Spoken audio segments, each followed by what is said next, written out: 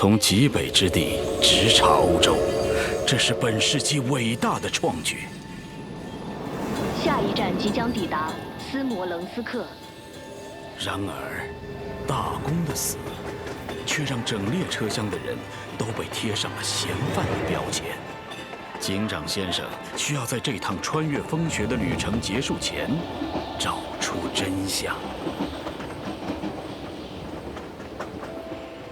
对于我们这些人而言，越亲密的人越危险。你说对吗，索菲亚小姐？啊，不对，应该称呼您为大公夫人了。索菲亚疑点重重，毕竟与王权相关的人都不那么简单。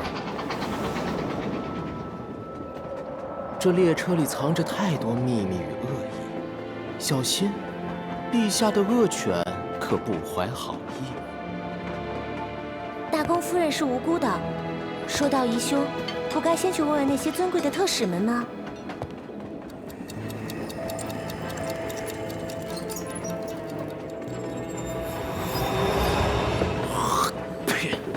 大公夫妇之间的恩怨人尽皆知，真相其实早就清晰。真相真的那么重要？血迹之时，我们所有的秘密与哀恨，都会像身后的故国一样遥不可及，不是？下一站即将抵达斯摩棱斯克，下一站即将抵达布列斯特，下一站即将抵达布拉迪斯拉发，下一站即将抵达维恩。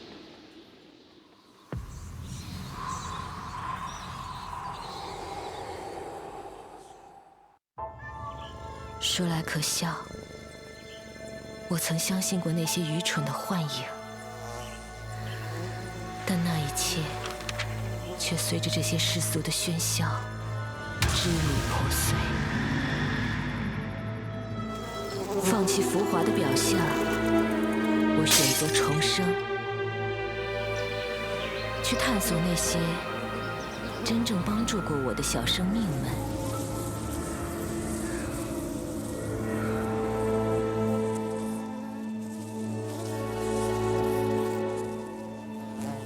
到密林去，或进入那些荒野。真正的智慧隐匿其中，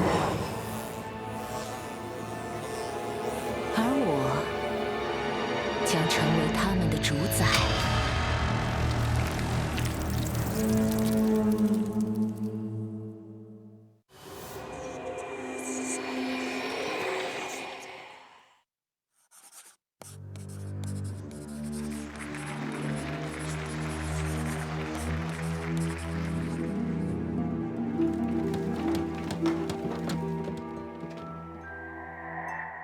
Lo and behold, a fascinating combination of greed, pride, lust. Oh, and wannabes. My dearest leading man brandishes himself like a lowly bourgeoisie. The affectionate gaze and the flirtatious chuckle. Seems like my supporting actress has found her better role. The elegy of a shadow sings the unattainable wonders and gloom reality. I hope this bedtime story doesn't end in a hurry. The swinging steps and the lively melodies, the meticulous portrayals and the fame-seeking parodies, all of which converge below the spotlight and belongs to me.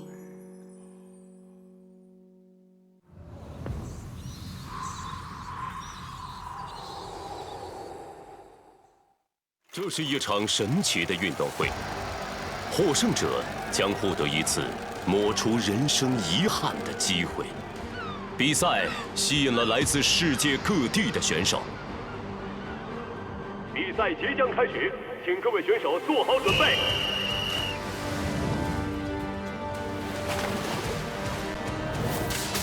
他们都曾经成名在外，却离至高荣誉只差一步之遥。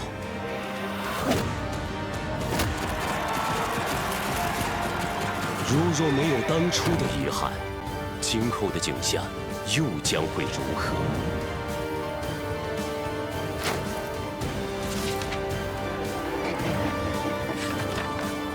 从这里开始，便不复存在退路。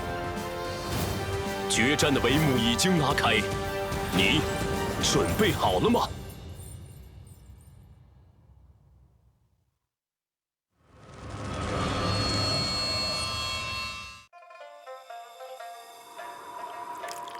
若说这美人，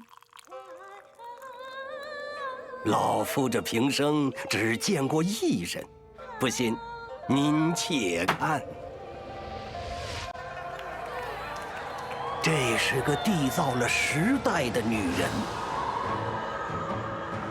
当然，一个时代的缔造者，总会有那么一副巧言善辩的喉舌。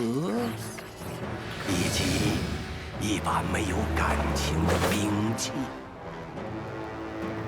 哎，可说到底，蜡烛的火焰下，不也是柔弱的东西吗？而火焰后面未曾被照亮的地方，足以倾覆时代的阴谋，正悄然涌现。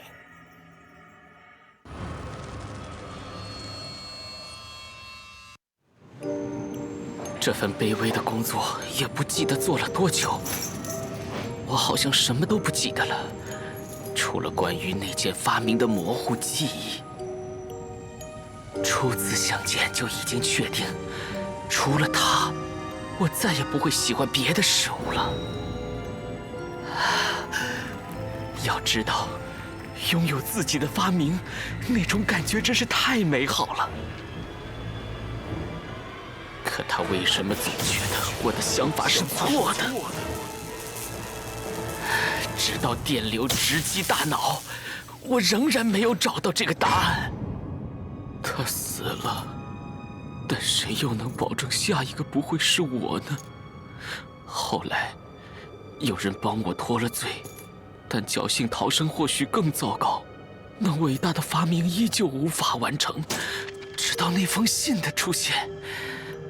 我相信，它会让一切继续。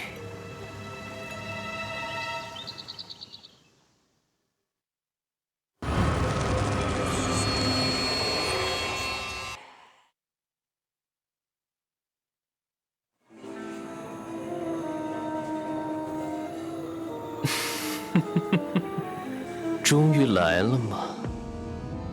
这庸俗人间的谄媚之音。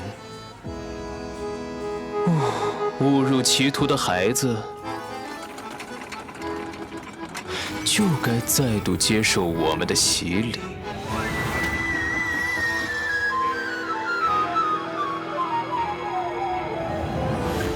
不，这可不是最好的方式。地狱来客的羔羊不容沾染人间的野蛮。对于音乐家而言，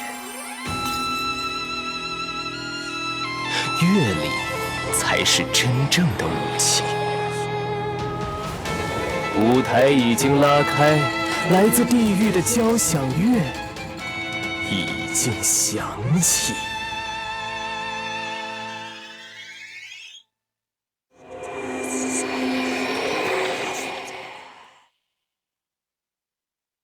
从我成为守墓人的那一天起，便知道，拉兹这座圣殿，我没有资格在此长眠。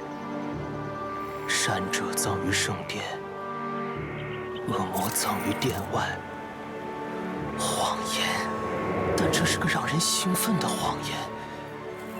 这肮脏的金钱，竟成了我通往圣殿的阶梯。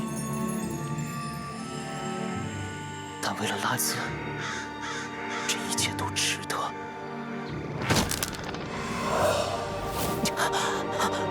这该死的光！我察觉到了这些肮脏灵魂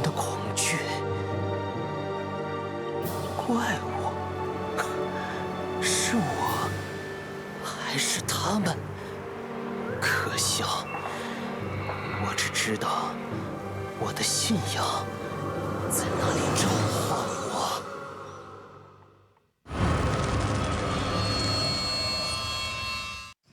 信仰之于部落，就如同灵魂之于人，而巫女理应是这份信仰的守护者。但再虔诚的守护者也会感到迷茫，尤其是当那位探险家出现在丛林之后。对于葵来说，比起密林的宝藏，更令他着迷的是这里掩藏着的真相。而另一边，新任巫女在成年之夜选择了与前任相同的命运，艰险疑问接踵而至，探寻的道路仿佛是命运的一场玩笑。不知是巧合还是早已注定，真相远比想象的要离奇。毕竟，背弃神明的人，总是要付出代价的。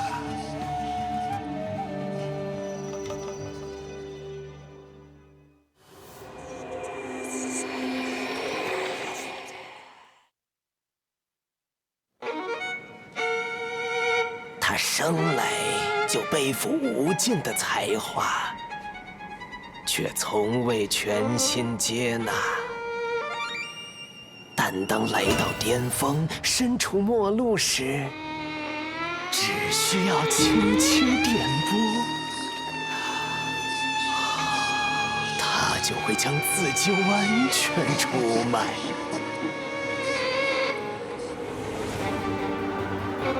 你将看到整个世界的律动，也将被无处不在的琴弦所控制。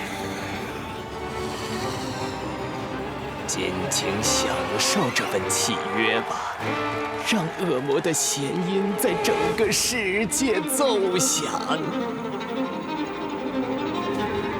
直到终去。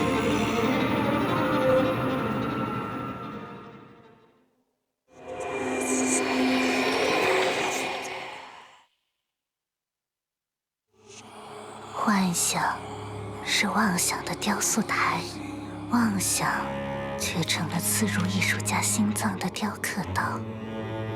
雕像被刻刀塑造成像，它却被刻刀一次次地划伤。当无畏试探时，却发现自己普通的不能再普通。当你展现出才华，却又深秋隆重。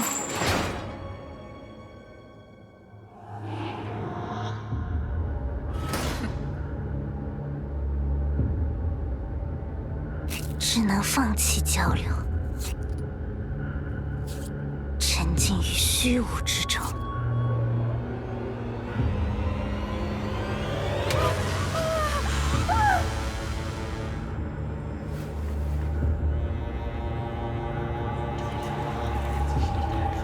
直到那冰冷的杰作变得炙热。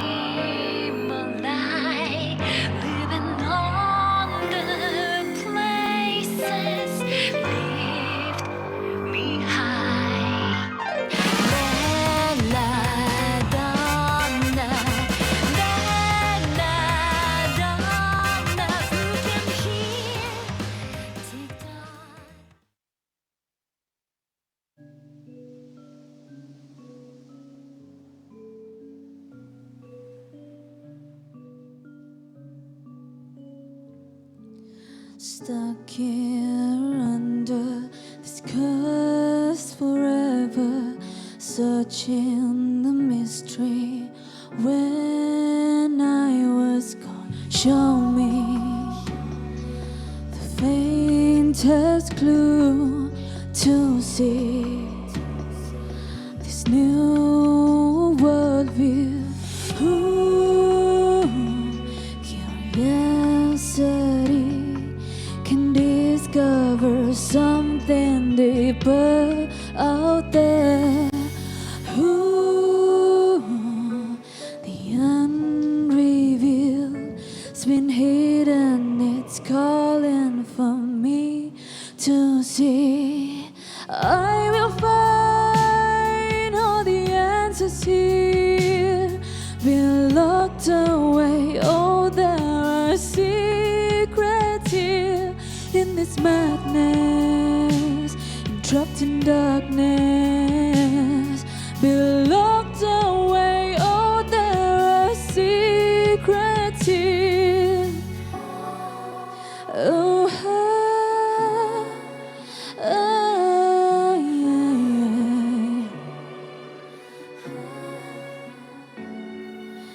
it's just another night, and I'm wondering what's behind that wall beyond my imagination.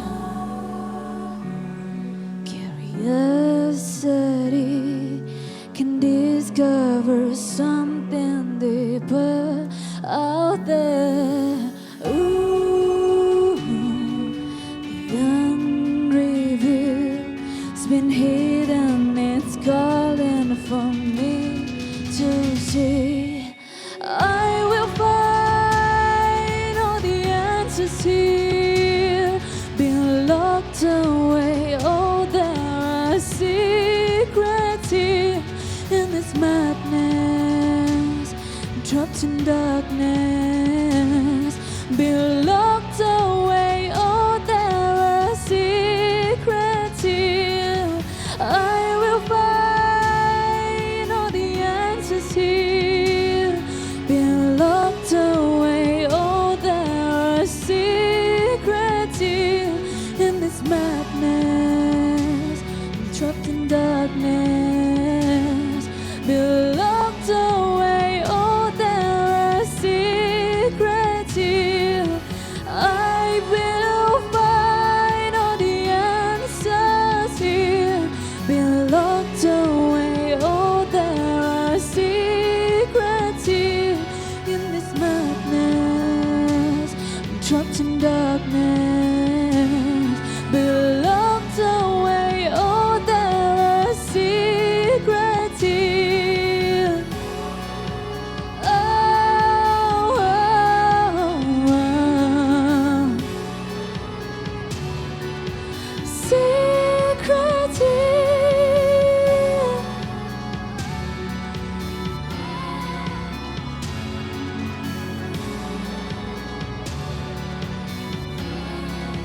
Oh.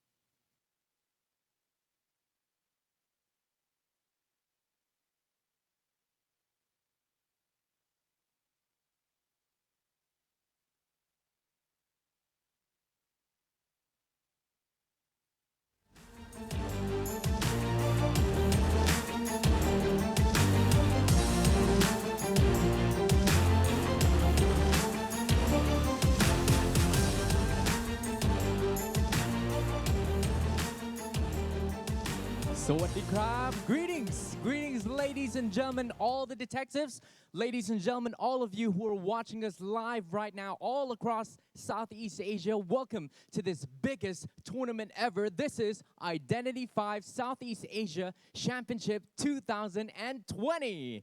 Let me start off by introducing myself. My name is Bam Piripat, your host for this competition. Let me start off by saying I am super honored and super excited to be here because this is the biggest tournament of Identity 5 all across Southeast Asia.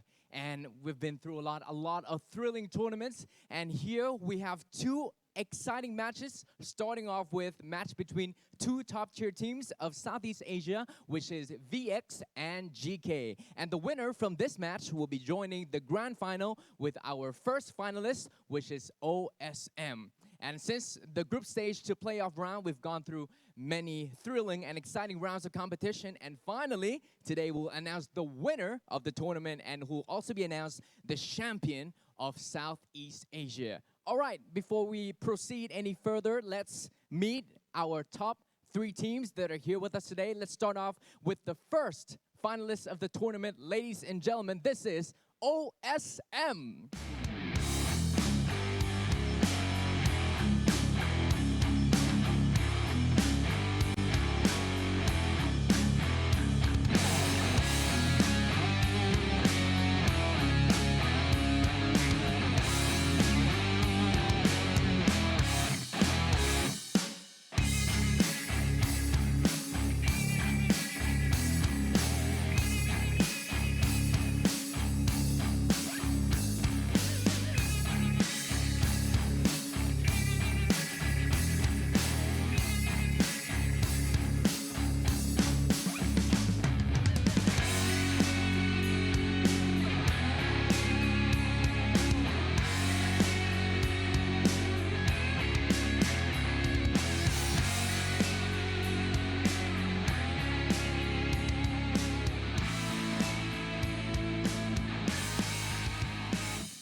All right, and for the second team, please welcome GK.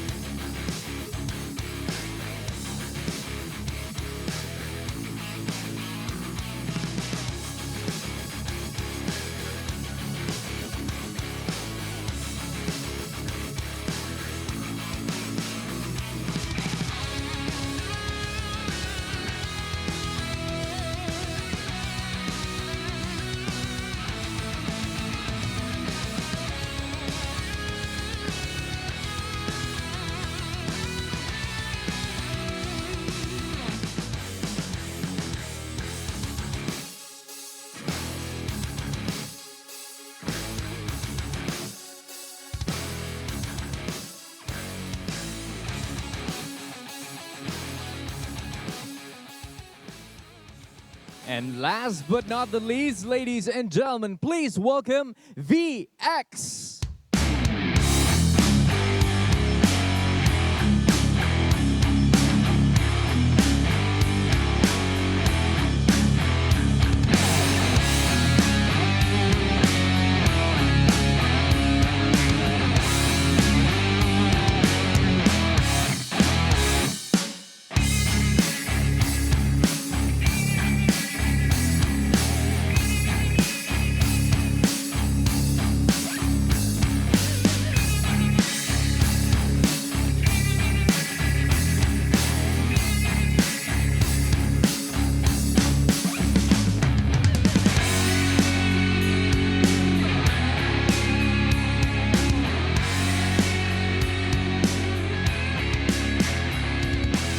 Very much, VX. And it seems to you like they're short of some people. Unfortunately, Joseph XZ, Synchros, and Ling Tian are unable to be here in the final stage, but they will, of course, participate in the tournament from their places. So please do not worry. All right, so before the competition, let's start off with a little bit chit-chat with both of their teams. Let me send their representatives to come and chit-chat a little bit on stage. Let's give it up for the representatives of GK and VX.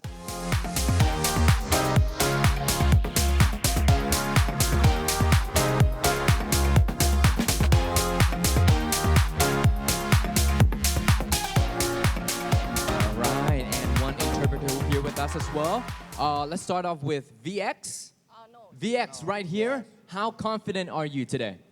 ขออนุญาตเล่านะคะสำหรับวันนี้เป็นไงบ้างคะทีม VX รู้สึกยังไงบ้างกับการแข่งขันในวันนี้ รู้สึกดีครับมั่นใจเต็มร้อยครับ Oh, we are feel very good and 100% confident for today's match. Wow, 100% confidence from VX. What about GK? แล้วทีม GK เป็นไงบ้างคะวันนี้รู้สึกยังไงบ้าง ค่ะก็เฉยๆค่ะมั่นใจแบบที่เคยมั่นใจมาก่อนค่ะ Oh, we feel like very so and very confident as we always be. Always confidence. That's really good. And what do you think? I mean, how many rounds do you think you're going to win in this match, VX? เริ่มจากทีม VX ก่อนคิดว่าวันนี้จะชนะทั้งหมดกี่แผนที่กี่แมตช์กันคะ คิดว่าวันนี้จะชนะ2แผนที่ครับน่า2-1นะครับ Maybe they will win for like a 2-1. 2-1. What about GK? และทีม GK ล่ะคะคิดว่าวันนี้จะชนะกี่แมตช์กี่แผนที่ ก็ถ้ามีกี่แมปก็ชนะกี่แมปค่ะ Because there are a total of 3 maps, right? Yep. That means that all of the 3 matches they will win it all. Absolute win for today. All right. Okay, so we're going to be starting the competition in a few moments. Before the game begins, anything you want to say to the competitor? GK, anything you want to say to VX?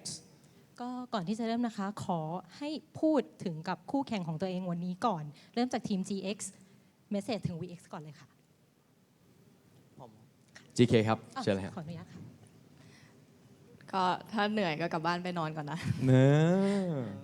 If you feel so tired so go home and take a nap they said Look a little bit tired exhausted you want to go home and sleep อยากกลับไปนอนไหมคะอันนี้เขาบอกว่าก็เดี๋ยวก็รู้ครับว่าใครจะได้กลับบ้านก่อนกัน So we are going to know who need to go home and take a nap Okay all right we'll see in the competition all right so may the best team win this competition congratulations and best of luck to both of you Thank you ขอบคุณครับค่ะก็ขอให้โชคดีสำหรับการแข่งขันและขอบคุณทั้ง2ทีมมากเลยนะคะ Thank you VX and GK ขอบคุณครับ also the interpreter as well All right ladies and gentlemen without further ado I'm sure all of you are waiting for the competition and it's about time to start the match please be ready for the competition and let's begin I'd like to hand this live over to 4 talented commentators.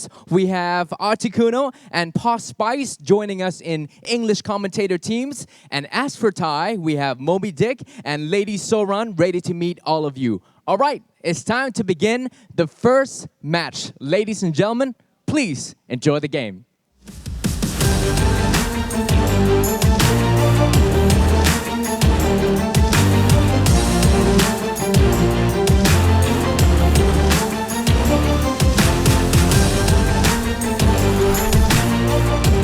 Mabuhay, Xin Chao, Sawadee Kap, from wherever you're watching, whatever your greeting is in Southeast Asia. We'd like to welcome you all to the grand finals of the Identity 5 Championship 2020 Southeast Asia. We are going to be your MCs for one last time in a loaded day. I'm Articuno, and with me is, once again, Cheshire Cat Pot Spice. Cheshire Cat Pot Spice, Mad Hatter, Bon Articuno over here. We're all in sync. We're all in blue. We're all revved up. It is the last day. And, you know, all good things have to come to an end. But, you know what? All these stories that we've been building are just culminating on this day. And I'm so excited to call it with you. I'm so excited for everyone at home because you heard the messages that they had to give each other. So it's going to be one heated match between GK and VX. Super spicy right off the bat coming in from both GK and VX.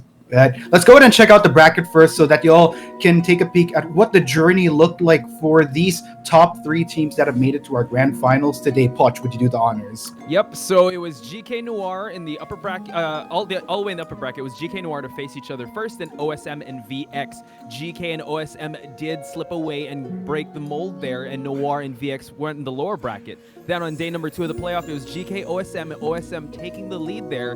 Then GK sent it to the lower bracket. Now it was GK versus VX. Now that is what we're going to see today because OSM already has a date in the grand finals, but the person they're taking there is still up for debate because we're about to witness that match between GK and VX. Now, here is the schedule for today. Articuno, would you like to do the honors? I would love to. First up for today, it's going to be GK versus VX to finally settle who is going to be proceeding to that grand finals, that full best of 5, and later on, in which case they will be facing OSM. Now, the big thing here to notice, ladies and gents, is this is no longer going to be the typical GK versus VX that we've seen time and time again in Southeast Asia. OSM, one of the newest contenders to make it all the way, has risen up to the challenge. Now the big question is, who among these two crowd favorites will be proceeding to that grand finals? It's going to be VX, it's going to be GK. Be sure to let us know in the chat and root for your favorite team. Yeah, we've talked about grand finals. Always GK and VX are always in the equation. Both of them actually are always in the equation. But OSM, as you mentioned, just coming out of nowhere. Well, not really coming out of nowhere, but being part of the equation. And I think that's the beauty of IVC for, talents like OSM, MP, 7H, all these teams just getting represented. Aside from the VX and GK, we're slowly and steadily starting to build the competitive scene of Identity 5 here in Southeast Asia, and we are witnessing history here, ladies and gentlemen. Yes, we are. And gosh, I am just so excited that we finally reached this day. It's a little bit bittersweet, to be honest, since this is the last day that we are going to be casting as well. But I am super duper happy that we are at least ending this tournament on a high note. So that's for sure. So just gonna look at some stats here. Best record hunter first is, who can forget Hanzo's Gamekeeper? Like, that was an insane one. We almost lost our voices casting that match. 4 Terror Shocks, as well as the Guard 26 of Eris. 30 strikes. You saw that he lit up the floor with his bonbon. We kept hearing that maniacal laugh of that Monokuma. So these hunters are well highlighted here in the IVC 2020. Yeah, I mean, even though we don't see 7H and Noir in the finals, it is very much apt that we give credit where credit is due. Both Hanzo and Eris have had a phenomenal run here at the IVC. But let's go ahead and check out the best recorded survivors, one of which is MP Shuni with a 207-second containment time. That is insane. And along with that is actually one of our finalists, which is OSM 9 Mamos. Now, behind the scenes, Potch, you were very, very... do I dare say it? You were fanboying almost for 9 Mamos. 9 Mamos, man. This guy, I mean, just the way he looks does not like, he looks like a guy next door, but then he will contain a hunter and he will decode for as long as he can. Also, shining a light on Shuni, I just have to highlight the first day, that clutch dungeon escape he did against a 72S was insane. So, shout outs to both Shuni and 9 Mamos here. Best record of survivors. And this is what I love. We're setting the gold standards for IVC 2020, and now for IVC 2021 we're gonna find out that we're gonna have at least a bar to score. Now, most used hunters, no surprise here. I believe Raph said it best, the Queen of Asia here, Bloody Queen, being picked 31 times. Not too far behind is Guard 26 and Violinist with 15 respectively and 14. Yeah, one of the things that I found shocking in this tournament is I really thought that we'd be seeing Dreamwitch reach the top 3, but not even. Guard 26 and Violinist, no surprises right there. And we have a lot of talented players, in which case that managed to utilize these hunters to the T. But with the playing field up ahead, Poch, I am wondering, is it gonna be the constant Bloody Keen, Guard 26 and Violinist going into the grand finals, or will we finally see some flexes, some surprise picks that we might have never seen throughout the tournament from these very talented hunters that we have in the top 3? Yeah, it's safe to assume that because they have to pull out all the stops. Now, flipping the script here with most used survivors, surprisingly, the Gravekeeper, 66 times picked. I'm not sure how many times he was banned, but mostly the bans are these two, the Mercenary and the Forward. We've been seeing a lot of team compositions that revolve around Mercenary and Forward, and we've been seeing a lot of third match bans coming out for Mercenary and Forward. So it's safe to say that a lot of these survivors, and I believe the survivors we have on deck for the matches we're about to see, do rock this trio. Yeah, and one thing you'd have to note, ladies and gents, is that I would have actually loved to have seen the ban rate as well, just so that we can see what teams really wanted to take off the board. But it's interesting to see that, you know, at least one of the members of the Triumvirate made it to our top 3, since it was he got snuck let through for the moment. Yeah, exactly. That's the best way to put it. Got snuck through. Yeah, so I'm raring to see the teams that are about to be introduced. First up is GK, 72S, Skyfall, 4U, Sloth Top, and V8.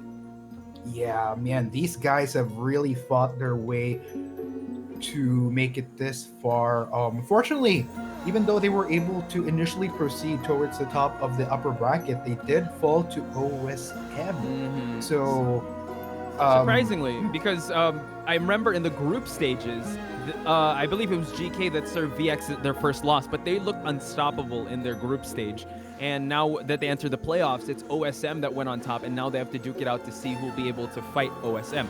But introducing them one by one, 72S, his name is known. He's known as a violinist, a Guard 26, and a Bloody Queen. Moving on to Skyfall, Mercenary. We've been seeing actually his stats. He does come in and out most of the times. Like he does switch in and out, but you know, when they mean business, he rocks that Mercenary while everything else follows. For you, another very slippery survivor, I would say. She's really good with her Priestess, especially her Mechanic, and who could forget that Gardener pick, Arturo? Oh gosh, just one of those interesting surprises that have come out in the IVC 2020. I am all for seeing more of these surprise picks, but rest assured, GK gonna be bringing their A game. They do not want to lose out any further on, and I think this is a very apt opening that we have, in which case highlighting Sloth Top here with the preferred Seer pick. Now, GK, take note, was one of those teams that almost went undefeated. It really came down to that upper bracket match between OSM, right, which determined which of those teams were going to get a dent in that otherwise pristine record that they played out through IVC. So statistically here we have V8 wrapping things up here with a forward. We did see the forward as one of the top 3 picks that have made it here in the IVC 2020. But yeah, as I was saying, one of the things that I'm looking out here for GK, because on paper, statistically, they've constantly been able to take down VX in a lot of the more recent tournaments. Now, will that hold through? Because with that said, technically they have the advantage going into this. They know how to play these long matches, but will they be able to pull off the exact same thing towards a victory when it really, really counts here at the Grand Finals? That is something you in the audience will have to look out for as we head into the match a little later.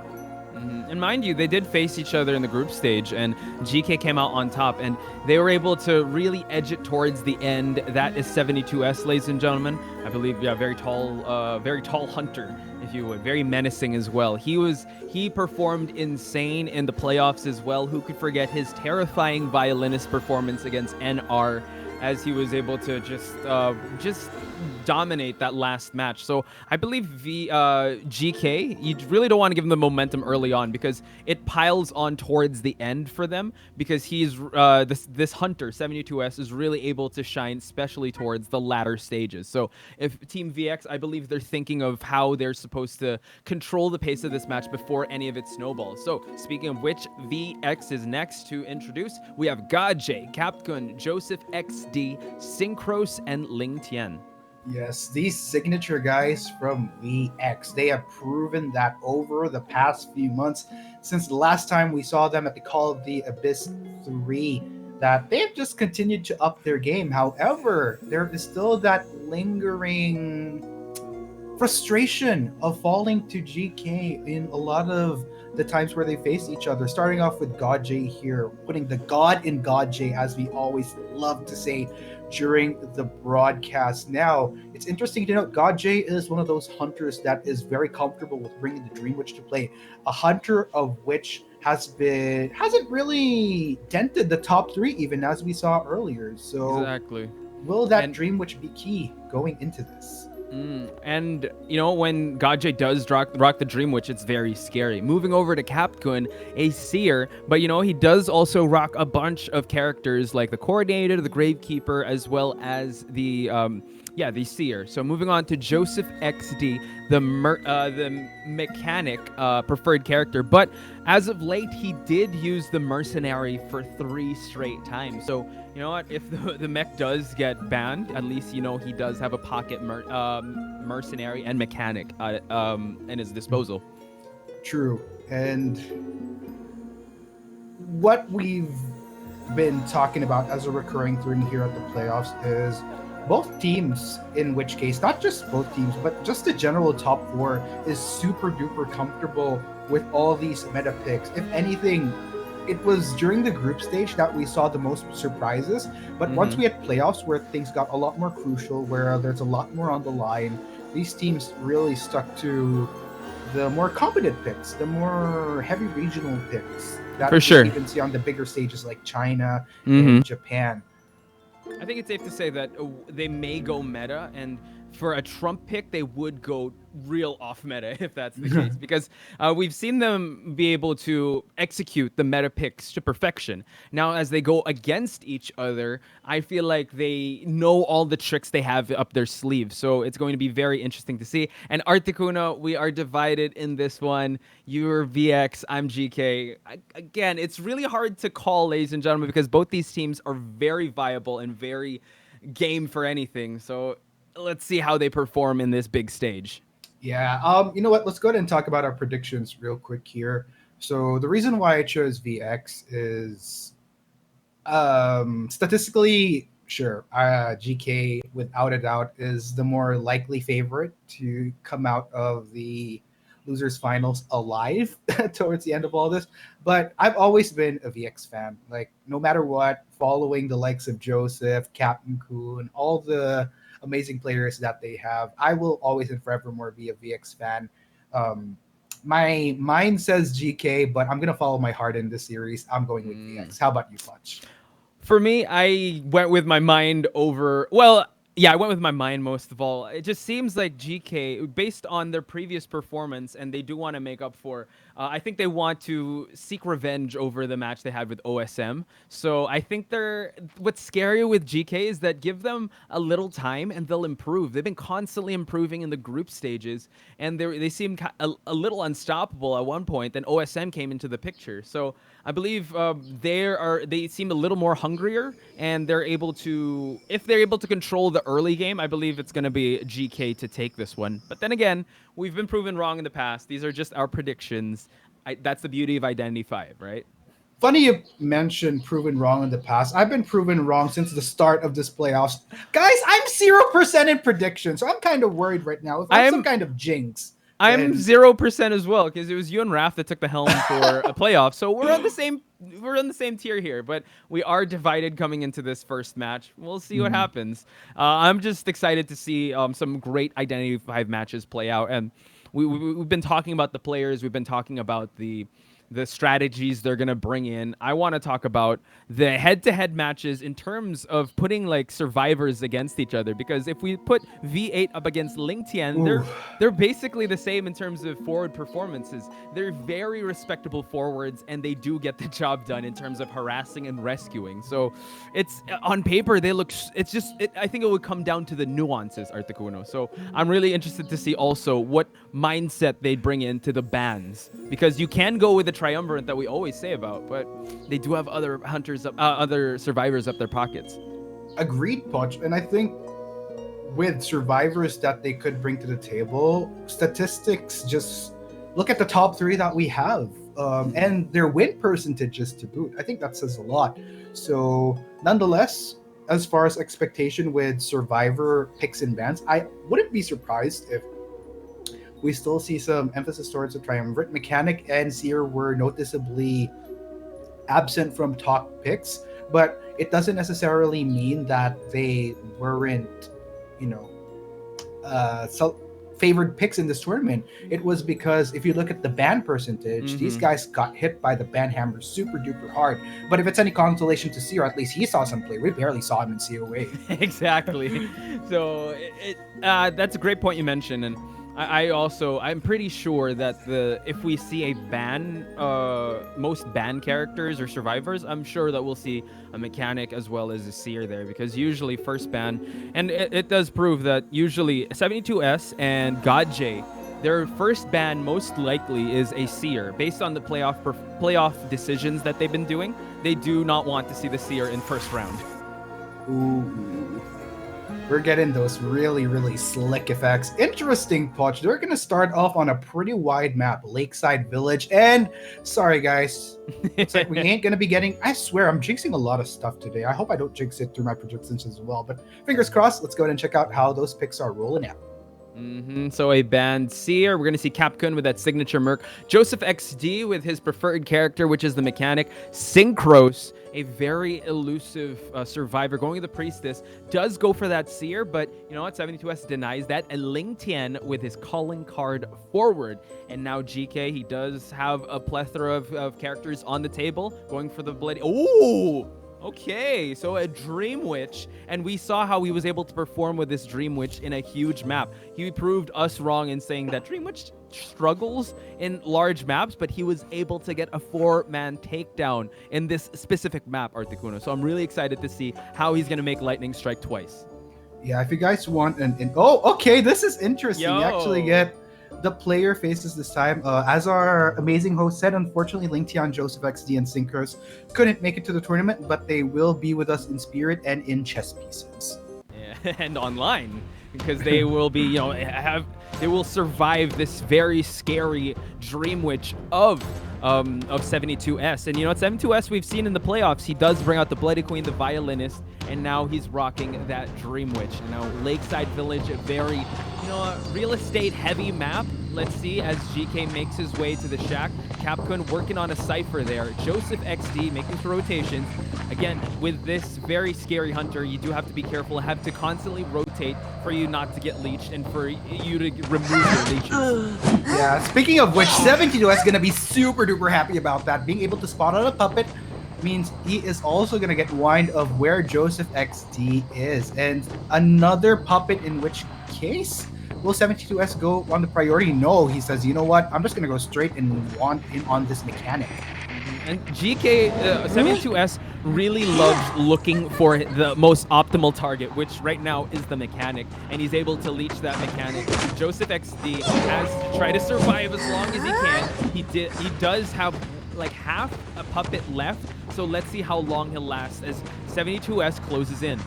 Yeah, no dilly-dallying whatsoever for 72S. He knows that he's already on the right track with which survivor he wants to take down. Luckily enough, because of that puppet spot earlier, it will be Joseph XD. Now, Joseph XD trying to do the best that he can, but unfortunately, a patroller will get the bite onto him. He goes over, but that's not going to be stopping him as GK72S manages to nail his first survivor, and to the rocket chair, Joseph XD will go. Did you see how 72S trapped him? He did the patroller, he knew the pallet was there, tried to vault the window, but the main body vaulting it so he would deny Joseph XD of exiting through that window. So excellent utilization of this Dream Witch. Now the mechanic is shared. One cipher is popped. Who will make the rescue as Joseph XD still camps and, you know, just secures and patrols the area around this mechanic? Exactly, and this is a huge start for 72S. Both puppets down means that there isn't going to be any cipher rushes for VX. Joseph XD is up once again. Luckily, he was salvaged before the half mark, meaning that he still has 2 lives to him should he get onto that rocket chair again. And beautiful tackle there by Ling Tian, just buying some time. Unfortunately, the mechanic was hit because that was fortunate for 72S. The last effort was popped, now the mechanic is down. And as you mentioned, it was before the halfway mark, so this mechanic does have another round in the rocket chair. As 72S still patrols around the area, they are still moving some ciphers. And now I believe the mercenary will have to go on rescue chair duty. Yeah, and big question is VX gonna want to risk trying to save Joseph another time around, because you don't really get as much value off of that mechanic anymore.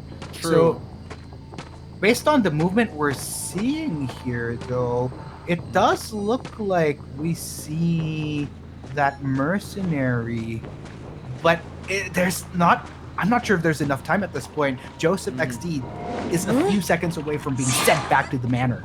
True, and as we were saying that and patrolling, the Synchros gets leached, and yes, I believe Joseph XD will be the first one to be sent back to the manor. Synchros going to the big boat, trying to buy as much time as possible. You saw that he was trying to pop that cipher near the boat. It was so close, but 72S just patrolling the area. He was really able to divert his attention away from Joseph XD. Capcun and Ling Tian still working on their ciphers. 3 ciphers left for everyone. It's going to be hard, especially if 72S switches to abnormal. It's going to be a long game for these players. Actually, and it's interesting you brought up abnormal, in which case, because I think the patroller start is sublime. Especially if you're considering who GK is up against. VX, we've always championed them. Even on social media, some of the players in IVC agree that VX has one of the most well-oiled survivor team lineups in this tournament. But by choking them out this early, this is just great war progress coming in from 72S, but in which case the chase is on once again. Captain Kuhn going to be using one of those pads to establish a hell lot of distance, but looks like 72S is going to keep it chill for now. What he wants to do ideally at this point in time is make sure that he constantly pressures these ciphers. With 2 leech survivors, they do have that mark for them to remove it. It seems like the forward is the only one that doesn't have it, but Patroller will be hot on his tail. Will he be able to vault it in time? Oh, wow, it's going to keep going back and forth. Excellent utilization by Ling Tian. Oh, that was so close, Articuno. Ling Tian is playing the environment to his advantage. That was really close. He's buying a lot of time for his team. Priestess and Mercenary. Oh, wow, the Patroller will find the ankles of Ling Tian, and let's see how he'll be able to survive this long while this patroller keeps biting him. Yeah, the most that he can do. Smart that he's playing around the window, in which case tries to establish some distance, tries to go over the window, in which case, but will get halted, gets the first whack from the follower, and the chase ensues. And look at this, the Priestess does not have a leech anymore. Another patroller tries to go after Synchros now. Mercenary is the only one that is leeched, and 1 cipher remaining, Articuno. So I believe 72S has to really guard these ciphers with his life. Yeah, and the chase still continues. A lot of pressure, in which case that 72S gonna put on VX. And take note, this is a dream which we're talking about. When we reach the point where there are 3 survivors, what a lot of teams like to do if they're on the survivor side is they like to play it a little bit more calculated, recuperate whenever they can. But you can't really do that when you have followers that are constantly on your tail. And that's the reason why Dream Witch is one of those hunters which is super duper good at pressuring, especially once you get 1 survivor back to the manor. That's true, and that was an excellent hit by 72S, but luckily for the Mercenary, that was his follower, so 72S does have to leech some more followers to obtain more map presence. Still, on terms of utilization, we do have 2 elbow pads, a half a football, and 2 holy keys for the Priestess, and 1 cipher remaining. Now that VX is trying to just regain their resources and just get back to full health as the Mercenary heals the Priestess. 72S still making his rounds around Lakeside Village just so he knows where the survivors are at and knows which ciphers are moving. Synchros over there at the shore of Big Boat. I believe he's just slightly tapping away at the ciphers. I'm not quite sure if he's going to commit to 1 just yet. And my apologies, the forward is healing the Mercenary. Now we have 2 very brawny survivors with a lot of resources to use, Articuno. Yeah, and this 1 cipher pop that VX is looking for is not going to be a problem. The great thing here, though, at least, is that VX did manage to find a moment to heal up a bit. It's only Priestess that has a bit of damage to her, but unfortunately, the healing will get thwarted as the followers are constantly on the prowl. Mercenary is the one that is leeched. We do see Ling Tian just try to rotate around the areas. Priestess trying to get away. I believe 72S really wants to snipe out this Priestess because she is 1 hit away from being incapacitated. Now still, this is going to be a very long game, ladies and gentlemen. It is a constant back and forth. He does hear the tinnitus is kicking in. Who will 72S lock set his targets on? Capcun now is engaging with 1 of the followers, and 72S still has the patroller on deck. Capcun burned his elbow pad to just get away from the sight of that follower, and now Synchro's heading up on the boat. still 72S trying to look for a target to just really focus on to get it down. And now he finds the Priestess because the crows are a factor. Yeah, but you know what? VX so far, they've been rolling with the punches quite well. Everybody is to full health once again, so that'll definitely help their cause as far as, you know, just constantly dealing with these followers that are on the patrol. Here we have Captain Poon trying to go for a cipher, which is actually near the pop-in. So VX is in a really good spot here. But, you know, that's just half the battle. Things are going to get really scary once that last cipher goes down, especially when detention comes into play. You do not want to be dealing with some mad followers on your trail with detention. And there have been a lot of these clutch moments in the tournament, not just this tournament, but even in others, where even if we have a lot of survivors remaining and you pop the last cipher, all of a sudden the wipeout comes in because of the stream witching. Exactly. They don't want to rest on their laurels just yet. It is looking like the survivors do have the advantage here, but that could change just like that because of the detention. Now, Capcom is in the area of that cipher popping, and you see that 72S is fortifying his defenses so that no one will be in sight of this one. But Ling Tian, overextending just a little bit, gets leeched for it, and he's trying his best to get away. But look at this, the Patroller. Again, this Patroller Dreamwitch combo is so dangerous. Even though there were some changes to that Patroller, it is proven to be effective and very scary for survivors. Exactly, and gosh, VX just trying to look for the right moment to pull the trigger. Ling Tian doing a great job of just playing around that palette over there. VX has been managing fairly decently. I mean, they're taking their time. There's no rush whatsoever. Spots out Synchros working on a cipher, though, and that will signal VX to go on the run. And this is just great micromanagement coming in from 72S. It's a battle of mental stacks and attrition. Synchros will be leeched. The cipher is so close to being popped, but they are practicing some patience, waiting for it. That is not the leech. Oh, wow, he gets the hit. Wait for it. The pop happens, and Articuno, we're at the end game because the tension has now popped. Yes, sir. Now, big question is, what is VX's game plan going to be towards exit gates? Because there are a lot of people that are leaning towards this exit gate near Big Rock, near the ship. So the opposite side as well is potentially going to get covered by Ling Tian. So I think at this point in time, the scariest factor going into this is VX could potentially lose out on just one. With how the ball is rolling, it's still very feasible to go for 3, though. I mean, Captain Poon is still bleeding out here, still a bit of a way to go. But wait a minute, look at this transition going towards Big Ship. Synchros is. Synchros getting the attention sent to us. Now he switches to Blink, misses the shot though. Synchros using the Holy Keys to gather some entrance. I believe the cornfield exit is almost open. Oh no, not quite. Not quite. The forward is still working on that. And now we do have a Blink on deck from 72S, a downed mercenary. So this game is far from over. The Holy Key, the long portal, it does get popped. So Articuno, we may see a potential 2-2 on this first game. Yeah, this was really good sacrifice coming in from Captain, deciding to just go to a different side of the map. And you know what? There you have it, folks.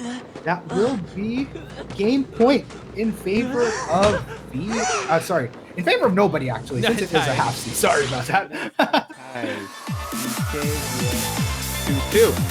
Awesome stuff. Good start. Good start. I would say this is a great start for VX because of how dangerous 72S is with that Dream Witch. Especially in Lakeside, we did see them as they fared, I believe in their previous match, 72S did get a 4-man takedown. So them getting a tie is not bad. It's not the worst that could happen, but it's a pretty good start since they denied any points from being gained from the opposition. Same goes for 72S. Now, as we head into the second half, this is where, you know what, momentum is still up for grabs for both these teams.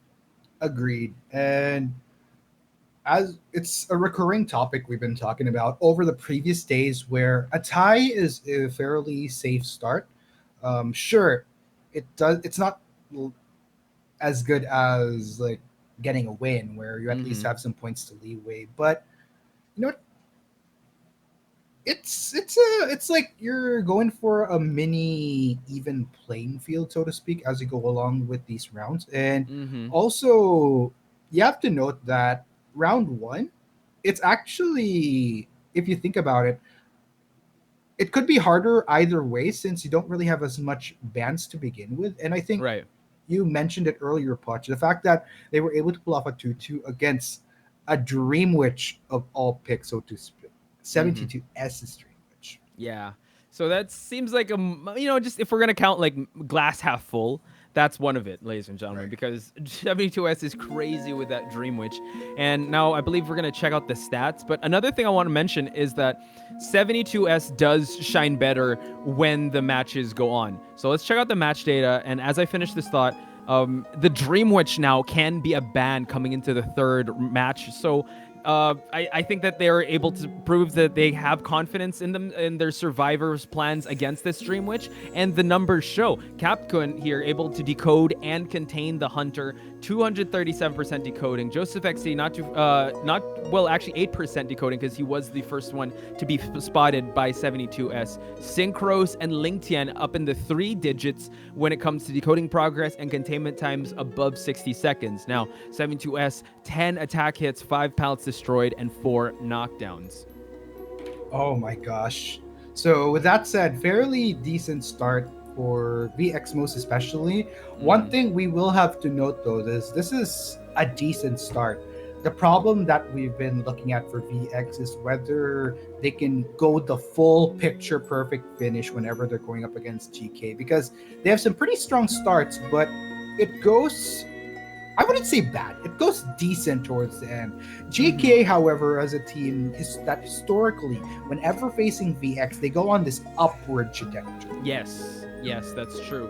So they have to conserve their energy to face that upward trajectory, as you said, because we've seen how, GK has like a diesel start, but then towards the end, their survivors and their hunters just shine through on the third match. So I'm pretty sure VX was able to prepare for that. And now coming into this next match, we're going to see God J doing the hunting, while GK will be doing the surviving. Now, God J, he is known for that Dream Witch. What do you think are the possibilities we're going to see a mirror Dream Witch match coming from God J and 72S? Oh my god, are we though? I actually wouldn't mind. I mean, it is the grand finals. Why not settle it here and there? You're on the biggest stage where the pressure for these two teams are at its highest. So let's see who wore it better, or in this case, who played it better. And I believe we mentioned it at the start. We've been kind of deprived of Dream Witches. And I mean, it was such a terror in Call of the Abyss. And it's just kind of weird seeing these high levels without that much Dream Witch matches. I mean, credit where credit is due. Bloody Queen, Guard 26, and the Violinist have been, making their mark here at IVC. But now it seems like we might see a trend of Dream Witches, because God J does love that Dream Witch pick. But he does also have a Wu Chang. And we've seen Wu Chang be picked in these huge maps because of his umbrella. Yeah, and at the end of the day, you have to remember that this Wu Chang pick, it doesn't have a high win percentage though. I mean, even though we did see him as a priority ban in some instances, the statistics, we've only seen a successful Wu Chang, if I'm not mistaken, either once or twice, most of which led towards halfsies or lower. I believe the most is 3-1. It wasn't a 4-person takedown, but it was a struggle because of, again, Wu Chang compared to, like, let's say a Bloody Queen. Again, Wu Chang has to be fed early on for him to get his toolkit. While the Bloody Queen, it's just the mere cooldown time that was just changed. So it's on paper, a Wu Chang would be good, but again, with these top survivors, it's going to be hard for you to land that first hit and for you to acquire his skills right off the bat. True, but you know what? Looking at both GK as well as VX, this is the time to take all the risks necessary. And that is true. Whether or not Wu Chang is something you want to bring out as early as around 1, you know what? It's feasible. It actually, if you think about it, it is very much feasible. But then again, you lean towards these other higher priorities for Southeast Asia, like the Bloody Queen. And Bloody Queen has seen a lot of success. I mean, even though the win percentage that we saw in her top 3 stats is playing around like what 36 point something, if I'm not mistaken, you have to take into account that that doesn't necessarily mean a bad thing, because I think people might be thinking, oh, shouldn't it at least be past the 50% mark so that you could say it has a decent win rate. You have to take into account that Bloody Queen has been selected a lot of times during the earlier rounds, and going up against survivors that are going to be not necessarily overpowered, but can roll with the punches of going up against someone that is as quote unquote bloody as a Bloody Queen when you go up against her. Well, that's So true. that's pretty understood. I would, for the sake of safety, I mean, maybe save the Wu Chang for a little later, but I'm not gonna lie, there's a part of me that bring it on. Yeah. Actually, if we bring it back to the playoffs, usually God J's trend is usually Dream Witch, Bloody Queen, then Wu Chang. Now that the map is a big map, which is Lakeside, maybe, yeah, use the Bloody Queen first and save the Wu Chang. But, I mean, a Wu Chang pick is always welcomed in our book, to be honest. But I wouldn't be surprised, though, if he does go for that Bloody Queen because of the amazing toolkit she has. She's able to close out that distance with that mirror image. And she's just a great tournament viable hunter through and through. Now, if we look at the survivors, though, on GK's side, you do have, For You, the very slippery gardener, Sloth Top, the merc through and through, but he does have other characters as well. And I think Skyfall will be the one rocking the mercenary now, because he will be playing. And whenever he does play, he's very great at using that mercenary. So I believe God J has a lot on his plate coming into this match. Yeah, I mean, if there's a team that heavily almost mirrors each other as far as hunters and survivors, GK and VX, it's like looking at yin and yang here. But the big question is, won't get that balance in this. We won't get that balance, so to speak, between these two teams going into this loser bracket finals. We need to see whether yin or yang will triumph in this case. So, yeah, we'll just have to see how that pickling ban will roll out once we hit it. And I almost forgot. Since it is our last day, Podge, I want to continue to hear your thoughts. Everybody in the audience that is watching on YouTube, on Facebook, who you all are rooting for, what you're excited for about this tournament. Did you enjoy the performances that we saw earlier from Pam? Were you particularly hyped to spot one of your favorite players? Be sure to use that hashtag #IVC 2020. It's an unofficial hashtag, by the way, but it at least helps us keep track of the connected conversation. Yeah, for sure. Yeah. So For You with the Priestess, Sloth Top with the Merc. Oh, Skyfall now switching stances here, going with the Mechanic. V8 with the Forward. Again, it's going to be a battle of the forwards of Ling Tian and V8 here. But look at this. God J granting us a first round Dream Witch. So we're going to see how he's going to fare at Lakeside Village, because the standard was set. It was 2-2 when 72S did hunt with that Dream Witch, and now God J making sure he gets his preferred pick in. We're seeing a Dream Witch mirror match. Yeah, it's going to be actually not even just the Dream Witch mirror, even right down to survivors. We have the mirror going on, so this will be very, very interesting. I can feel the tension with that music. Perfect track, in which case, Gajay, let's see what you got. Can you best your hunter rival on GK? We'll find out as we head into Lakeside Village, ladies and gents. God J spots Sloth Top and V8. I believe he wants to look for Skyfall. I believe Skyfall is trying his best to just hide away from all these followers. Makes Sloth Top use one of the elbow pads early on. For You over there at the shore area, and you see that Skyfall is at the cornfield. God J does want to make his target optimal, and if you note that the trait he is bringing is Blink. So this is going to be a very interesting matchup between Patroller and Blink early on. For You gets spotted, and now God J is committing to leeching her. Yeah, no, wondering how this will go in which case, and not to mention, since Gajay did initially spot out that Priestess, luckily though, Gajay does have the forethought of, you know what, I have bigger fish to fry, and looks like he will actually just continue to commit to the trail of going for you. And now For You, excellent placements of the Holy Keys here at the small boat. but she is leeched, so she has to be very wary of that, so that she has her sights set on which follower that God J is patrolling. Now he does get a whiff of him, and he gets a hit. Luckily for you, though, that was the follower that was leeched onto her, and now she is free from the clutches of this Dream Witch. Now, for now, definitely. One of the things that GK does have working for him, though, is the fact that it has taken Godj not really substantial, but in comparison to the first half, has taken a longer time to spot out this mechanic, which means GK will have the advantage of getting some pretty good progress on a number of these ciphers on Lakeside Village. Now, the big question is how much time can both Skyfall and For You buy out for the team so that they can continue to capitalize on this advantage where they can constantly push for this rush. And mind you, Articuno, that the mechanics doll is still pretty healthy, unlike the previous match, so they are getting some decent objectives being pushed here.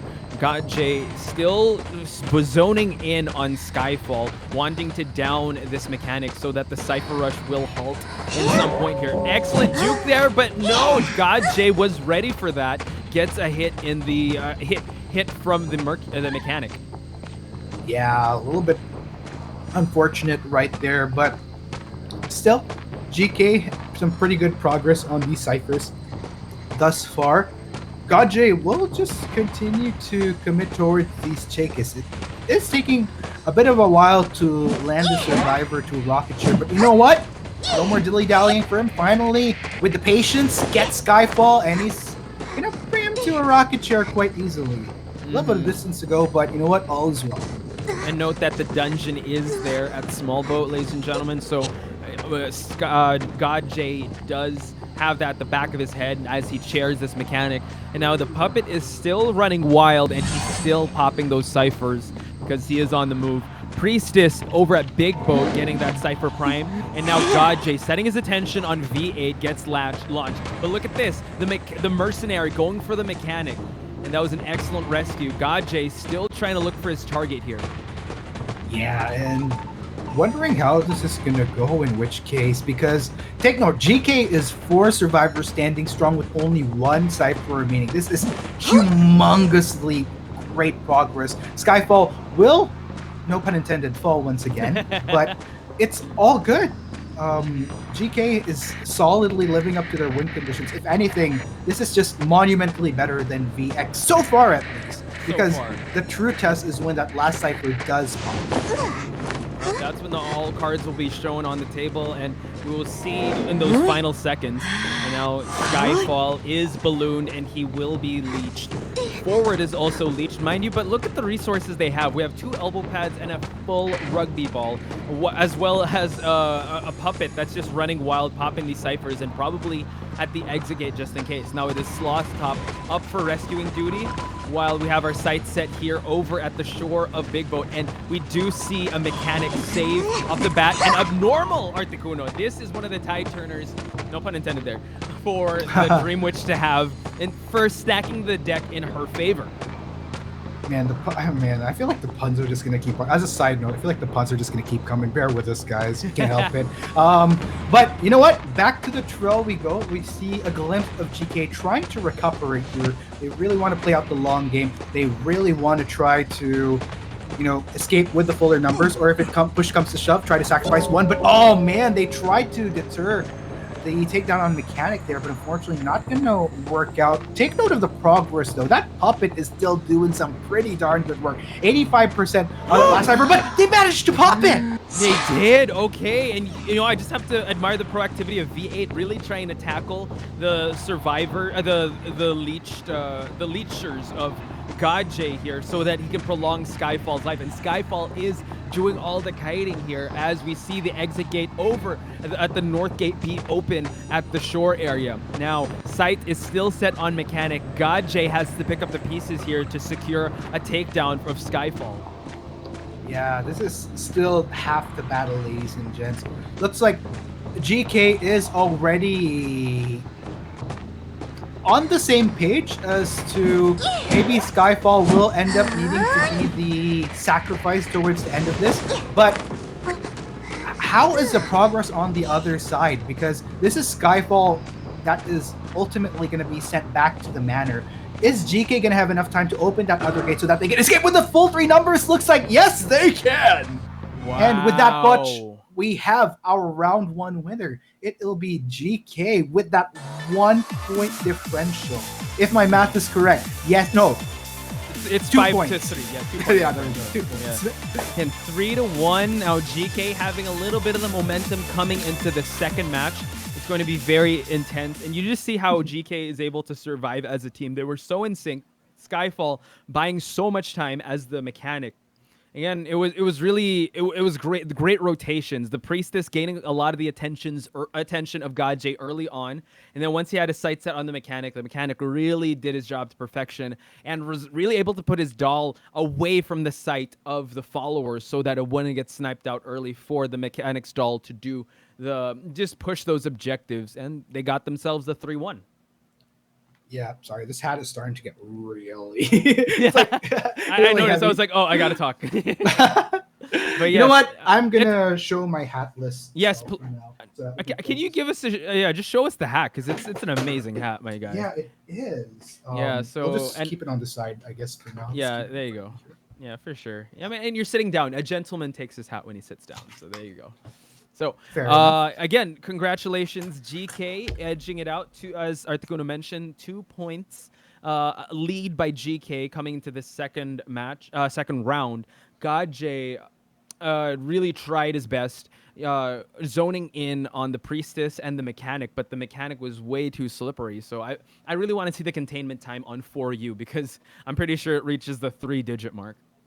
Oh, actually, my gosh, that was so much time. And I was almost banking on 4U being, if not the first, the second survivor to be strapped to a rocket ship, but that was barely the case. I mean, the focus at the end of the day was towards Skyfall, but with good reason. They wanted to try to halt the Cypher progress, but you know, even with the number of times Skyfall was strapped twice before that third time that ultimately sent him back to the manor, they got the full value off of that mechanic pick, that's for sure. No puppets were spotted for the entirety of the game, if I'm not mistaken, and it just really shows you why mechanic is such a high value pick, so long as the hunter doesn't get sights of the puppet and the mechanic.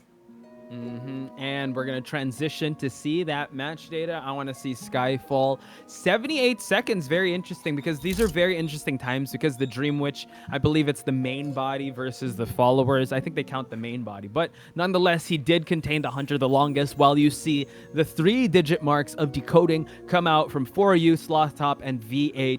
And they really did their job to perfection here with the saves, and for them to just harass the Hunter and really buy the attention.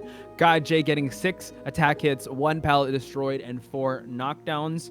He did have the right idea going for that abnormal, but I think Skyfall just gained too much of his attention, that his attention was drawn away from the ciphers and more on just downing that very slippery mechanic. It's really interesting in which case how the stat that you were looking for, Potch, was for use, but containment time is only 17 seconds. I think it's because of the transitions, probably, where yeah, the main bodies. Yeah, exactly. Yeah, with I think it was Skyfall. My bad. I think 4U was the priestess. The first one, it was Skyfall that contained a lot of the Hunter, especially because he was the mechanic. And now the match results here, it was 2-2 at the start, but towards the end it was 1-3, ending the second half. GK in the lead by 2 points over at Lakeside Village. We have that map done. We have 2 more maps left. I hope the winner of this still has some left in the tank. And now, MVP Articuno, would you like to do the honors?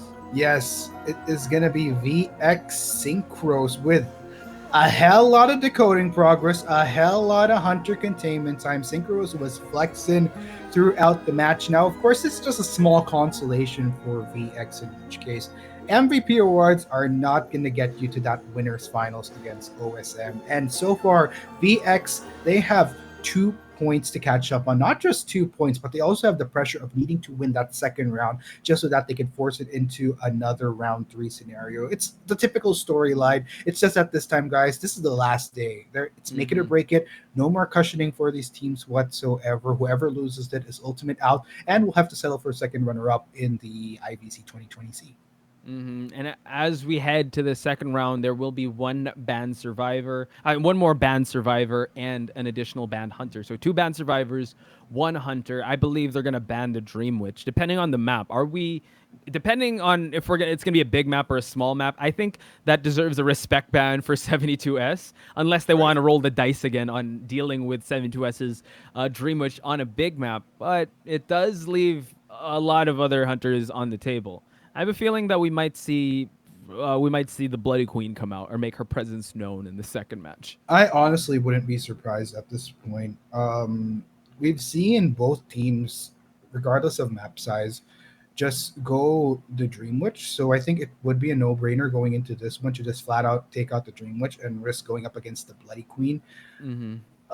This time around. So, and another thing is, I actually wouldn't be surprised if we get another mirror, but I don't want to discount other picks that might come into play. Guard 26 as well as Violinist has made it to top 3 as well in the statistics for most picked and not just most picked, but rather most played in the tournament. So those are still up in the air as well, especially if you're going to place around a map like, let's say, Arms Factory.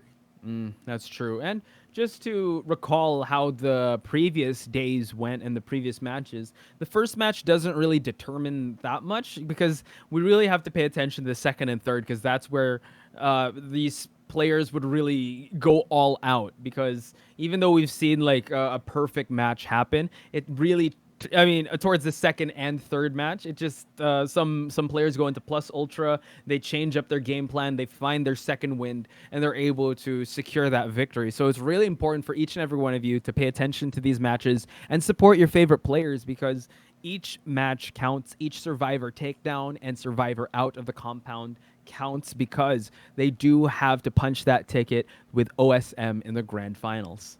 Yeah, you putting it that way, Potch, just gives me all the more chills with how this best of 3 is going to go down. Because if you think about it, at the end of the day, a lot of these teams have been so deserving of not just our top 4, but even the top 8 that we've had.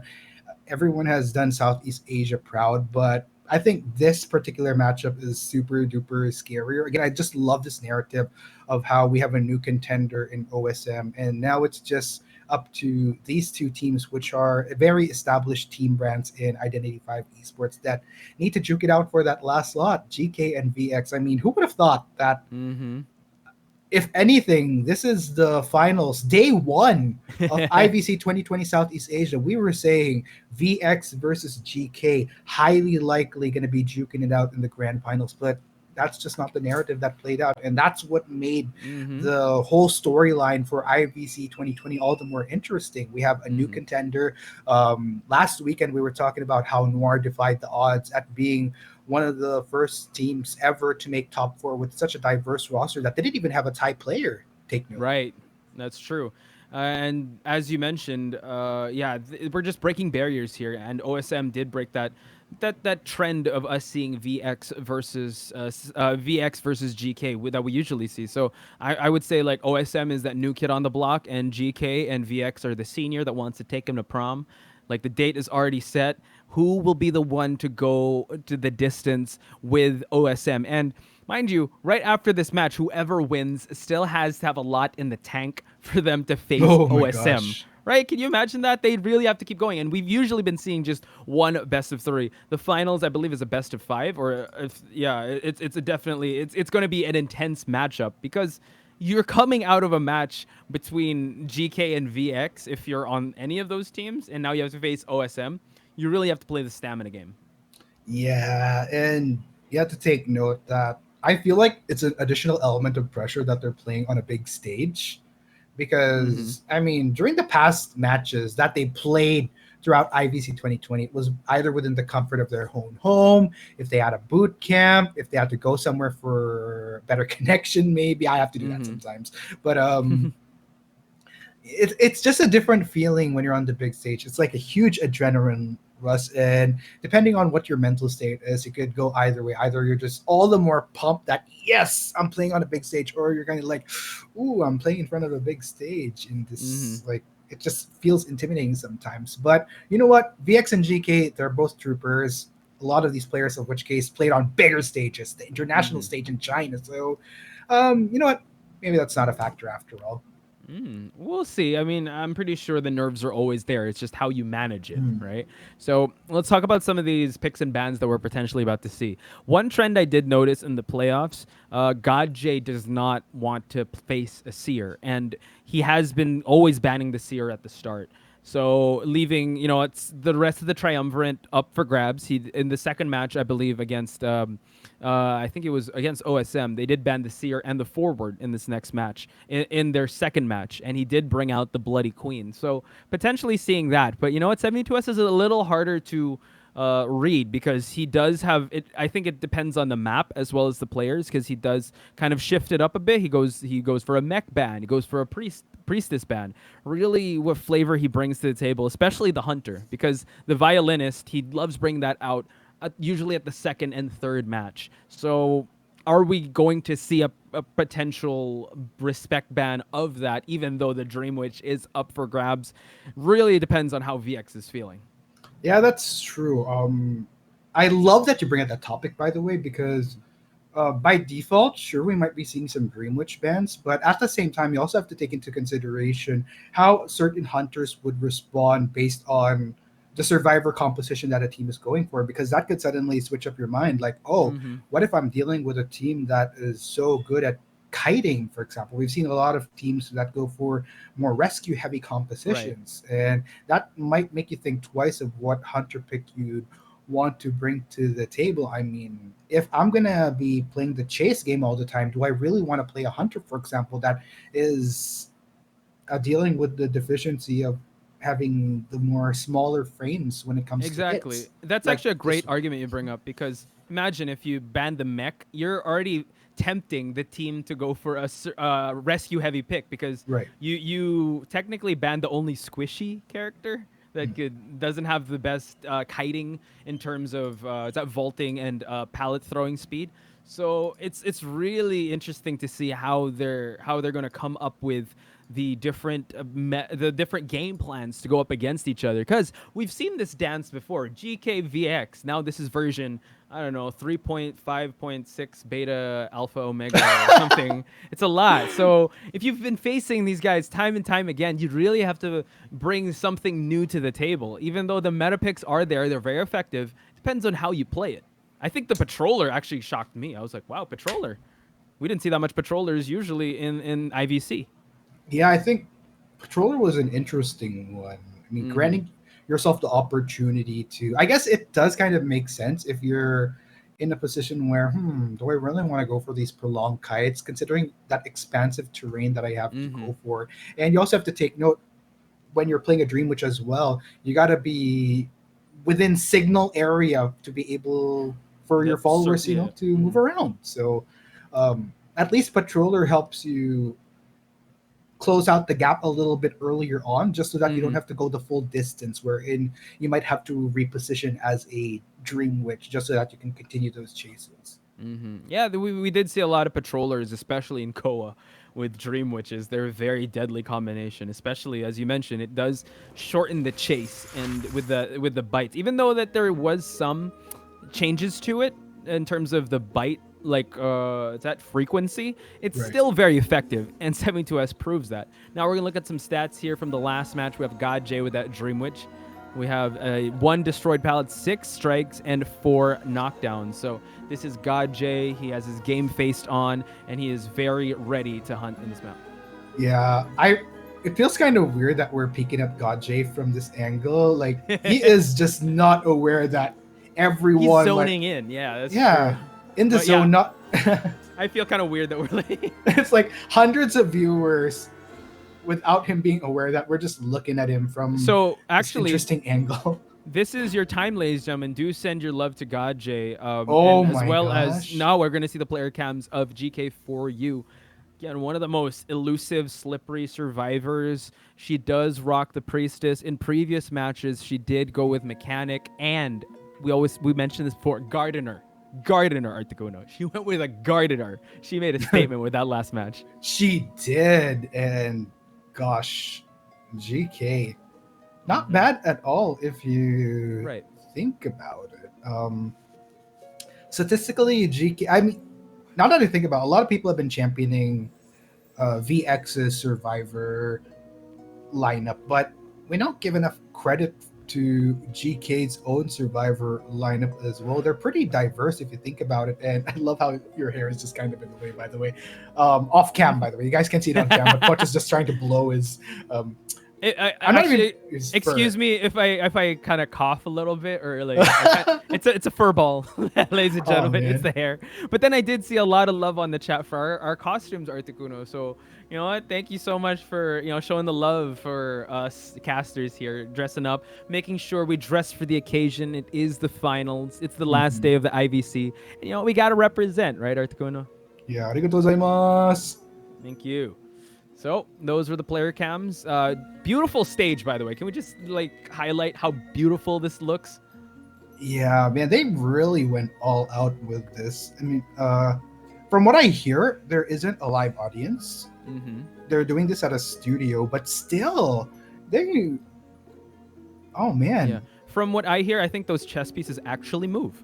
I'm kidding. I don't know. Yeah, I actually believed you for a bit there. I'm like, is this some kind of Harry Potter nonsense? That would be great if it moves. But yeah, I mean, I wouldn't be surprised if it does, because you know what, Identity 5 really go all out when it comes to their stages and the ambiance they set of how big the stakes are. And here we have for you again, a lot is riding on this next pick, and you can see it in their eyes, ladies and gentlemen, that game faces have to be on. They don't want to give any room for errors because they know that their adversary came to play. Yeah, look at them. Look at those happy faces. They're like, you know what? No pressure whatsoever. And that's, a great mindset to have. You just want to be in high spirits when you're playing these matches. You don't want but this guy right here, though. Yeah, he has a lot to think about, for sure, because this Gajay does not want the same thing to happen in the previous match. So definitely. A lot is riding on this choice of Hunter, or if they're going for the map pick, because we still don't know where they're going to do this second match in. That is true, and I mean, you can't really blame Gotche. It's something that I've noticed during especially these lives, where at least if you're survivors, you're like 4 people at that table, with the exception of when VX is playing, because unfortunately Ling Tian, Synchros, and Joseph aren't there, so solo fly in Captain Kun. But at least for these guys, you have 4 survivors that you can lean on that can tell you everything is gonna be all right. But when you're a hunter, you're just alone with your killer instincts, your senses. Yeah. And I think that's the zone God J is in right now. Yeah, he's really psyching himself up. Again, playing Hunter is very stressful, especially that you just have to rely on yourself. And now here we go. The map we're choosing is Red Church. Respect ban coming out of GK with that Dream Witch ban. Forward and Mercenary are not going to be seeing the Red Church. And now for you, going with the mechanic. Sloth Top with that Seer. V8 going with the First Officer, and a very heavy rescue lineup with a Gravekeeper by Skyfall. Yeah, there you have it. And looks like it will be the Bloody Queen pot. You know what? No Dream Witch. Let's go with the top pick in Southeast Asia. Yep, Bloody Queen. I just add more numbers to her pick rate because God J is adding to that statistic. Now, Sloth Top, just shifting gears here, going with the Seer. Usually see him go for that Mercenary, but the Mercenary was banned, as well as Skyfall. Skyfall usually goes for that Mercenary, but he does have that Gravekeeper ready. And we see the First Officer. Again, a very elusive pick, especially with a pocket watch. So, you know what? God J has to put some survivors in chairs if he wants to bring more points to his team. Indeed. But you know what, Poch? Ready or not, ladies and gents, here we go. Show some love. GK or VX? Who are y'all rooting for as we head into round 2 of the first half between VX and GK? God J spotting out V8 at the start there. Does not want to hunt this First Officer down, but no, he circles around and goes for it. Now, excellent mirror placement there. Again, the pocket watch being burnt out right away, and God J just changing his target, making sure that the First Officer expends his toolkit so he doesn't have to deal with that later on. Now shifting to top broken because 4U is over there. The most optimal pick, in my opinion, to go for is this mechanic to stop that Cypher Rush. Indeed, and looks like Gajay just trying to sniff out the direction. Already gets wind of the trail, so this should be great for God, Jay, his mirror image is up already. Now he's going to try to look for that swipe and actually manages it. Great start in this case. And great zoning in on this target here. The mechanic did try to push those ciphers. We do still have 5 ciphers left. Gajay making sure that he's not camping in those pallets. Now 4U just adding, oh, the blink. Unfortunate though that 4U was not in range of that. And now 4U still continuing this kite. Gajay still waiting for that cooldown of that mirror to just finish up. Charges it up. 4U though still practicing some safe distance. Moving, but he will get swiped down. Yeah, a little bit unfortunate right there. That means GK will have to deal with the early rescue onto 4U, but you know what? It is totally fine. But what kind of complicates the situation here, Clutch, is that will be basement that 4U will need to be rescued from.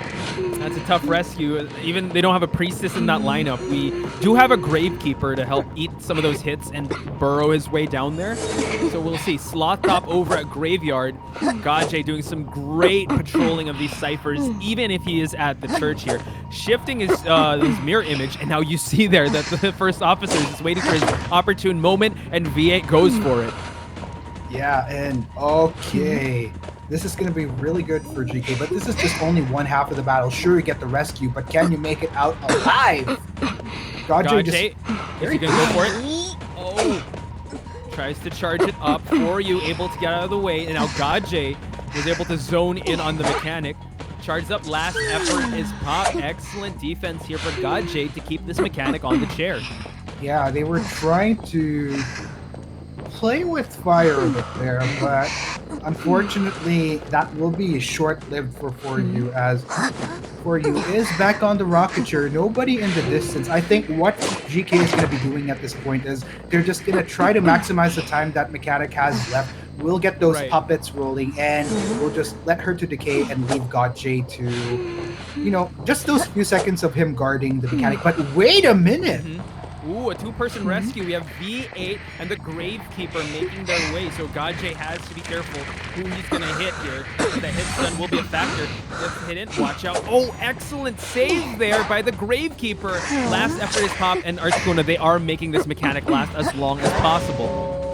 Ooh, yeah, V8 tried to get another body block there, but I think that will be the last of 4U, in which case you're already just waiting for the moment that, oh, okay, GK are actually going to try to play around this pallet once the mechanic falls, but they also have to be careful. They don't want to suffer too many hits either. Yikes. That's true. Gravekeeper is falling as well, and now we're going to see the mechanic see that chair. They really tried to make sure that they buy as much time as possible, because we see that Cypher being pried by Sloth Top. They went for it. They popped the Cypher, ladies and gentlemen. 3 healthy survivors. Gravekeeper burrows, and now we are at the end game. Yeah, I think at that moment in time, GK didn't have much a choice. The terror shock was a variable that they did not anticipate in that moment when they were trying to salvage 4U.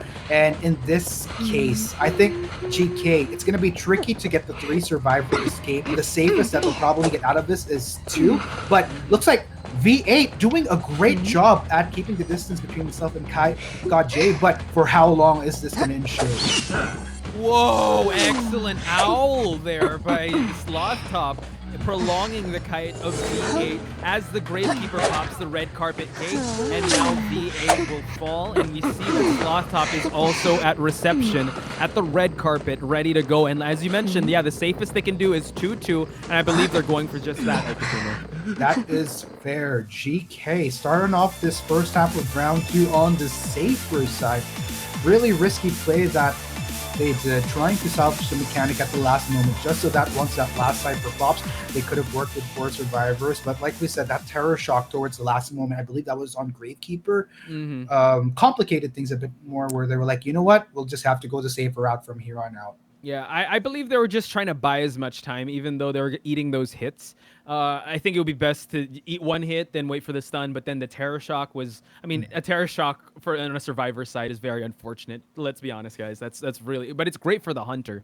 So it was excellent stuff on the side of GK and VX. Again, a 2-2. GK still in the lead, but they did deny any points from coming to VX in terms of them closing out that 2-point gap. Now it's up to 72S, and let's see if he'll be able to maintain the 2 lead, or will VX survivors bounce back from this? Yeah, that is actually interesting, because what GK still wants to accomplish here is to at least get that 3-1 going into the second half. And if they could get that 3-1, then we don't even need a round 3. But based on what's been going on so far, the first round that we had was a half C for them in retrospect. So it's going to be a bit hard. That's true. Actually, yeah, they're still not out of the woods yet, because if GK is able to 3-1, I believe they move on, because they do win the first 2 rounds in this best of 3. Yes. And they do go to OSM. So pressure is still on VX. They did play, I believe, the safest they could play, and they didn't want to give any 3-1s to VX. They had to go for that 2-2.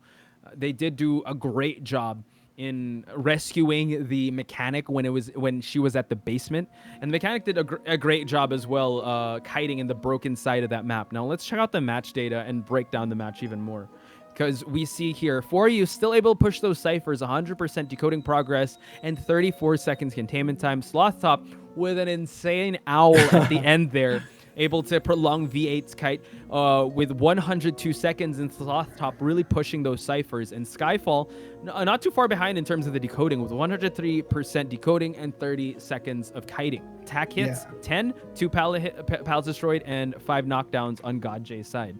MVP for me, in which case, mini MVP, at least for this round, I would definitely put it on V8. Put on a lot of hats here, got some pretty decent decoding progress, and really did a lot to keep For You alive. I think that is very, very crucial. I mean, sure, they only gone to half Cs, but it could have gone way worse had it not been for how proficient V8 was at not only getting those optimal saves, but also the amount of kiting time that he had just to make sure that it did end in the half Cs. So facts, Articuno, dropping those facts. V8 potential prospect for MVP, because he was really able to play a lot of roles there and really just buy enough time. When he wasn't saving, he was kiting. When he wasn't kiting, he had to sacrifice himself for the 2 persons to get out. So no, that's a great survivor in my book, to play his role and change his hats, so to speak. And now we're heading to the second half of this second round, and hat. Yes, hat. Actually, I was thinking, should I point at your hat? But yeah, a lot of hats he played. So 72S now, very scary going into this match. Believe they're going to go for that respect ban of the Dream Witch. I don't think they want to mess around with the Dream Witch in Red Church. Oh, no, not at all. And that said, that will leave Bloody Queen open once again. Are we going to see another mirror, though, Putch? That's going to be... I like what you pointed out. You said that these teams kind of mirror each other in a way, in terms of their picks, in terms of how they play, and the meta style they bring to the table. Just little nuances. Like, let's say Dream Witch comes out, we have one that has Blink, one that has Patroller, but we still have the same cast of characters, and we get to see a little benchmark of how they perform. So now it is 2-2. 72S is up to bat.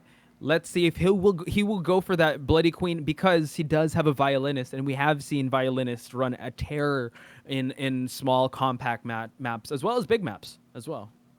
Right, and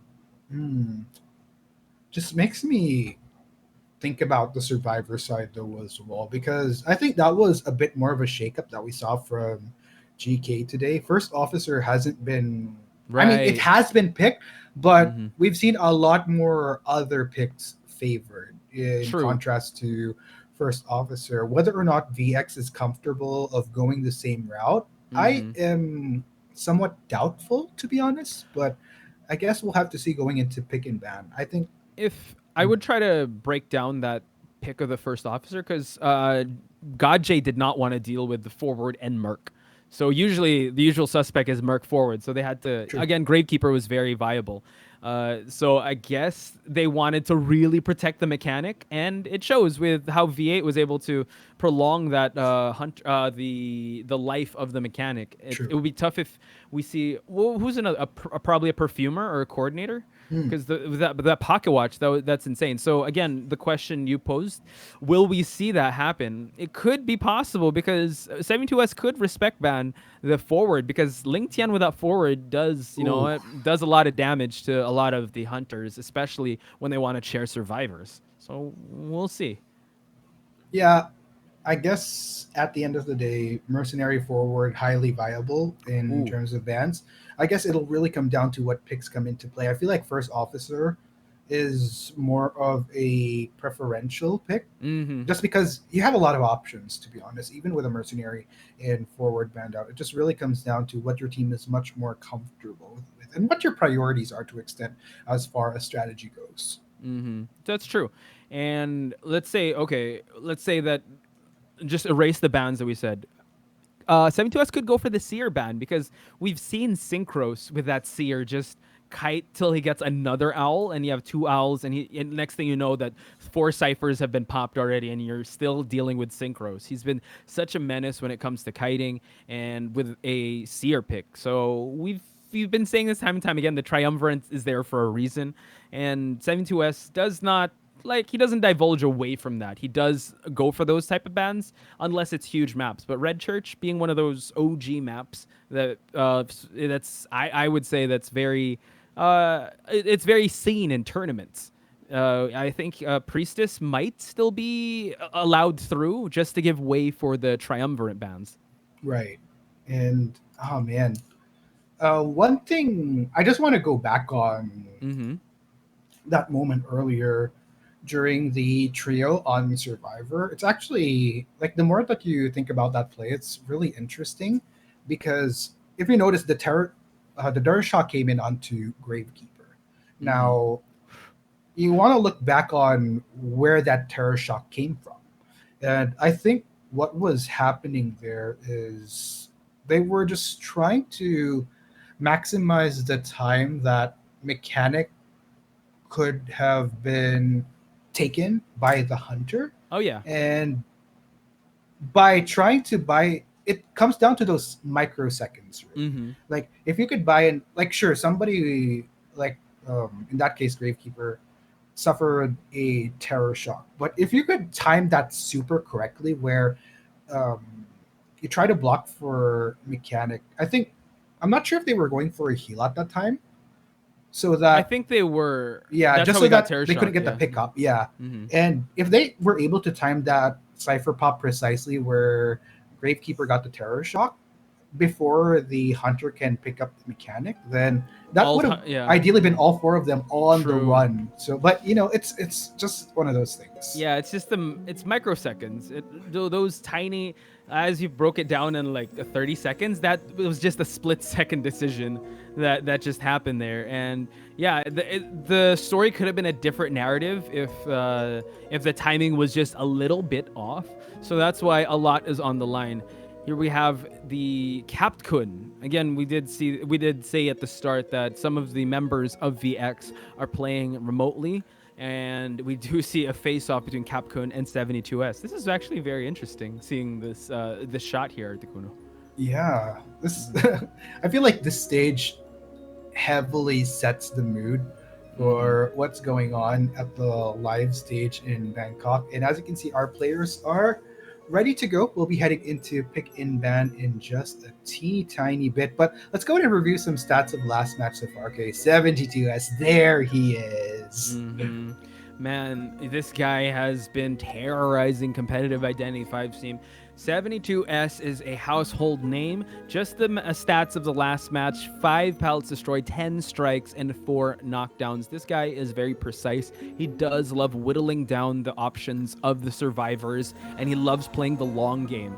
Even though it costs him some time, he would go for that so he can find out the most optimal survivor to strike down, rather than go for, like, let's say a forward or a mercenary. Now, on the opposition, we have VX's Captkun. Preferred pick is the Mercenary. Can decode and can contain if he has to. A man of many hats. Articuno. A man of many hats. Oh man. Speaking of this hat, gosh, it's really drilling in my skull again. But commitment. Yeah, that is commitment right here. It's all for you guys. It's the grand finals. Might as well make the most of it. But yeah, Captain Kun did a pretty decent job. I'm not even just gonna talk about the last game. Even in a lot of the games that we've seen where they went up against GK. But still, at the back of my mind, like the worry still remains with how VX is gonna do in the long run of this matchup. Like, that's true. You have to take note. Second round already. This means that if we're gonna go by history, if we're gonna go by what we've seen particularly for 72S, he has a great build-up in a lot of these games. So actually, yeah, just to jump in on history, I do have the stats of the previous match they had. So first map was 8-1, VX won that one, Red Church. Second match, 3-5, GK won that, and then at the end it was 1-8 in favor of GK. And as you mentioned, that 72S does get scarier as the rounds progress. It shows in the stats. Right.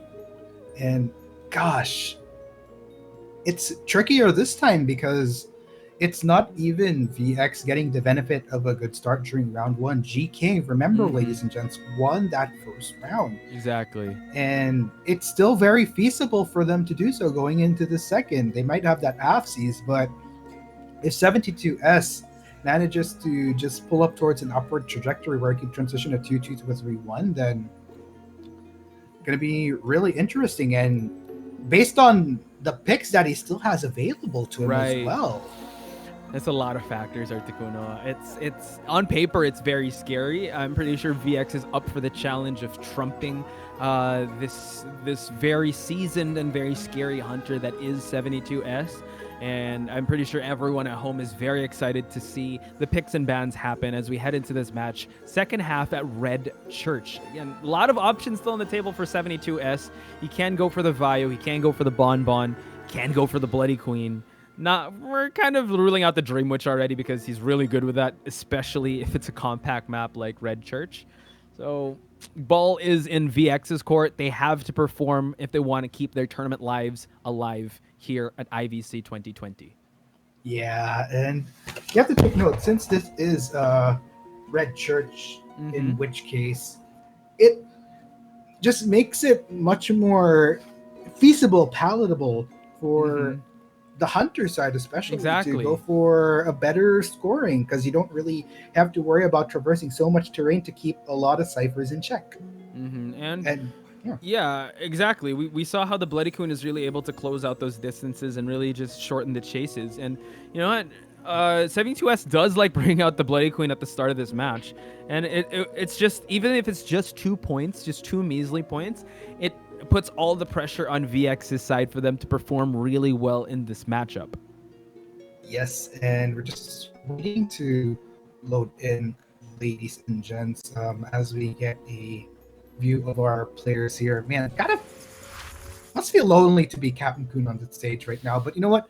Wait no longer as we head into a little bit of a there we go. Okay. So here we have it, Red Church, GK versus VX. I believe, 72S will be hunting. We see a banned Bloody Queen, Priestess, and Seer will be banned. So they did leave Dream Witch on the table for 72S. Question is, will he go for it though? Oh my gosh. That's a good question, Potch. But you know what? So far, let's go check out what picks that they're bringing to the table. Looks like they are going to be opting for the Perfumer and Forward, in which case, since Priestess was... Oh, Okay. wow. Okay, yeah. Dream Witch is coming out. Capcom with the Mercenary. Joseph XD with that mechanic. Synchros, the very elusive perfumer. And Ling Tian with that signature forward. Let's see, Articuno. We did mention how scary this Dream Witch can be in compact maps. And now they just left it on the table for 72S. And obviously, 72S will take that opportunity to use that Dream Witch because he is warmed up in using this Hunter. This is really gutsy, in which case, coming in from BX, allowing this Dream Witch for 72S to come through a second time around. And take note, if 72S gets his bearings super duper early on, then it's going to be so easy for him to put some pressure on these survivors. But you know what? First things first. Let's go ahead and see if 72S can find a target within the early minutes of this game. And this is what we're talking about. He wants to find the most optimal one. Even if he has to patrol the entire map, he does get a whiff of Synchros, that is the perfumer. And we do see a mechanic doll over there near the shack area. Joseph XD, though. Oh, wow, he finds the mechanic. And rest assured, ladies and gentlemen, 72S will be leeching Joseph XD. Yeah, good call coming in from Joseph XD, in which case to keep that puppet hidden first.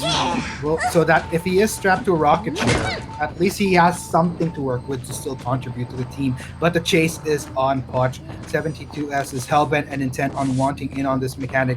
Great start of priority, in which case for our Hunter. And also, mind you, he does have the patroller, and as I mentioned that, the patroller will be latching onto Joseph XD's ankle, while the 72S still in the main body, making sure that the followers are in sight of this this mechanic, and the mechanic will be falling down. One potato, two potato. It's true. No dilly-dallying, commits both followers to make sure that Joseph XD has no means of escape. Patroller plus 2 followers. That's a little bit of overkill, but you know what? It's merited in this case. 72S does not want to waste any time whatsoever. As you mentioned, the mechanic did drop her doll far away from where she's at now. So the doll is pushing those ciphers. 72S making sure that he has map presence, leeches the mercenary as the mercenary is at graveyard, trying to transition, going to the mechanic. We do see Ling Tian get a tackle in, but the forward, though, will get sniped out, eats a hit, but the mechanic is up and free. Yeah, man, oh man. This is excellent coming in from 72S, in which case there has been not a dull moment for this Hunter, and he's probably very, very happy about this. The fact that he's able to just laser focus constantly on one of his bigger priorities in this game. Now, question is, how is VX's Cypher progress though? Because the moment Ling Tian did go for the rescue, that is a little bit of time expended, but there is still a puppet on the loose on this map though, so all should be okay so far for VX. True. I just gotta look at some of these ciphers. They do have some progress in them. But 4 ciphers left, and 72S, watch out, gets the mercenary with this patroller, and he still is leeched. And now 2 followers on this mercenary, while the mechanic is still expiring at the rocket chair. And yep, 72S is shifting his sights to try to down Joseph XD. Oh, this is super duper dangerous. Nobody's really going for Joseph at this point. And this is gonna make things all the more better for 72S, because less survivors to worry about means he could exert all the more pressure on the rest of VX that remains, and he is on it, wanting in on Captain Kun next. Yep, Captain Kun does have a little bit of time left to try to get into a position here for him to be away from that rocket chair. He is leeched, and now Synchro's trying to push the Cypher here at Church. It is so close, Articuno. That Cypher was almost close to being popped, and now Captain Kun does fall. Mechanic is already out of the game. Ling Tian making his way to the graveyard, trying to go for that rescue, but I believe he already spent his tie turn, so it's going to be a very interesting rescue. And it's very scary, Butch, because this is a survivor rescue that they need to push for at this point in time. Especially more so if they can do it before Mercenary hits the half mark, because, again, the fact that this Dream Witch was let through, they cannot let any more survivors fall, because 2 survivors, then, you know what? I have a all over for each of you. That's true. And It's with a compact map as well. It's so hard to hide from the sights of 72S, and Ling Tian will be the one falling. And now Ling Tian will have his turn on the rocket chair. Yes, and this is gonna slow down the progress on the Cyphers a bit as they need to continue to commit to going for these rescues. And I'm actually wondering, will VX allow themselves the luxury of healing up on Mercenary first, because they want to work with as healthy numbers as they can as possible. But you know what? Synchros is going to come in to try to save the day. Perfume will be popped up, going to try to go for that body block though, but Ling Tian still suffers the hit. Wow, oh my gosh, and you saw that Cypher, that Abnormal, just removing any of the progress that these survivors had in that Cypher. Synchros now is the one being hunted down while that forward is expiring slowly. And now you see a Perfume spent. Oh, the Mechanic Doll eating that hit. Excellent movement coming out of Synchros though. Yeah, but you know what? Our boy 72S is just going to turn straight back to making sure that Ling Tian is securely strapped to a rocket chair. But what further complicates the scenario, Clutch, is that Ling Tian was in the vicinity of a basement. That was a very unfortunate basement there, and now it's going to be harder for VX to try and go for this rescue because a leech is right out there just guarding the upper part of the church.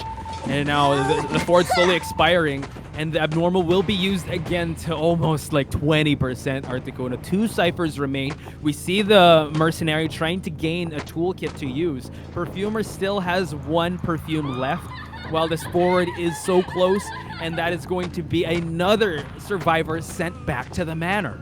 Yikes, this matchup is getting pretty darn hot.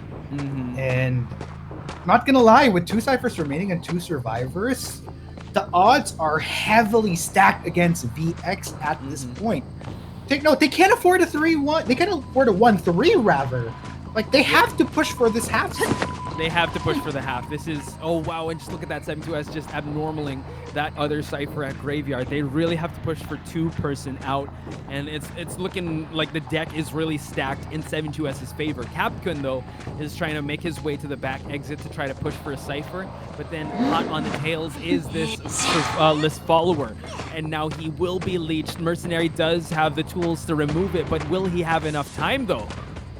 Oh man, luckily he was able to find a Perfume in the midst of not having any more paths to work. So was able to use it, but then again, that means there is nothing left to this Mercenary's kit that he could pull out of his bag. Tries to go for the whack, not gonna quite find the connect, but Captain Coon, it's gonna be super tricky. There's 2 followers on his tail. He's gonna try to drop that pallet, but suffers the hit, and will just try to establish as much distance as he can. But you know what, Butch? This is where it gets super tricky. He has to get salvaged by Synchros. And Synchros trying to push for those Cyphers, but 72S not allowing any of that, forcing him to come for the save if they want to prolong their matchup here. Because this is the second time the Mercenary will be seeing the rocket chair. And, you know, time is whittling away. Even though the Mercenary does take a while for him to be sent back to the manor, Synchros has to move and double time it. Use the Perfume. Just practicing some patience here. Eats the hit. Beautiful rescue. And nice utilization of the Perfume. Yeah, but now it's up to Captain Coon. This is going to be his last life. He needs to make it count. Followers on his tail, but takes the whack, though. It's going to be a matter of time before he falls. And looks like, you know what? GK, he's not done just yet. GK 72S wants to go the full throttle. He knows that he can. Like a shark smelling blood in the water, he wants to make a statement that he came here to play, and he wants to warm up, and he wants to be able to set the date with OSM in the grand finals. Mercenary fell, and now Synchros on the hunt of this Perfumer. Yes, sirree. Outdrop will come in which case from Synchros. Going to try to establish as much distance as he can from this follower, but take note, this Perfumer doesn't have any more Perfumes to work with, so that means Synchros, the only thing that he has at this point is him and his skills in kiting. Can he go the distance though? But you know what, 72S has had enough. He knows what his win conditions are. He knows that, you know what, I don't need to go laser focus on Synchros. I just need to send Mercenary back to the manor, and it's a good game. It's GK. I'm getting my team to that grand finals. Yep, and now Synchros making her way to the dungeon. This is the best escape for him, but GK knows, 72S knows that this is, he already did enough, he got enough points. So he's allowing this, probably this dungeon exit to happen, but it was GG, to be honest. Excellent stuff. VX really put up a valiant effort. That the Dream Witch is so scary coming out of 72S. Yes, Synchros takes the jump. But ladies and gents, at the end of it all, we have our second finalist entering the grand finals. The team that will be facing OSM at the IVC 2020 Southeast Asia. It is gonna be GK and big hugs. Big hugs. And they're both very professional. These are professional teams. They do, I'm pretty sure they scrim together and they're able to, you know, just be very professional with each other. And that was just a sign of respect coming out of 72S to Capcom.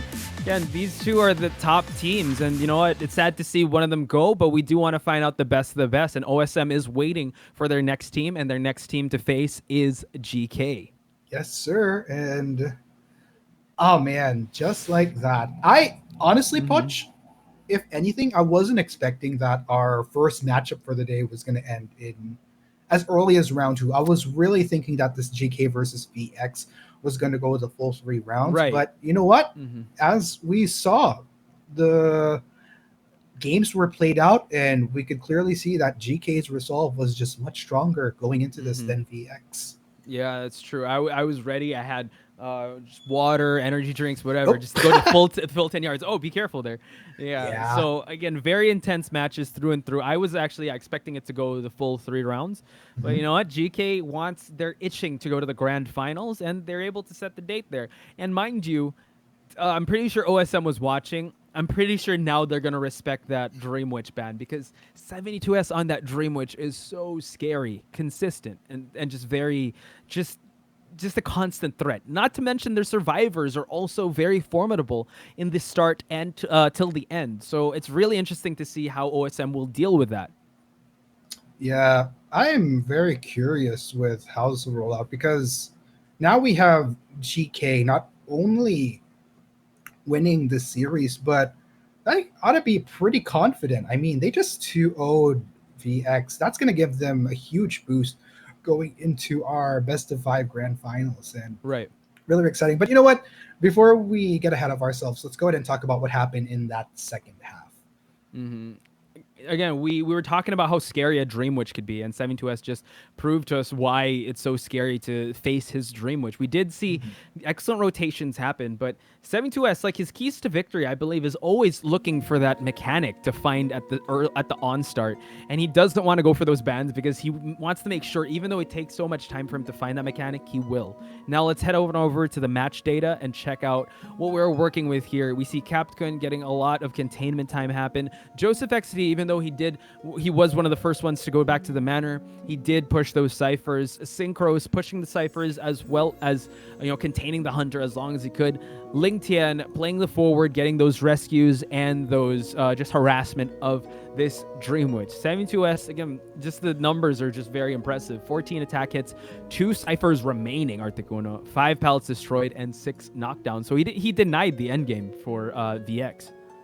Yeah, and my gosh, with that said, the match results speak for itself on your screen, ladies and gents. GK 3-5s, consistent from both round 1 and round 2, not needing that round 3, even though by points, technically, you can add them up, and VX could have caught up, but we're going by rounds at the end of the day. And the fact that GK won both, that's good enough for the tournament format that we have. And it's 72S with a very strong Dream Witch, very well-deserved MVP, in which case, and I'm gonna be honest, Poch. I'm just really surprised that just towards this round 2, Dream Witch was allowed to be let loose in the church of all places. Yeah, that's true. They did ban the Bloody Queen. We have seen 72S really hunt well with that Bloody Queen. True. So it just, I guess it's pick your poison, or more of like it's the devil you know? You'd rather pick the devil you know than the devil you don't know, because they did face the Dream Witch in Lakeside and they did get a 2-2 out of that. So I think they had a little bit of momentum coming into it. So it's just very unfortunate that they weren't able to execute their plans to fruition, and 72S was just very patient and very determined on finding that mechanic to just deny the Cypher Rush. Even though the mechanic did drop her doll away from the Cypher, it still proved that, you know, he was able to change their objectives to pushing ciphers to going for rescues. So again, 72S is no hunter to look past, ladies and gentlemen. Yeah, and you know what? Before that, we'll be having into a 10-minute break. Articuno and Poch with y'all, and this is the IVC 2020 Southeast Asia. See y'all for the grand finals in a while.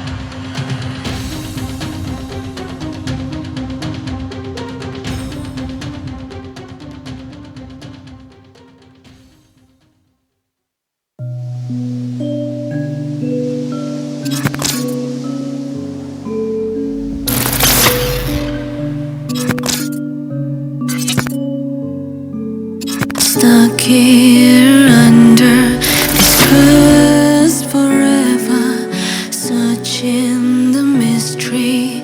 When I was gone, show me the faintest clue to see this new worldview. The curiosity can discover something deeper out there. The unrevealed's been hidden, it's calling for me to see. I will find all the answers here, been locked away. Oh, there are secrets here in this madness. I'm trapped in darkness, been locked away. Oh, there are secrets here.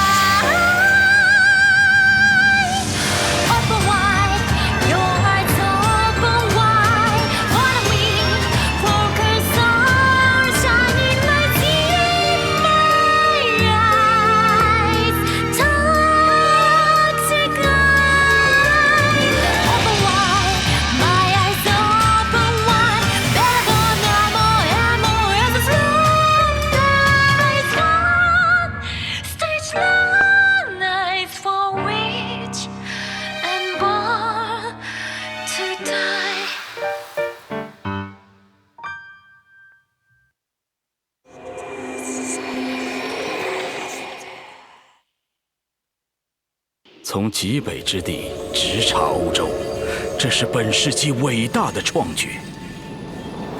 下一站即将抵达斯摩棱斯克。然而，大公的死，却让整列车厢的人都被贴上了嫌犯的标签。警长先生需要在这趟穿越风雪的旅程结束前，找出真相。对于我们这些人而言，越亲密的人越危险。你说对吗，索菲亚小姐？啊，不对，应该称呼您为大公夫人了。索菲亚疑点重重，毕竟与王权相关的人都不那么简单。这列车里藏着太多秘密与恶意，小心，陛下的恶犬可不怀好意。大公夫人是无辜的，说到疑凶，不该先去问问那些尊贵的特使们吗？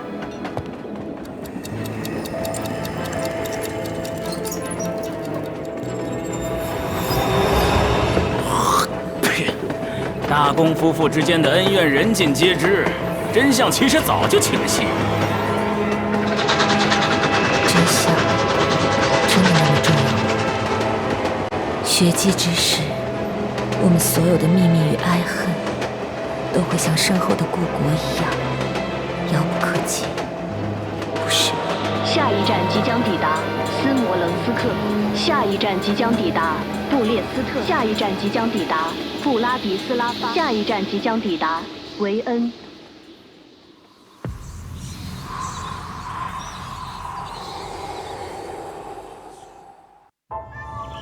说来可笑，我曾相信过那些愚蠢的幻影，但那一切却随着这些世俗的喧嚣支离破碎。放弃浮华的表象，我选择重生。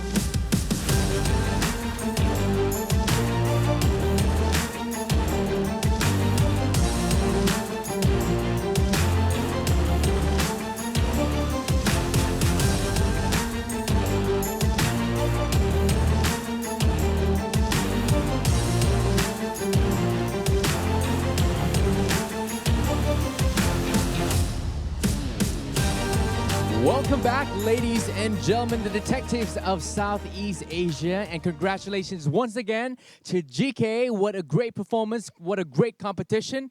And of course, before we're moving into the grand final, it gives me a great pleasure to invite you to enjoy one of the highlights of this tournament. It's one of the most important part of our community, which is the cosplayers that came up with lots of creativities. So without further ado, ladies and gentlemen, let's give it up for the cosplayers from the second Identity 5 online cosplay contest.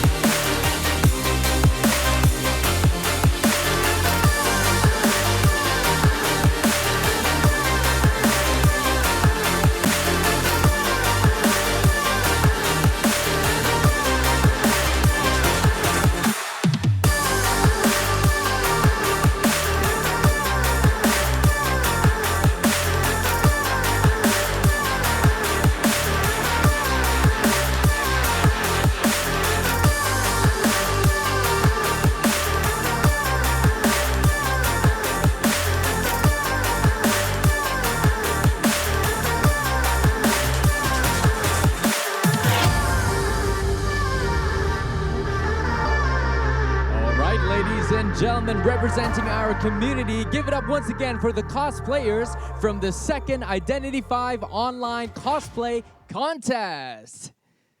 Thank you. Wow, look like they came straight out from Identity 5, right? So don't forget to give them all your support.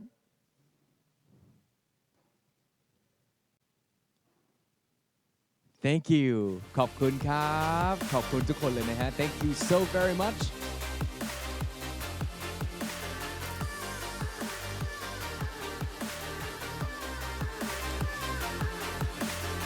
Wow. All of them look so great. I'm sure you all feel the same way. Once again, don't forget to give them your support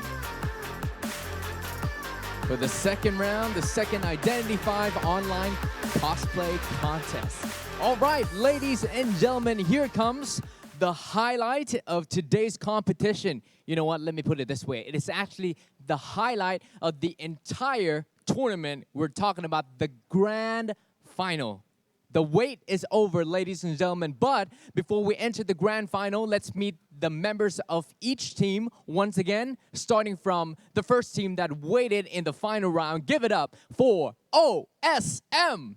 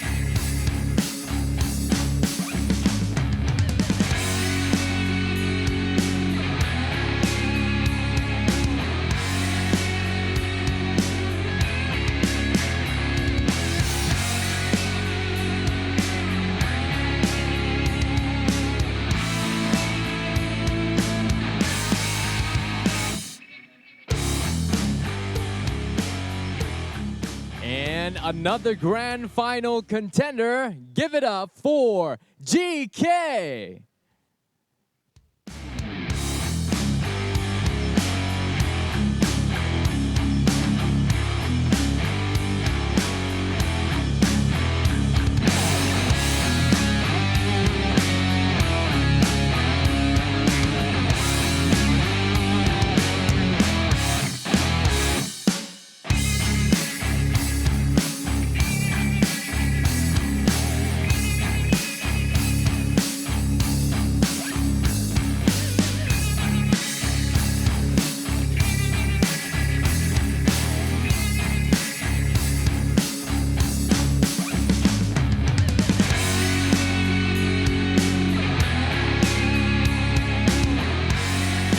GK, and that was it. The two competitors of the grand final, ladies and gentlemen, it's OSM and GK. All right, before the grand final starts, let's have an interview with two of our contenders. I'd like to invite the representatives of OSM and GK up on stage once again.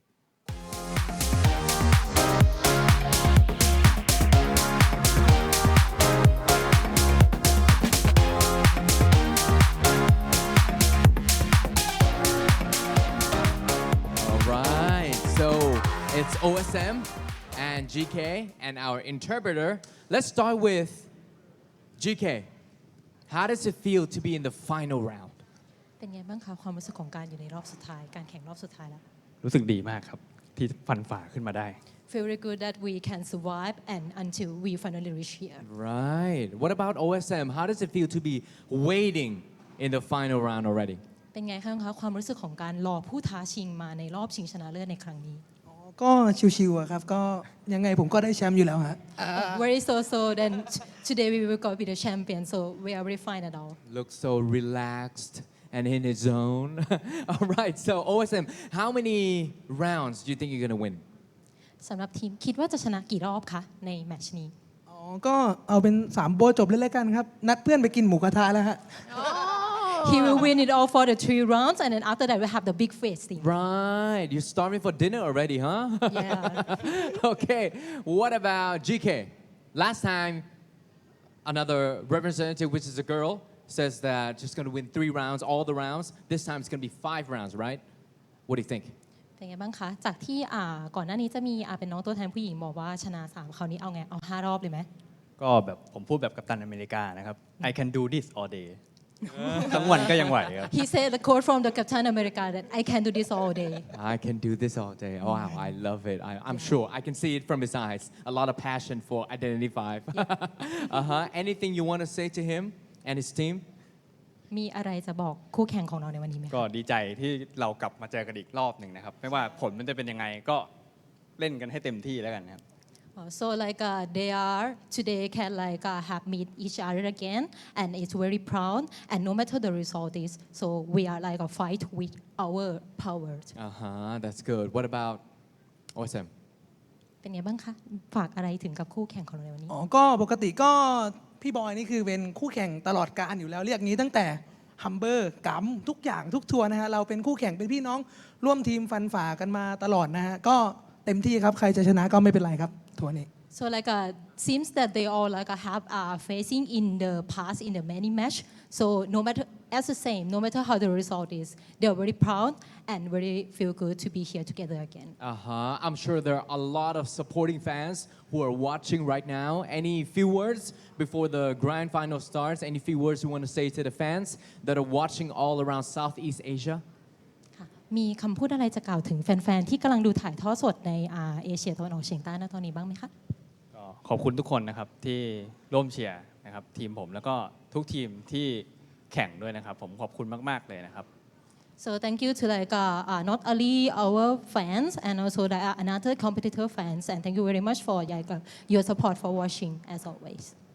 What about OSM? ค่ะฝากอะไรถึงแฟนๆไหมคะ โอเคครับก็ขอบคุณทุกคนนะครับไม่ว่าจะเป็นซัพพอร์ตนะฮะทุกๆคนภายในทีมนะฮะแล้วก็ทุกๆทีมหรือว่าแฟนคลับนะฮะที่ว่ามาเชียร์เรามาให้กำลังใจเรามาให้ขนมมาอะไรทุกอย่างนะฮะขอบคุณมากจริงๆนะครับขอบคุณครับ So like not only all the member in our team and also the fans who like make the support for us and also have the many treats. So thank you very much to make us to be here today. So best of luck to both of your team and may the best team wins. ก็ขอให้โชคดีแล้วก็ขอให้ได้คว้าชัยชนะวันนี้และสู้กันเต็มที่นะคะ All right, give it up for OSM and GK. Thank you, interpreter, as well. All right.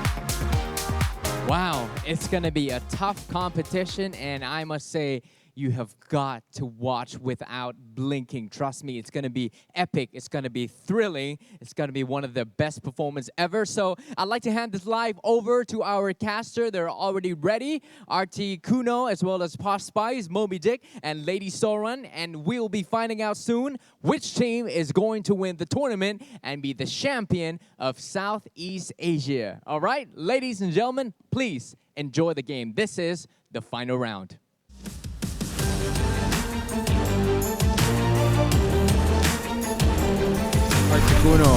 Articuno, to quote GK, I can do this all day. Boom, ladies and gentlemen. Powerful words coming out of GK and OSM. We are at the grand finals. Watch Spice and Articuno calling the action. It's going to be a best of 5 now, so longer sets. Everything is all, oh my gosh, are you okay? That's how intense it is. It's so intense.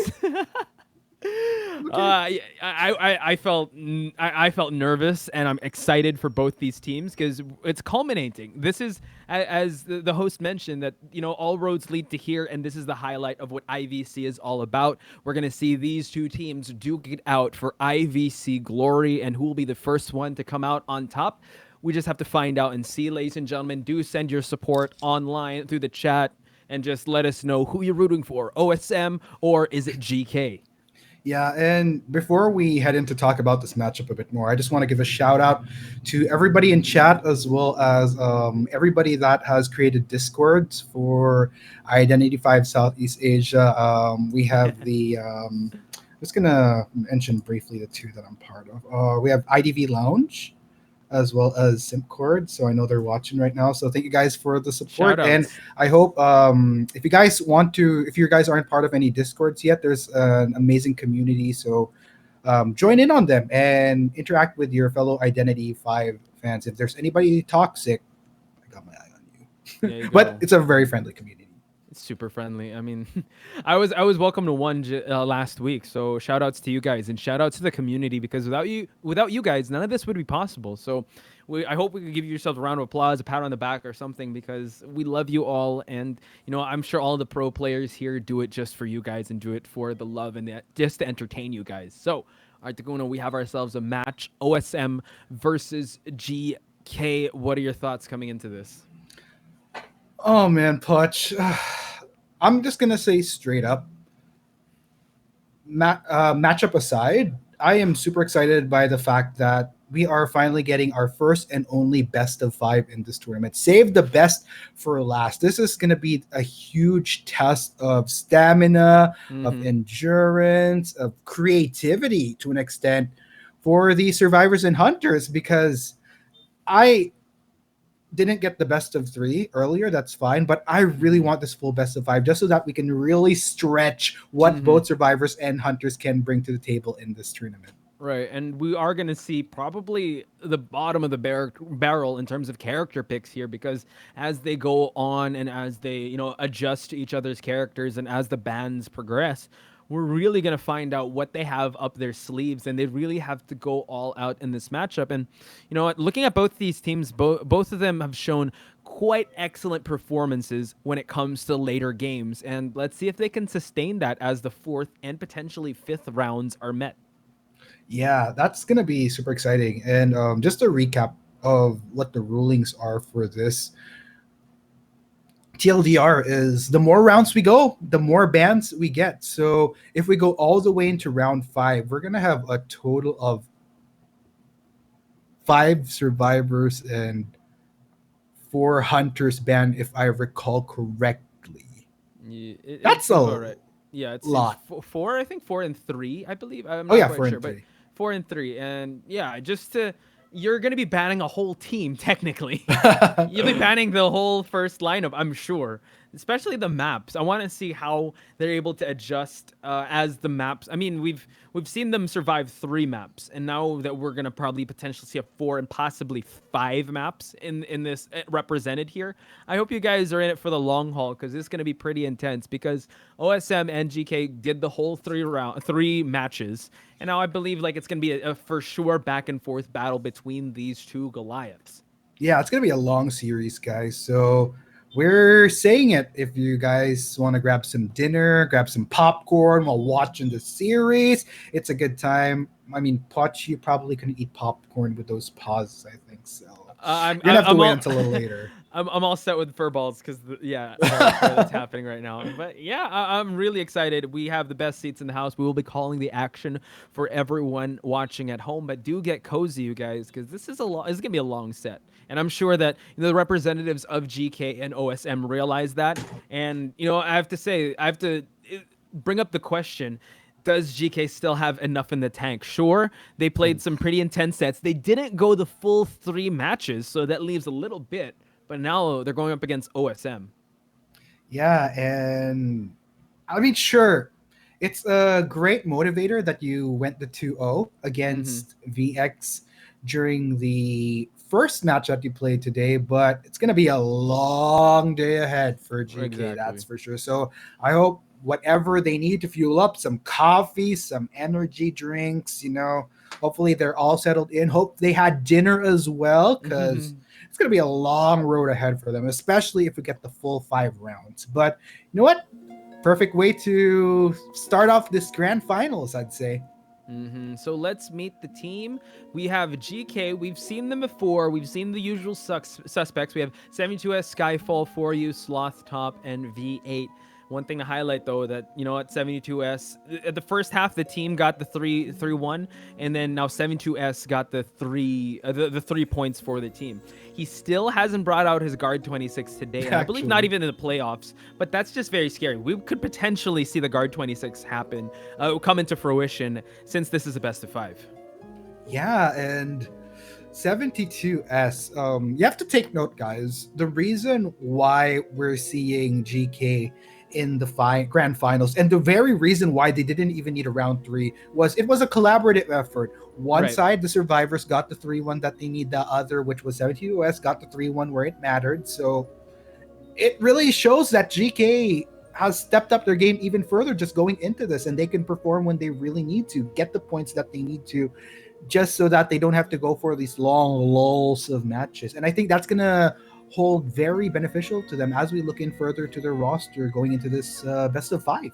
And one of the characters that we've seen a lot is For You with that priestess or the mechanic, really buying her team a lot of time in terms of containment, as well as Sloth Top rocking the Merc, rocking the Seer, does have a Gravekeeper, but it really depends on the picks and bans. We see that they're in sync as a team. They don't leave a lot of pressure for 72S, but you know what? 72S can rise to the occasion if he needs to. But he can also, you know what, give the team the time to shine in terms of getting points. Last but not least, we have V8 and his signature pick, which is the forward. I believe, you know what, the forward has been making waves in competitive Identity 5.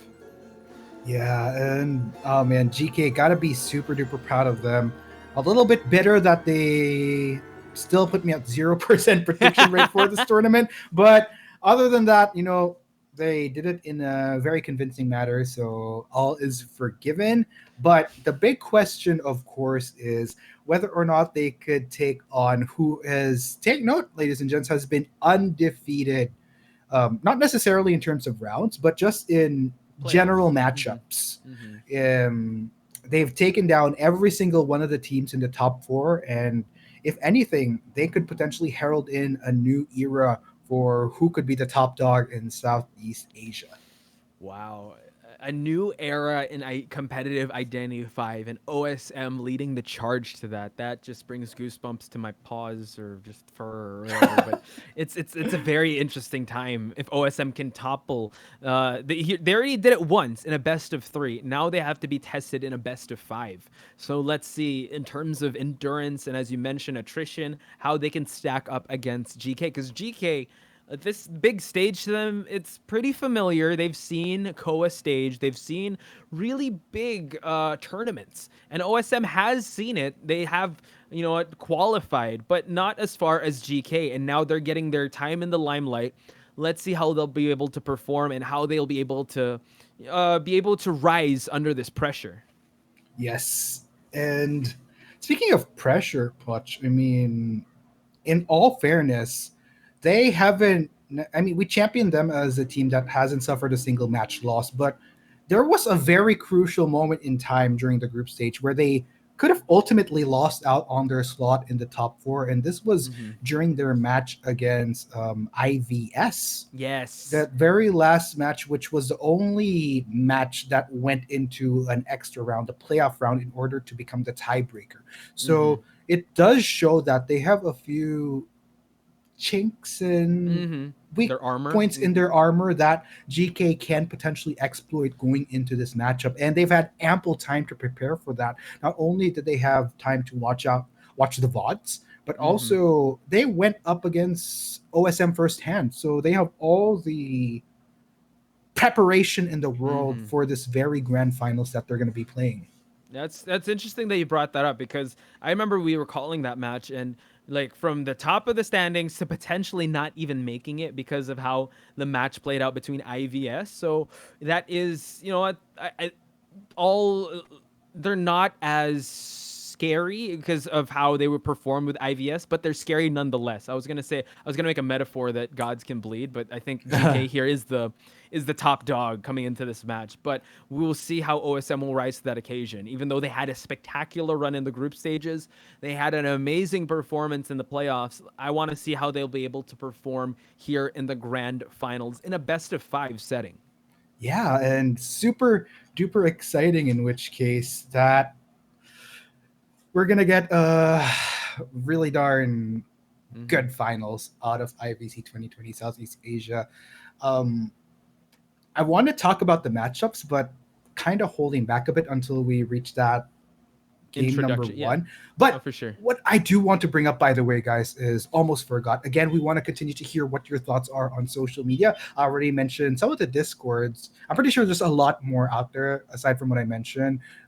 We might eventually work on a Discord for IDVC as well, so that we can interact with the community more. But nonetheless, if not through Discord, you could also let us know what your thoughts are on social media by using the hashtag IVC2020SEA. It's an unofficial hashtag, by the way, guys, that we, the MCs, kind of created so that we could see what's up with your thoughts. But you know what? Let's move on to introducing the team of the hour that has been waiting ever so precariously for their opponent, and it is OSM. Starting off with one of their superstars, the Last Human.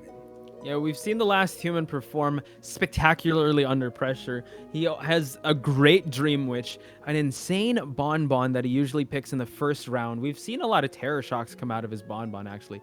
9 Mamos, the man on the stage, the very cool, calm, and collected Mechanic. We've seen 9 Mamos actually use Mechanic till the end, so we'll see if 72S will respect the Mechanic ban, because we've seen 9 Mamos just backdoor and Cypher rush his way to victory for his team. Not to mention also the Flash, the mercenary main of this team. So, you know, there are parallelisms with their preferred picks, but they can also rock some unorthodox picks, as well as pick, like, I believe they picked in the group stages, they went with Ever Sleeping Town, and they were able to perform really well in those maps. Actually, and it just goes to show how flexible OSM was. I am so glad that you brought up that Ever Sleeping Town moment, by the way, because like it was that match from then on that I think all of us were able to say that OSM is a team that everyone should be looking out for, and they didn't disappoint. They did not. They had a very crazy run. Nerokun was actually one of the usual suspects in terms of their victory because of how he's able to utilize the holy keys in factory and different real estates in Ever Sleeping Town. Now, Jacket, another forward. So if we're going to see a forward-to-forward matchup, we're going to see, you know, V8 go up against Jacket in terms of how they're able to rescue and contain the Hunter with that rugby ball. I'm so excited, Articuno, for this matchup. I mean, if you're a 9 Mamos fan, I am a huge Jacket fan. Like all those, that his forward, man, throughout this tournament. And I'm looking forward to seeing more of that forward come into play today. However, wouldn't be surprised if we might see some respect bans on the flip side, especially further on in the rounds. That's very true. Though Jacket does have that Gravekeeper at his back pocket, first round, though, probably going to see a ban of one of the Triumvirates. Going to keep that in. But I believe it is GK that is going to be the survivors first, because we see 4U there. We see Skyfall as well as the rest of the cast getting ready. They got their game faces on, meaning that Last Human is up to bat. Yeah. Oh, my gosh. GK, we already saw that they are very much able and capable to keep themselves in very good spirits when they head into a match. So this time around, though, I feel like even though we're just looking at it from the screen, it's a totally different atmosphere that we're feeling. I think it's because this is the last match. There's just a huge amount of pressure with a lot at stake. Guys, we're not just talking about a huge chunk of the 1 million Thai baht prize pool that we have here. We're also talking about a huge thing that you would ideally want out of your Identity 5 esports career, which is a direct invite to the Call of the Abyss for the apex of Identity 5 esports that any pro player would want to achieve in their lifetime as a IDV player. Yeah, that golden ticket says it all. For them to get a fast pass to head into the Call of the Abyss next year, or the next Call of the Abyss, that was going to happen, is going to be a huge boost of confidence. Like we mentioned before, it gives you time to just prepare.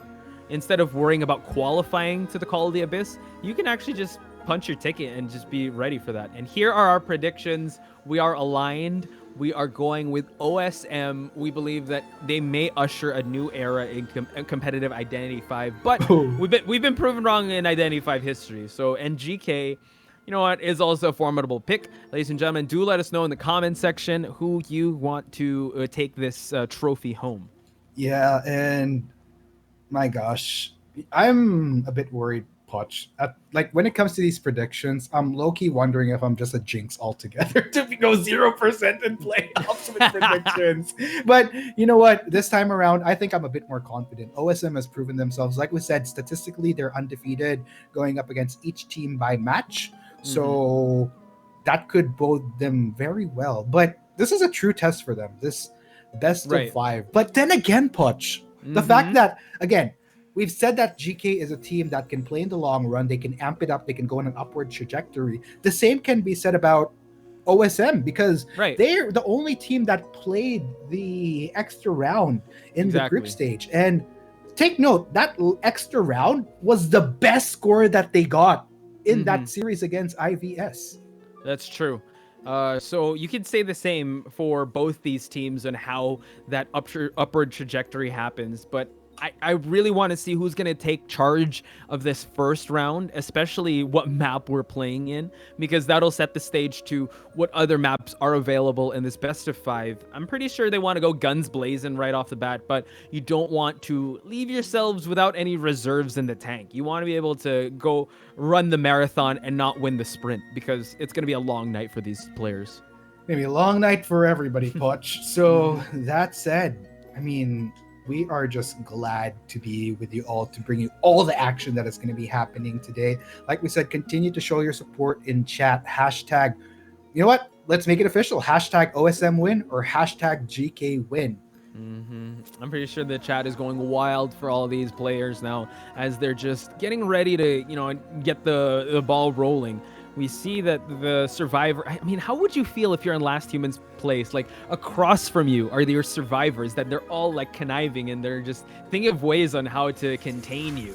But you know what? Let's head on over to the pick and ban screen. We see the Arms Factory and Last Human denying the mercenary away from the mechanic out of 4U's grips. Yes, and okay, interesting. Coordinator start for GK now, along with, oh my gosh, Last Human bringing out his iconic Guard 26. Oh gosh, so for those of you that have just tuned in, one of the reasons why Last Human is known epically for his Guard 26 was there was this one game where it was against Noir, if I'm not mistaken, where he just popped off. This was on Ever Sleeping Town. And it's interesting to see if he'll be able to pull it off again on Arms Factory this time around. That's true, a very compact map. Last Human will be hunting down a team of a forward coordinator, mercenary, as well as a seer. And now coordinator seeing the first round is very interesting because he did deny 4U of that mechanic, so she had to pick up the pieces from what was left. Going with a coordinator, again, if you deny the mechanic from everyone, they would go for a very rescue-heavy lineup, which in their book is the coordinator. I believe the seer is the one that has a kiting build, if you would call that. But all of them can actually kite, depending on their skill. Snipes out V8 in this corner, gets the hit early on, and now setting his sights on this forward, which I believe may be the most optimal because, again, all these survivors can really last long. That is true, Poch. And I guess at this point in time, the least optimal you'd want to be targeting is probably Skyfall and the Mercenary, but everyone else is pretty much up for grabs and not a bad way to go as far as targeting. Looks like Last Human will continue to commit towards V8, and the Beast Bombs are just coming in left and right. He has to be very careful, though. It looks like he's going to go back out in the open. Doesn't want to deal with getting stuck in structures where it would be easier for Last Human to pincer him in with those bombs. V8 now shifting his attentions over here at the shack area. Thank goodness that the basement is not there. Continues to use the terrain to his advantage. Still has a rugby ball to utilize, and he does. And now the bombs are set in place. Still making the floor light up, and one last hit will do it for Last Human. Oh my gosh, this is a good way to start for Last Human, in which case, and since we're playing in Arms Factory, this will give him a lot of location that he can choose so that he can, as you can see, tie down a survivor where there's a little bit of structure just so that he can set up a solid enough defense. But this is great about Last Human, knowing very well that there isn't quite a member of GK that's veering towards V8 just yet, so he's trying to sniff out the area before he goes for a setup. And Skyfall is the one that's going to commit to go for the save. Needs to time it well, but look at that beautiful owl placement by Sloth Top. And now Skyfall making that beautiful rescue forward. Has the tide turner, and he is moving his way to the back of Shaq. Yes, sir, and the chase continues, in which case, not a bad hiding spot here, but would definitely want to transition. But you know what? Since he has suffered the last effort, just decides to go as far as possible into a corner and back to the Rocketeer Hotel. Now, this is interesting. Going through the same place that he's strapped to. And big question here as well, is GK going to commit once again to the rescue as well? But nonetheless, they're making significant progress on these ciphers, though, so it can be affordable.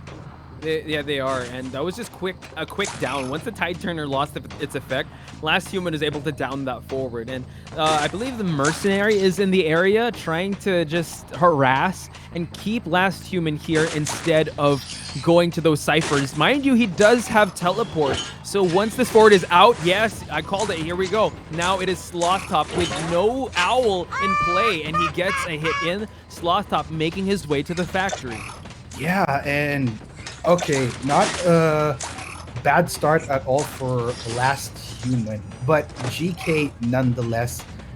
I think at this point in time, they know that Last Human was going to be super oppressive on this Guard 26, which is why they went for a composition. Now, the more that I think about it, that could somewhat hold their own individually if it comes right down to it. But here we go.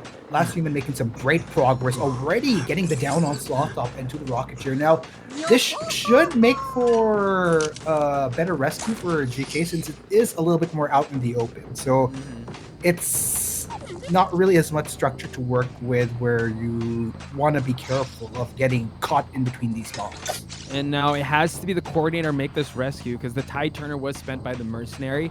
Coordinator still has that flare gun to work with.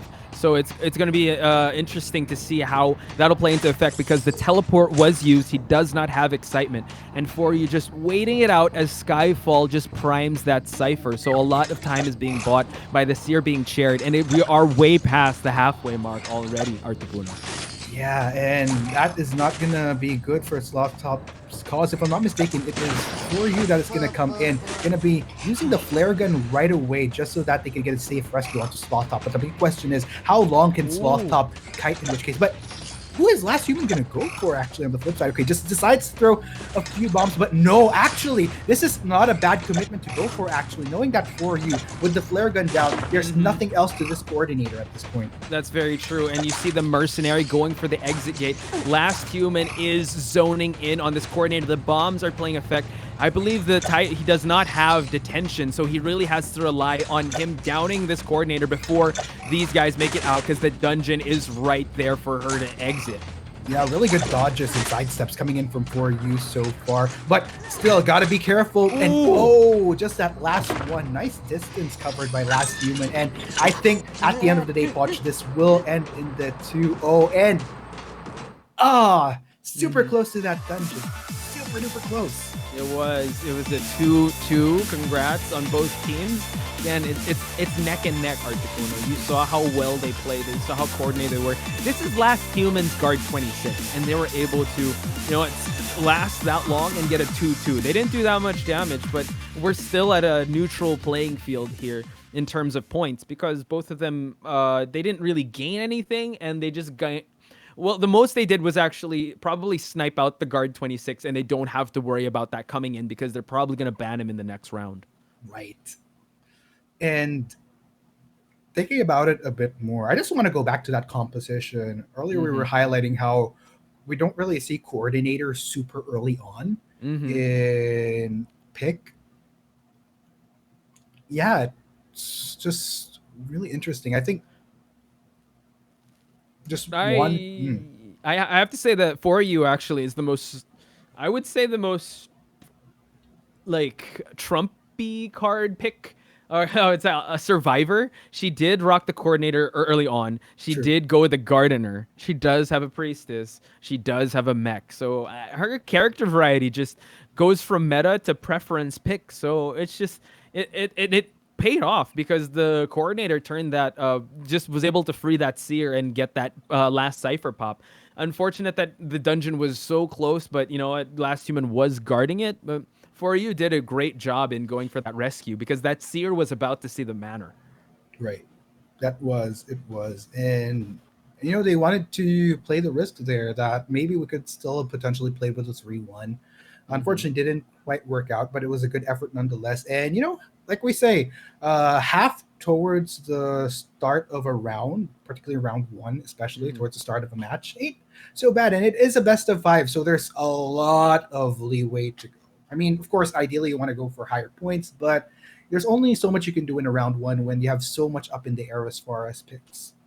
So let's talk about that match. We saw that very interesting composition. The mechanic was not in that match, so Last Human had to commit, and he committed to the forward. Now, he was able to down that forward pretty quick, but the Skyfall was just ready with a mercenary save. So it just shows that they're very well coordinated in terms of making sure that there's enough time spent on the chair to really exploit Bonbon's camping so that he won't harass any of the Cypher Rush that's going on, even though that their lineup didn't have main decoders in their attributes. Yeah, that is true.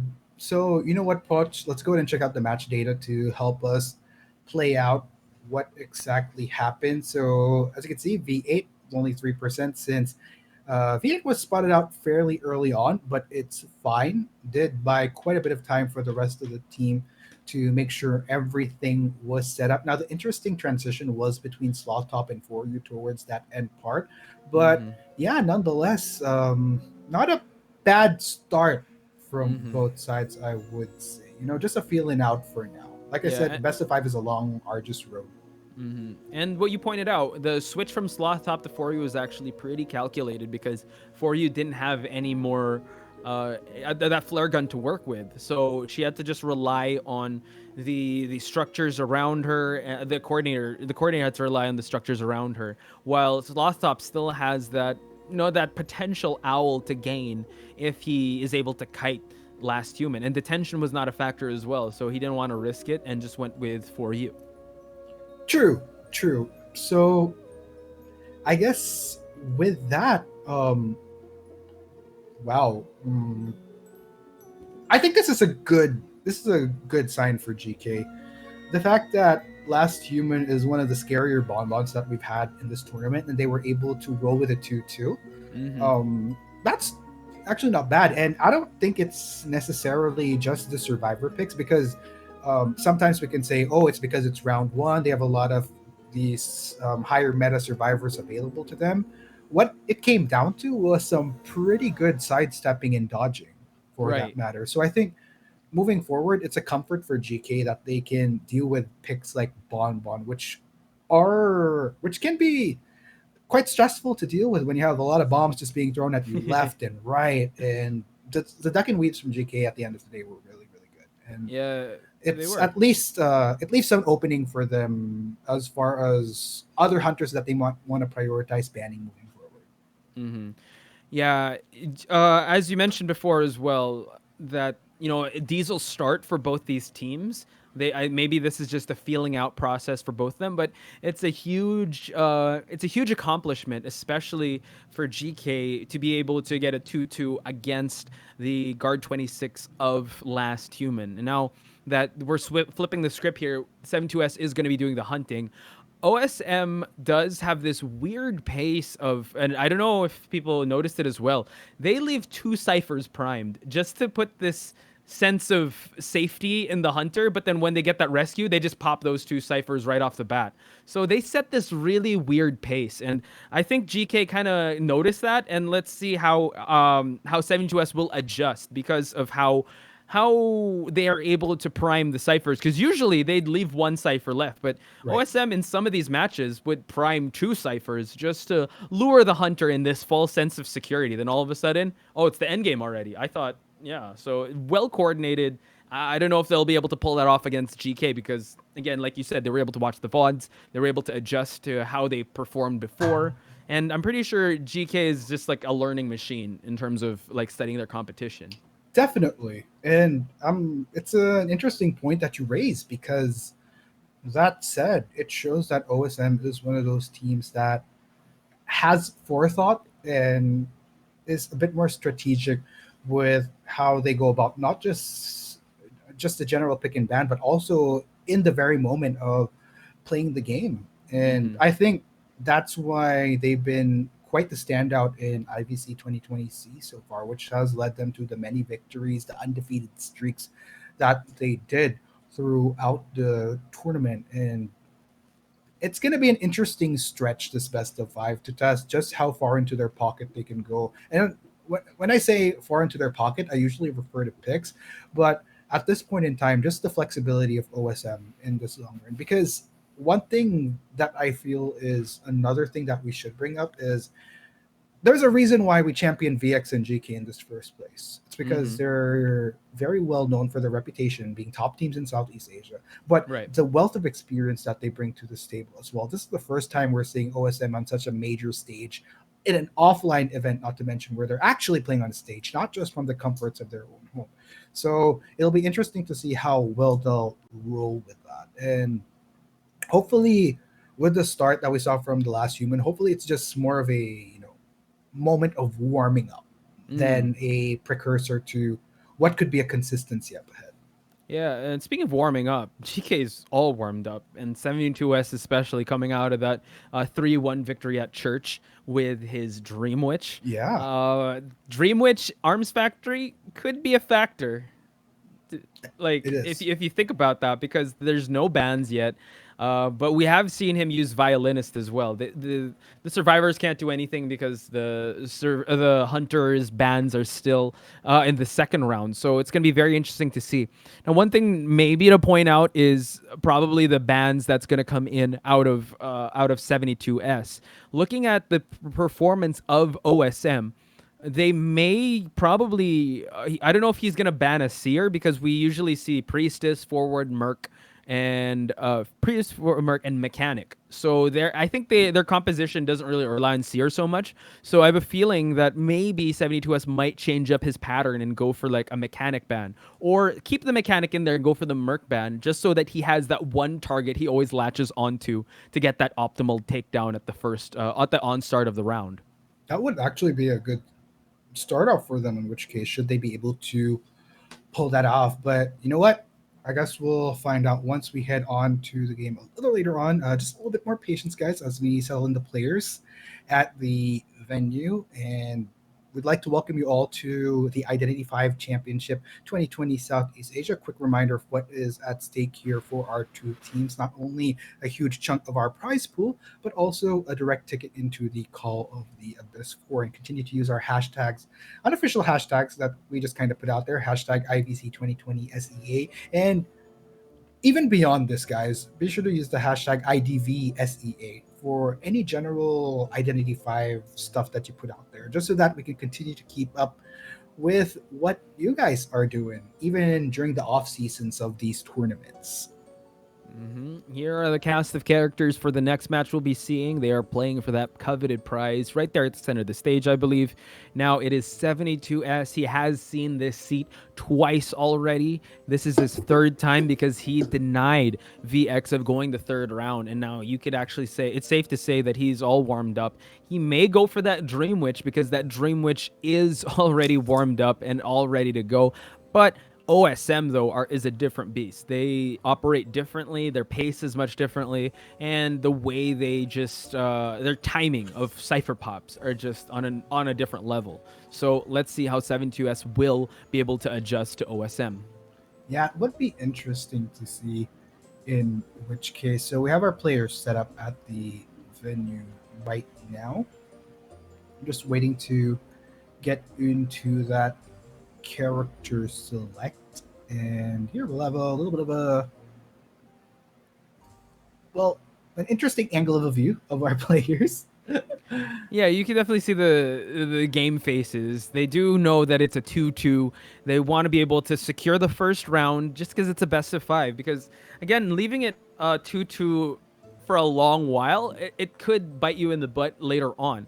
So I know that this is a best of 5, but you bet your bottom dollar that these guys want to go all out in terms of just securing the points early on, so they don't have to worry down the road, and really invest in the stressfulness now, so that pressure would be alleviated and put on their adversaries. That's true. That's true. And there you have it, ladies and gents. With both teams ready to go, we will be heading into that pick and ban in a teeny tiny bit, but this is going to be a really, really big test, especially for OSM. Whether or not they've proven themselves in a best of 3, question is, can they endure a best of 5, and how far can they go? They technically endured a pseudo best of 4, so to speak, and just taking off my hat for a bit, guys. I can't take out my ears. It's already there. Yeah, as you mentioned, new format. They have to be able to adjust to this best of 5 and still leave a little room on the table for things to come. But now, like, as we mentioned, it's really hard to discuss what the picks and bans are, because we're only banning one, and we're gonna either pick from the 3 that we always mention, either Seer, Mechanic, and Mercenary. I have a feeling 72S might go for that Mercenary, because just looking at the lineup, the Seer, they really adjust well without the Seer. They don't really have a dedicated Seer in in terms of looking at the playoffs picks of OSM. And you know what? Just 72S just loves looking for that Merc early on, even though it buys the team so much time for him to just locate that Merc.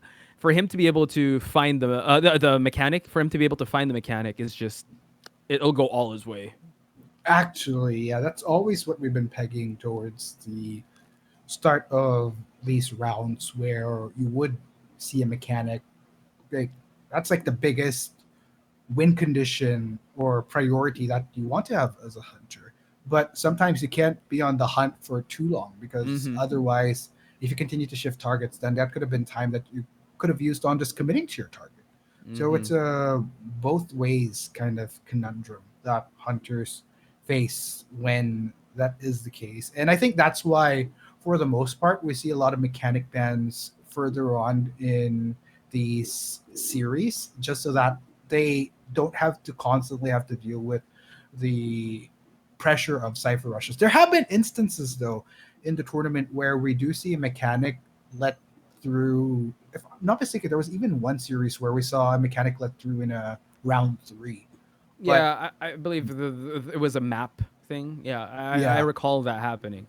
I think that was on in Moonlit River Park. Yeah. So, ladies and gentlemen, here we go. Picks and bans are ready. We're going to head on over back to the Arms Factory. The Seer will be banned. 72S does not want to deal with that Seer. Now, Nerakun is going for that Priestess jacket, probably with that signature forward, while the Flash and 9 Mamos still try to lock in their pick. The Flash going with that Mercenary, and now 9 Mamos, the Mechanic is on the table for him to pick. Will he go for it? Give 72S that bullseye target, and he does. Now, all eyes are on the right side of the screen to see who will 72S pick to hunt in this map. Are we going to get some Dream Witch? In which case, I would love to see some. Oh. There you go. That's what I'm talking about. 3 for 3, 72S making a statement, just exploiting how small Arms Factory is. It's actually pretty crazy how 72S picks Dream Witch in, I believe he picked it at Lakeside. That was the first map we saw of the day. And now going to Arms Factory, a much more compact map. And as you said, the followers have a radius of patrol, or just area of where they can really roam around. And with Arms Factory being one of the smallest maps, it's going to be hard for you to stay away from the sights of 72S. Indeed. Now, 72S, he had such a great one with Dream Witch during the first match that we had of the day between VX. Can he bring it full throttle now that he's all warmed up? We'll have to find out, ladies and gents, as we head into the second half of round 1 between GK and OSM. This is the grand finals of IVC 2020 Southeast Asia. Let's get it on, Punch. 72S looking around the structures here, sees that the scratch marks on the floor, finds the Priestess. Wow, okay, interesting that he goes for the Priestess right away, lets the Mechanic loose, and now it's Nerakun's job. Nerakun has proved that he can kite for a long time, especially if he makes his way to the factory. Yeah, and interesting effort in which case that will be the auto leech in which case just so that 72S doesn't waste too much time. Not a bad way to go. Like we said, you kind of want to weigh in. Do I want to continue the pursuit in looking for the mechanic, or do I just leech off first onto whoever I manage to catch? And you know what? Since 72S is running the Dream Witch, did that patroller though getting the chomp, that's going to be hard for Nero. Yeah, he was really doing really well in terms of avoiding the patroller, but man, 72S was very wise to really just corner Naruto. And now he's going to get that second hit. We have a down Priestess. This patroller Dream Witch combo of 72S has been paying off for him, Articuno. Now, big question is, who is going to commit towards this rescue? Because it's going to be a priority for OSM, in which case they want to try to get this rescue. Yes. You know, they don't want to lose out on survivors earlier on, especially when you're up against the Dream Witch for them. Yeah, and to note that the place that he chaired him in this water tank is one of the best places for survivors to share, because there's not much structures to work with. So it's going to be really hard for him to just transition. The mercenary eats the hit, and Narukun tries to find salvation in the arms factory, and he gets the pallet hit and transition. Excellent timing on that pallet drop by Narukun. Exactly. And this is some really good time bot. Now, Narukun, in theory, should be in a good place by trying to kite around this area. But now the problem is, which kind of makes you lose out on advantage, is when you have not one but two followers. Exactly. So that complicates things. Oh, wow. Excellent holy key there. Just extend it, but no. Oh, wow. 72S was ready for that pallet swap here. Again, as you mentioned, two followers on you is so much to juggle around when you're trying to kite this Dream Witch. Exactly. And fortunately, that is going to be Narukun on the rocket chair for a second time around. Now, the big question is OSM going to go for the rescue once again, though? Look at this patroller sent in from a distance to try to scout out who is working on one of the nearer ciphers before transitioning into... Oh! Whoa! Getting a nice chomp onto Jacket. Oh, wow. I believe he was able to hit the patroller with the tackle. And now Jacket body blocking for the Priestess, because the Priestess will be going down. And Narukun, yes, does get that hit, and he will try to move away as far as possible. We do see the mechanic still trying to push that Cypher over there at Box. And now the mechanic and the mercenary and the doll are trying to just prime the Cypher, just so that it would give more thoughts for 72S to think about. Yeah, this is really good coming in from OSM nonetheless. Narukun was able to, a little bit of a whack onto Jacket there. But you know what? Nonetheless, like I said, this is good for OSM, but the hit on Jacket might complicate things though, because initially the pop could have waited and they would have gotten the full heals on everyone across the board. Not that it would have mattered technically, just because the tension would have been up by then for 72S anyway, but yeah, it could have played out a little bit better. They would have forced the end game for sure if that would be the case. 9 Mamos now in the area. Mechanic waiting for a timing. Oh my gosh! Unfortunate for 9 Mamos. Now goes for the pop, and now look at this. We have a balloon survivor and a chaired survivor. 72S is running with the tension now. 9 Mamos is down and will be leached. This is huge for GK, in which case 72S is in a position where he could escape with a lot of hefty numbers and ultimately nullify the half that OSM was able to establish in the first half. I mean, in this case, GK 72S wants in on this round win super duper hard, and he's gonna go for the flash this time as the patroller initially gets the chomp on him. Yeah, that's true. And now shifting his attention to the mechanic, 9 Mamos. Oh, he gets up though, and then Jacket is sent back to the matter. Mechanic is back down. Mercenary is trying to make his way towards the exit gate, but we do see a teleport come in. The mechanic's doll is trying to heal up. They're trying to pick up the pieces here, Articuno. I think the best case scenario for them is to go for one person in the dungeon, but 72S is not allowing that to happen and waiting for the mercenary to expire. Now the big question is 72S gonna make it in time though? He's already in the vicinity. Now, whether or not the follower can make it in time, actually, oh my gosh, they actually do make it. And ladies and gents, I think we have a really explosive start to our first round, as I would want to say never, but it's a good done deal.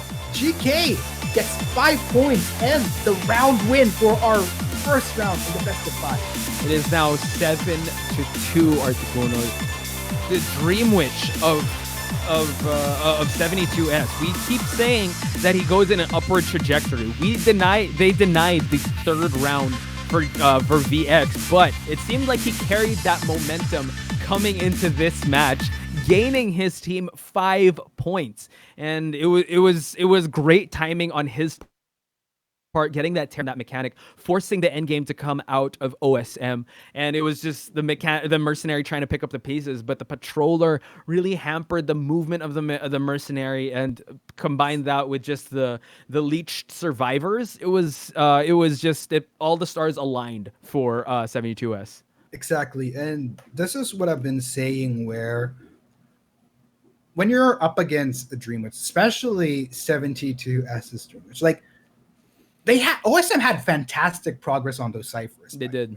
And that's only half the battle, though. The fact that Mechanic was just free to let her puppets roam and help out in the progress of these ciphers was a huge deal for OSM. But then comes the next battle, where you're dealing with a rampaging Dream Witch with detention when you're trying to get these gates open, or if push comes to shove, if you get really, really cornered, then sure, a dungeon escape. But that didn't really manifest for OSM. It was just 72S getting the full wipeout. And it's interesting because if I recall correctly, just the previous weekend, it was OSM that was pulling off these 5 points all of a sudden. But this time around, looks like it's a different story.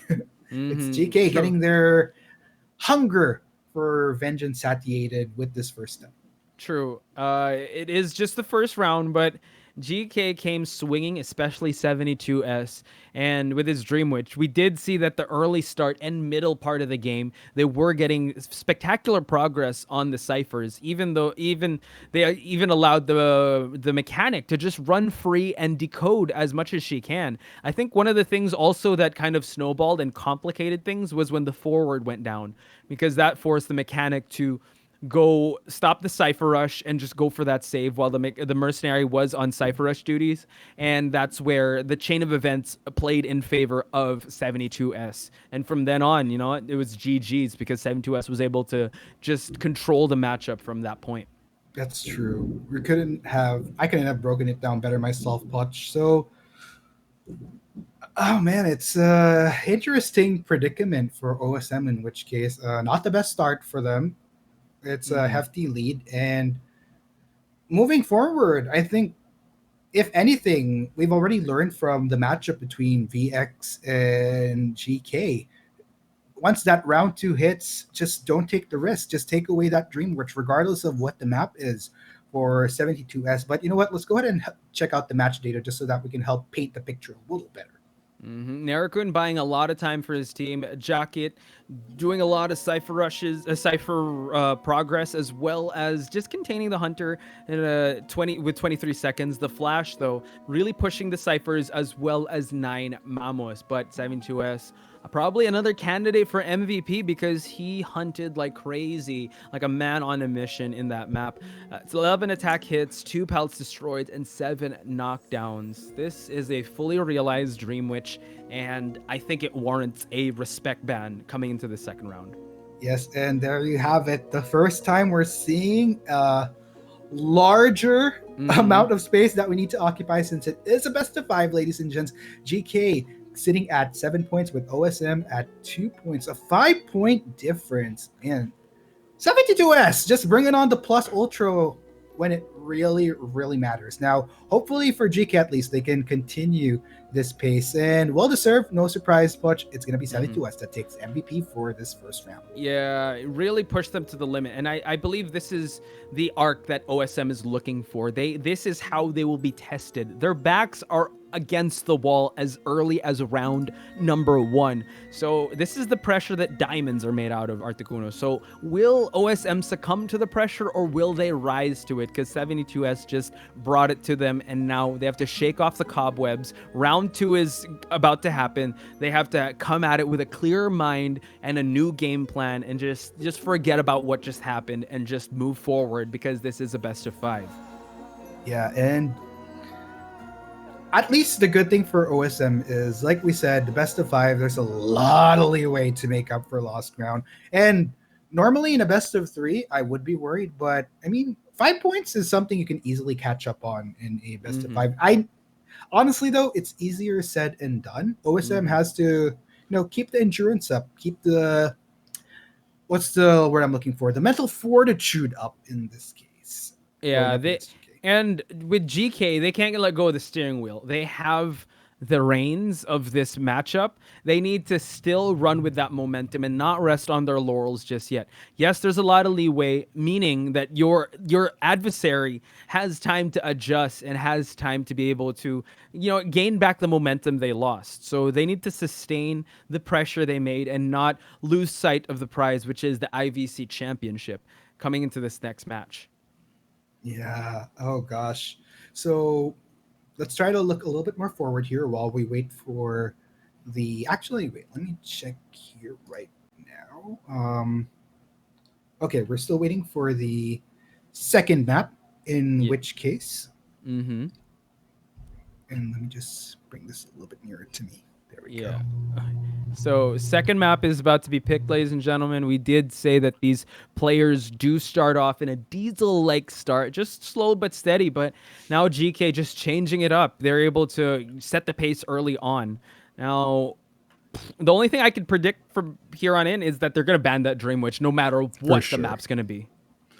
Yeah, it's an interesting contrast that we have where just the initial showing of both The Last Human and 72S, like Dream Witch, without a doubt, take that away from 72S. Bonbon on the flip side, I mean, initially we championed it as something you might want to take up for consideration as far as what you want to ban going up against OSM. But I think it's an interesting trajectory that we've seen from The Last Human. Like, I think the reason why we've hyped that Bonbon pick from The Last Human so much was because of that game against Noir. But afterwards, we have to remember that during that matchup against Noir, Noir was able to adapt the next game where they still left Bonbon open.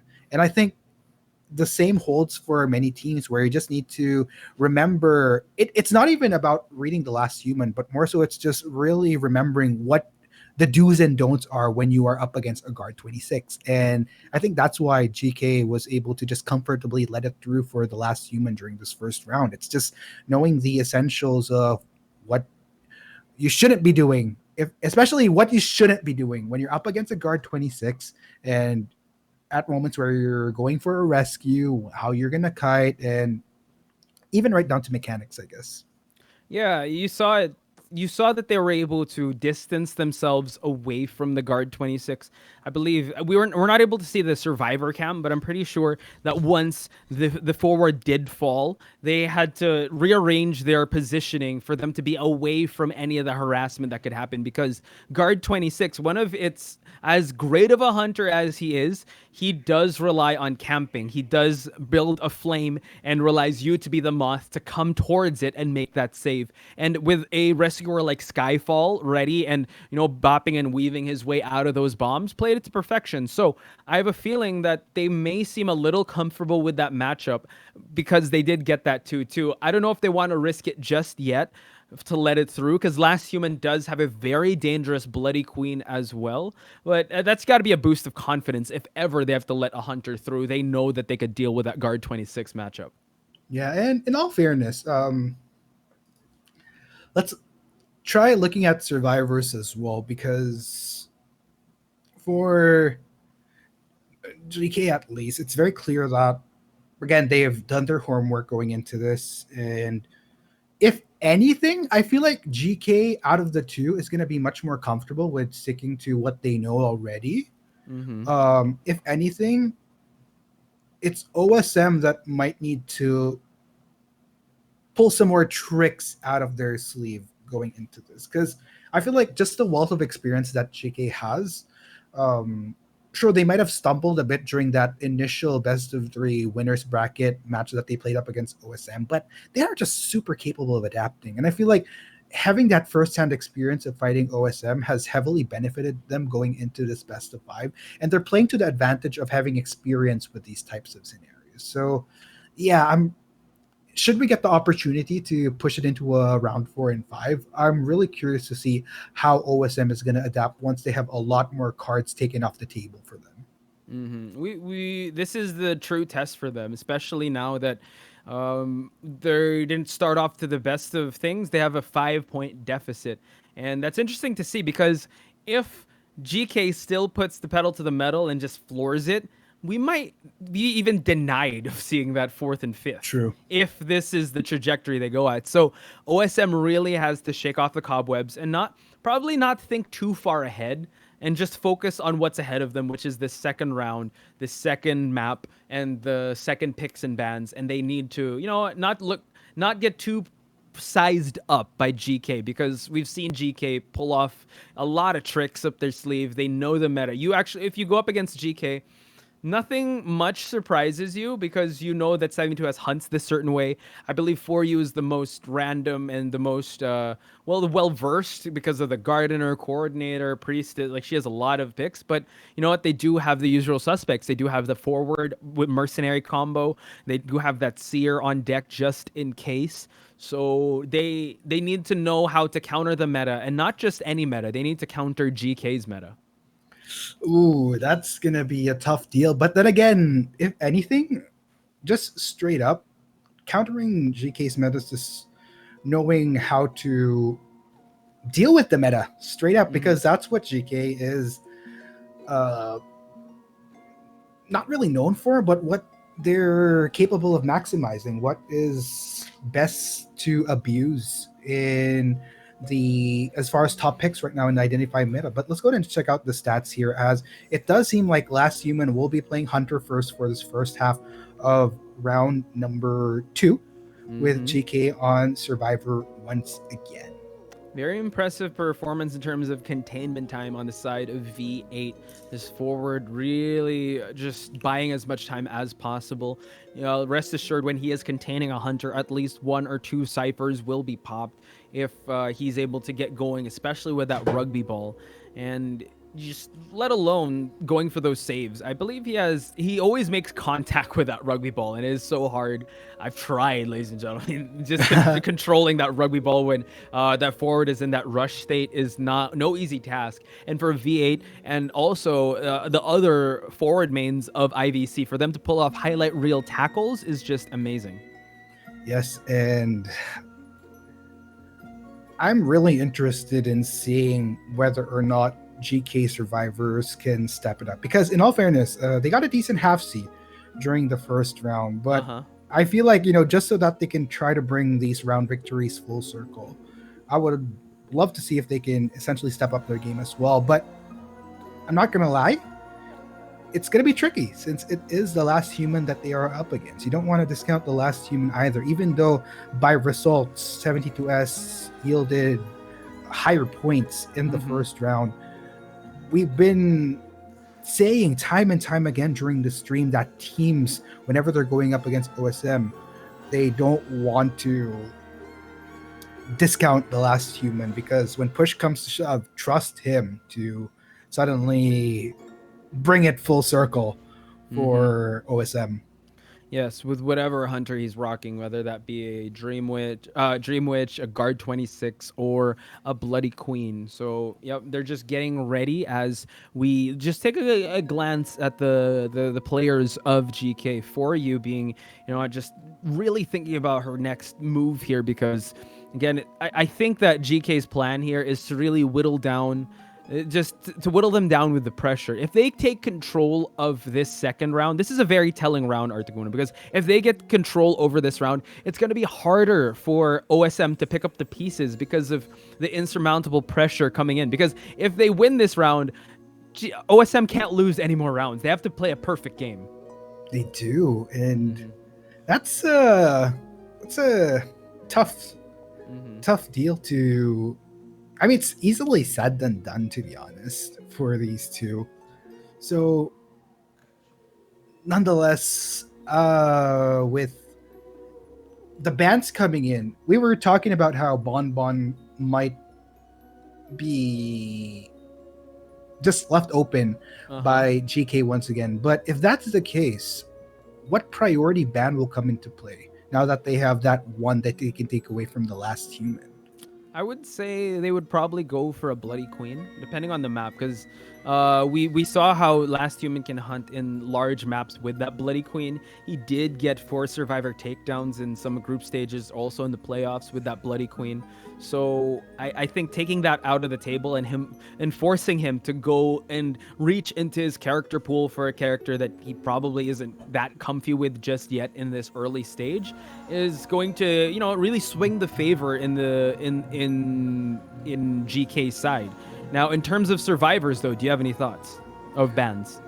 Oh man, for survivors, for GK particularly, I think just straight up, depending on the map, because I think it's a given that regardless of what the map is, now that there's 2 bans, one of the triumvirate is usually taken away. In this case, up against GK, I feel like you just want to take away maybe the seer from GK, in which case I feel like the last human can deal with a mechanic, and mercenary, so long as you can play the patience game, those pads can eventually become a non-factor, and what you're just gonna have to worry about is the fact that he just doesn't go down right away. Right.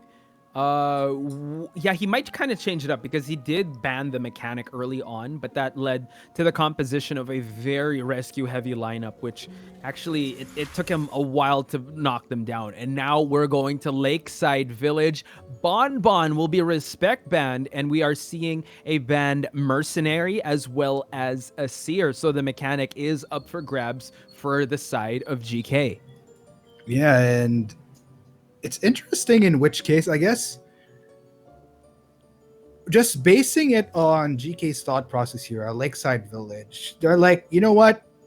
We think that Guard 26 was already the greater evil that we had to deal with.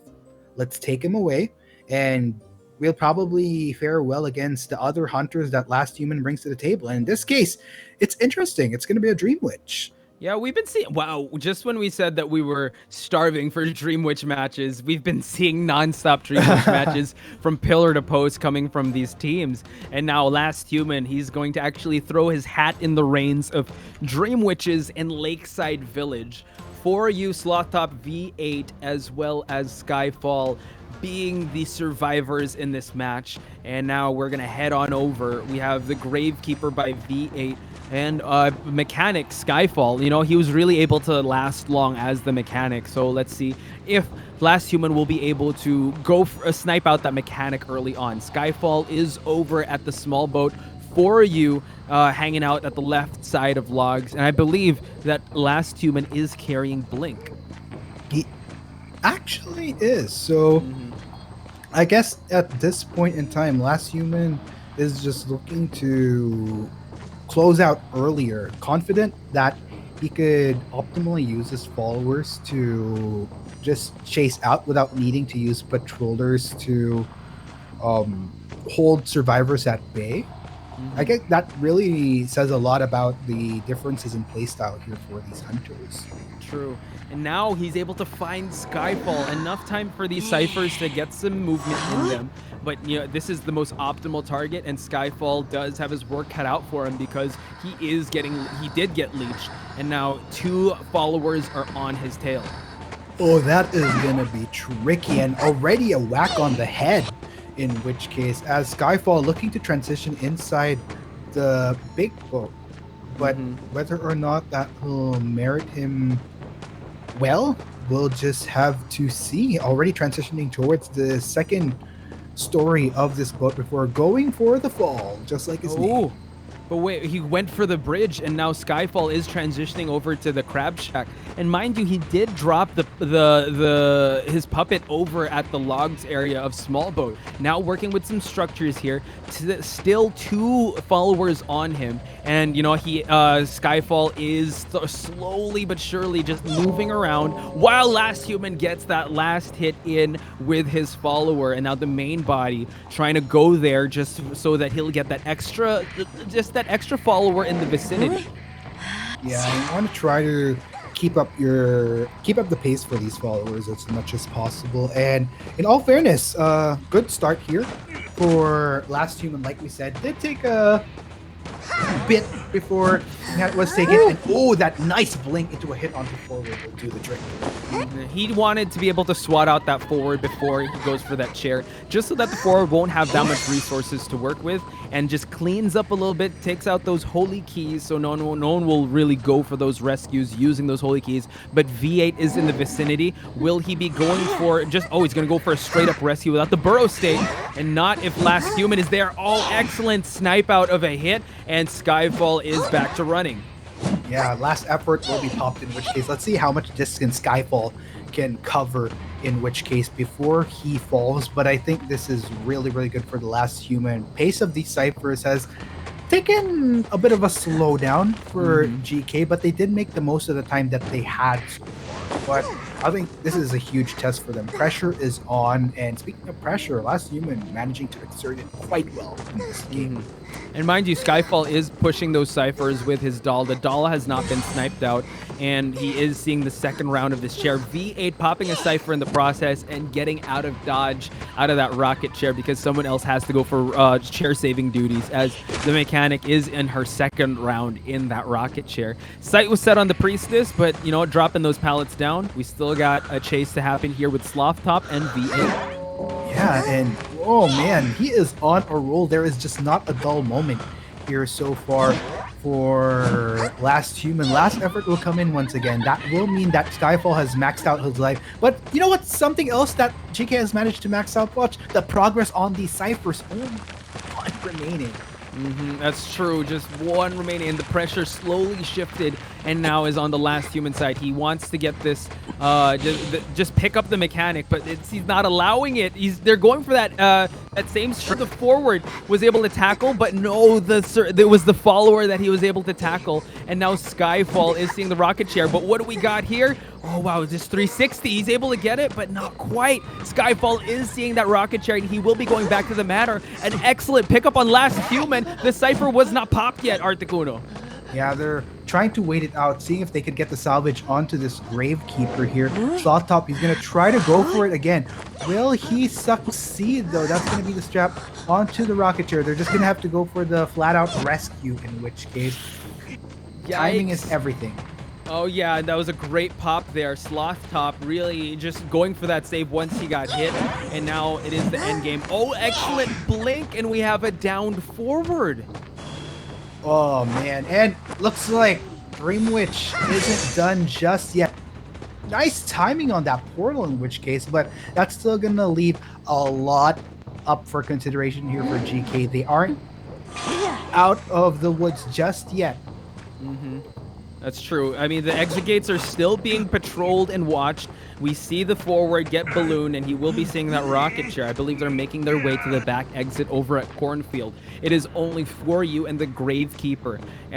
We do have only just 1 leech survivor, so Last Human has to make his way all the way to find these other survivors just for him to have just surveillance of the area around Lakeside Village.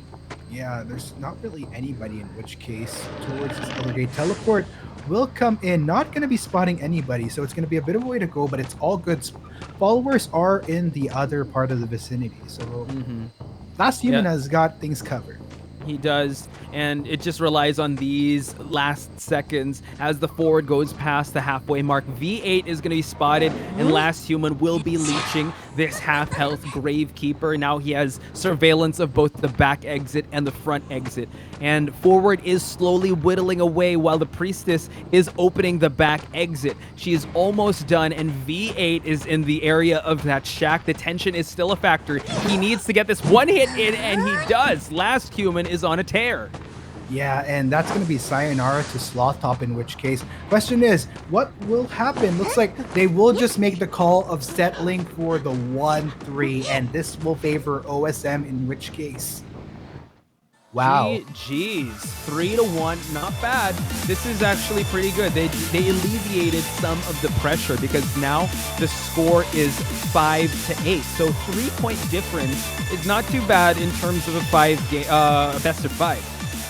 Yeah, not a bad start here. And you know what? This means much as well. This could be some good momentum to be built up for OSM. They might have suffered a bit of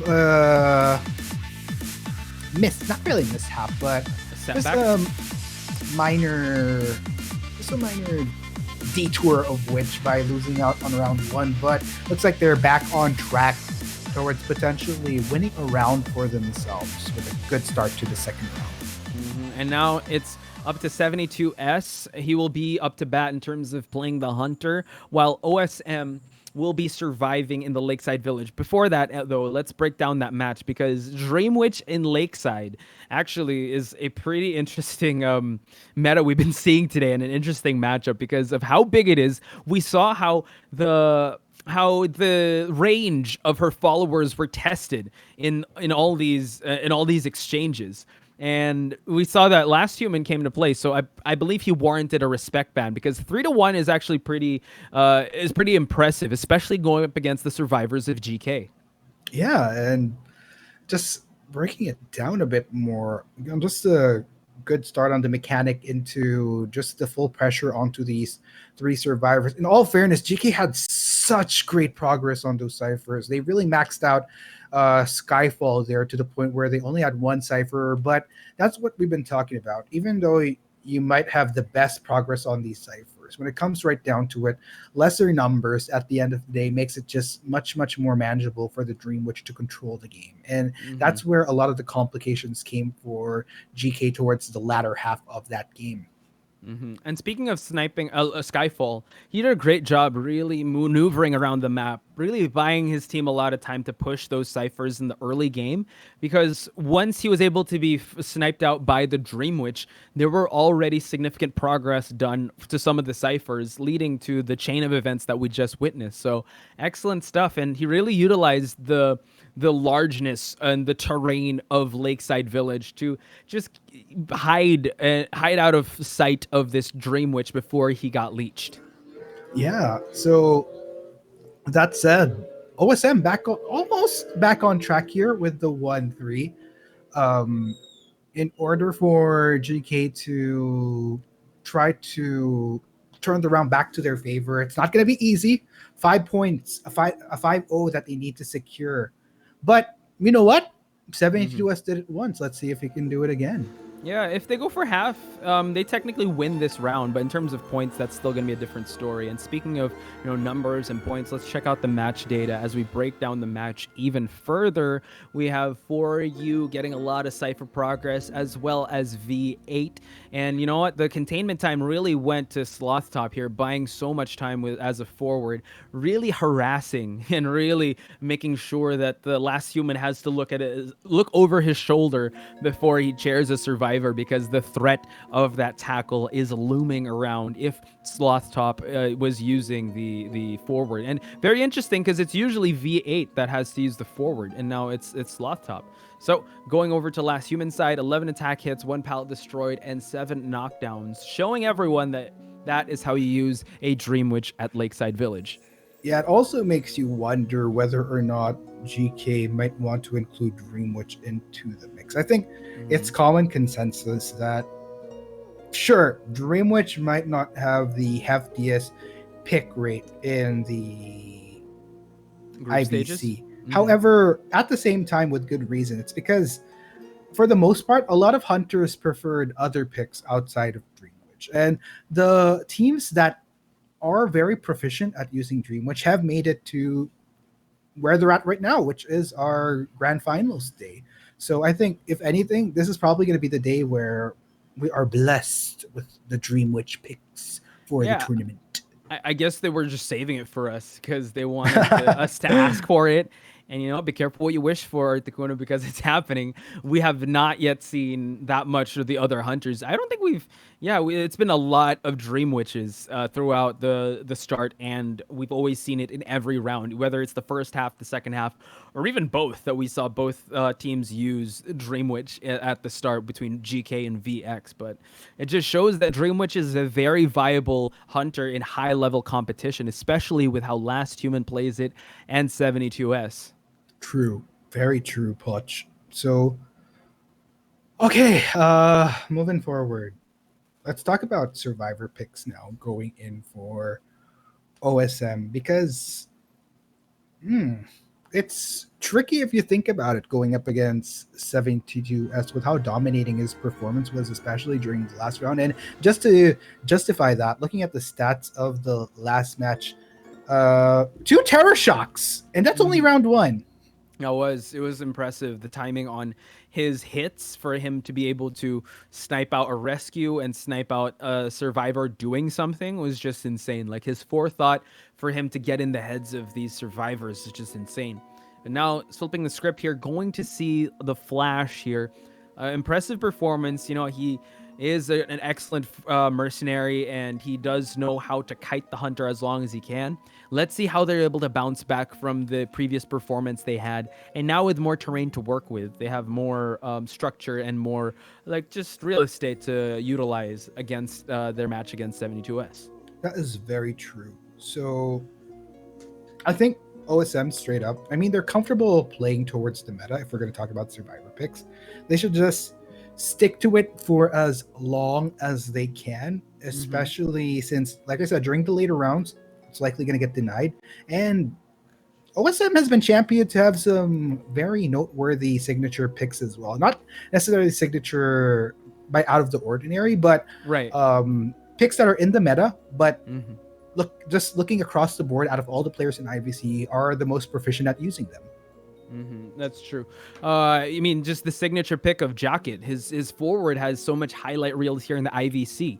We have also Narukun with his excellent Priestess, especially when Narukun's able to utilize the terrain to his advantage. Not to mention Nine Mamos just there utilizing the mechanic to full effect. And you know what? The Flash is always there. And I believe the Flash at one point was so... I believe he scored a lot of MVPs and was just a constant threat for the hunter, especially when it comes for him doing those saves. Oh, definitely. So with that said, we are going to be heading into our game in just a little bit. Again, keep on emphasizing this every single round. In chat, guys, be sure to continue to root for who you all want to see take it all the way as your champion for the Identity 5 Championship 2020 Southeast Asia. Be sure to use our hashtags, hashtag GKWinner, hashtag OSMWin, and don't forget to use our unofficial hashtag as well if you all are tweeting, posting, or whatnot on social media with the hashtag IVC2020SEA. And we will continually look out for whatever you guys are posting in the social media stratosphere, just so that we can keep updated on what your thoughts are on this tournament aside from our own. I think all these players are getting revved up and just setting their personas and just making sure they know what to set. I did try to take a peek at Skyfall's phone. I think he was running a 3.6 in that so he really is the savior of that. And now again, it's so intimidating. I don't know, like being in the hunter seat, you're going up against 4 people right across you, and you get to see they're planning something, and you only have yourself to rely on for you to get just gain points for your teams. And 72S has proven that he can rise to that occasion, and for him to score 5 points at the onstart is definitely a threat to OSM's chances of winning this tournament. Yeah, and gosh, I really want to get into this match already, Poch. So hopefully we'll be hitting that pick and ban sometime soon, because once we hit that round 2, I mean second half rather, for round 2, we'll get a better feel of how this series is going to go forth. Taking a round 2 win for GK, as we mentioned earlier, is still possible, but 5 points a second time around is going to be quite the interesting feature to look out for as to whether or not 72S can pull that off, especially with a highly likely Dream Witch ban coming up from OSM. Yeah, he does have other characters that he can rock. So, and he has performed really well. He had 3 to 4 survivor takedowns with his violinist, and he can also rock that Bloody Queen. So, yeah, taking off the Dream Witch from the table, especially, I'm pretty sure OSM was paying attention to how he was performing against VX. They know that this is a very scary hunter to leave on the table for 72S to pick. So I think it'll be a toss-up between probably Violinist and Bloody Queen if we're going to try to speculate what 72S would be going for if, I don't know, if it gets banned. I don't know what OSM's thinking. Maybe they want to take another crack at the Dream Witch, but in my eyes, I wouldn't risk it, guys. I wouldn't risk it. Nope. I'd say that's probably the last time either of these two teams would want to deal with Dream Witch at this point. But you know, that's what kind of makes it tricky, Poch, because both 72S as well as Last Human have really deep hunter pools, and there have been these interesting instances where some far south bans come out every now and then in later rounds, knowing that because of these wide pools, some teams would opt to just ban out a hunter where, even though a particular hunter might not have played it yet, but knowing how strong a particular hunter pick is on a certain map, they would just ban it out anyway, not want to risk it. And if we just go with, like, by paper, you'd think that Dream Witch would be left on the table because no one would go for it. But this is 72S we're talking about. He went with Dream Witch at the on-start, so he knows that he can perform Dream Witch to its full effect in this map. So just leaving it on the table is very unlikely, but I don't know. OSM can do that wild card pick and just go all out and just show them, want to redeem themselves from that previous matchup they had, even though it was a smaller map, and that I believe that was Dream Witch's playground, which is the Arms Factory. Oh, okay. He was actually looking at the camera for a bit. He was just saying, yep. He was giving a shout out to all the fans of GK. So here to represent GK. That camera angle is actually super interesting. I feel like whenever we're looking at the players, like I'm a smaller, like ant size being that's just observing the players from higher height. But you know what? There you go. We're gonna start off with pick and ban. And surprise, actually, you know what? Forget it. I'm not gonna pretend to be surprised. Dream Witch ban will come in off of 72S. Yeah, and as well as a seer and a mercenary, leaving 9 Mamos to use his signature mechanic. Narakun with that priestess, Jocket with the forward, and the flash with the gravekeeper. And we are going to see a Bloody Queen by 72S. He does like using this hunter. If he's not using the Dream Witch in larger maps, we have seen him use it in Leo's Memory. We have seen him use it, I believe, also in our Ever Sleeping Town. So he can use this character to full effect in these large terrain. So let's see how OSM will bounce back from the previous performance. Yes, sir. And there you have it, folks. Both sides raring to go as we head into our second half of round number 2 between GK versus OSM. 72S losing out on the Dream Witch pick. No surprises right there. Let's go ahead and see if we can pull through with Southeast Asia's favorite, the Bloody Queen. Yeah, and you could assure yourselves that 72S will try to go for that mechanic early on. And 9 Mamos in the shore area drops I believe he dropped the doll over there at shore. Jacket is the first one to be spotted. Will 72S commit? Does he know that he's chasing the forward? Yes, he just leaves him alone. And wow, 9 Mamos goes out scot-free, rotates to the crab shack. And now Narakun over there near the north side of the gate. 72S is still looking for the most optimal target, while we do see Narakun give a long portal just so that they're able to cut some corners here for them to be able to move around. And that was an excellently placed long portal because now 72S is not in the area of that priestess. Yeah, and oh my gosh. This is quite the snifferoo that 72S is playing very patiently towards. Will close out the gap between himself as well as the Priestess. But you know what? Since it has taken a bit of a while, this is a huge win for OSM. Just a lot of people undisturbed. And look, he finds the puppet. As we were saying, this is a great chance. But look at that, the puppet of the mechanic will have to do some kiting here and just not prioritize going for that cipher, because once 72S gets a hit on that, he will know where the mechanic is, and he wants to keep him here as long as possible. Vaults it. Oh, wow. Excellent movement on the puppet of the mechanic. Drops the pallet, buys so much time for the team, but the mirror image will be popped, and that mechanic doll is on its last legs because the pincer does get through. Mechanic still has a little bit of the doll left, but 72S gets a good whiff at that. Jacket in the area, and 72S moving and rotating to a better position for him to get more survivors. Yes, sir. End. This is a little bit of a frustration here for 72S. Would have ideally wanted to get the ball rolling a little earlier on. Actually decides that, you know what, I'm gonna just blink in on you and get that first hit. So finally, 72S is one step closer towards landing his first survivor on a rocket chair. It was actually going for that mechanic doll was actually pretty good on the side of 72S, because now he doesn't have a body to worry about since the mechanic does not have any more resources to work with.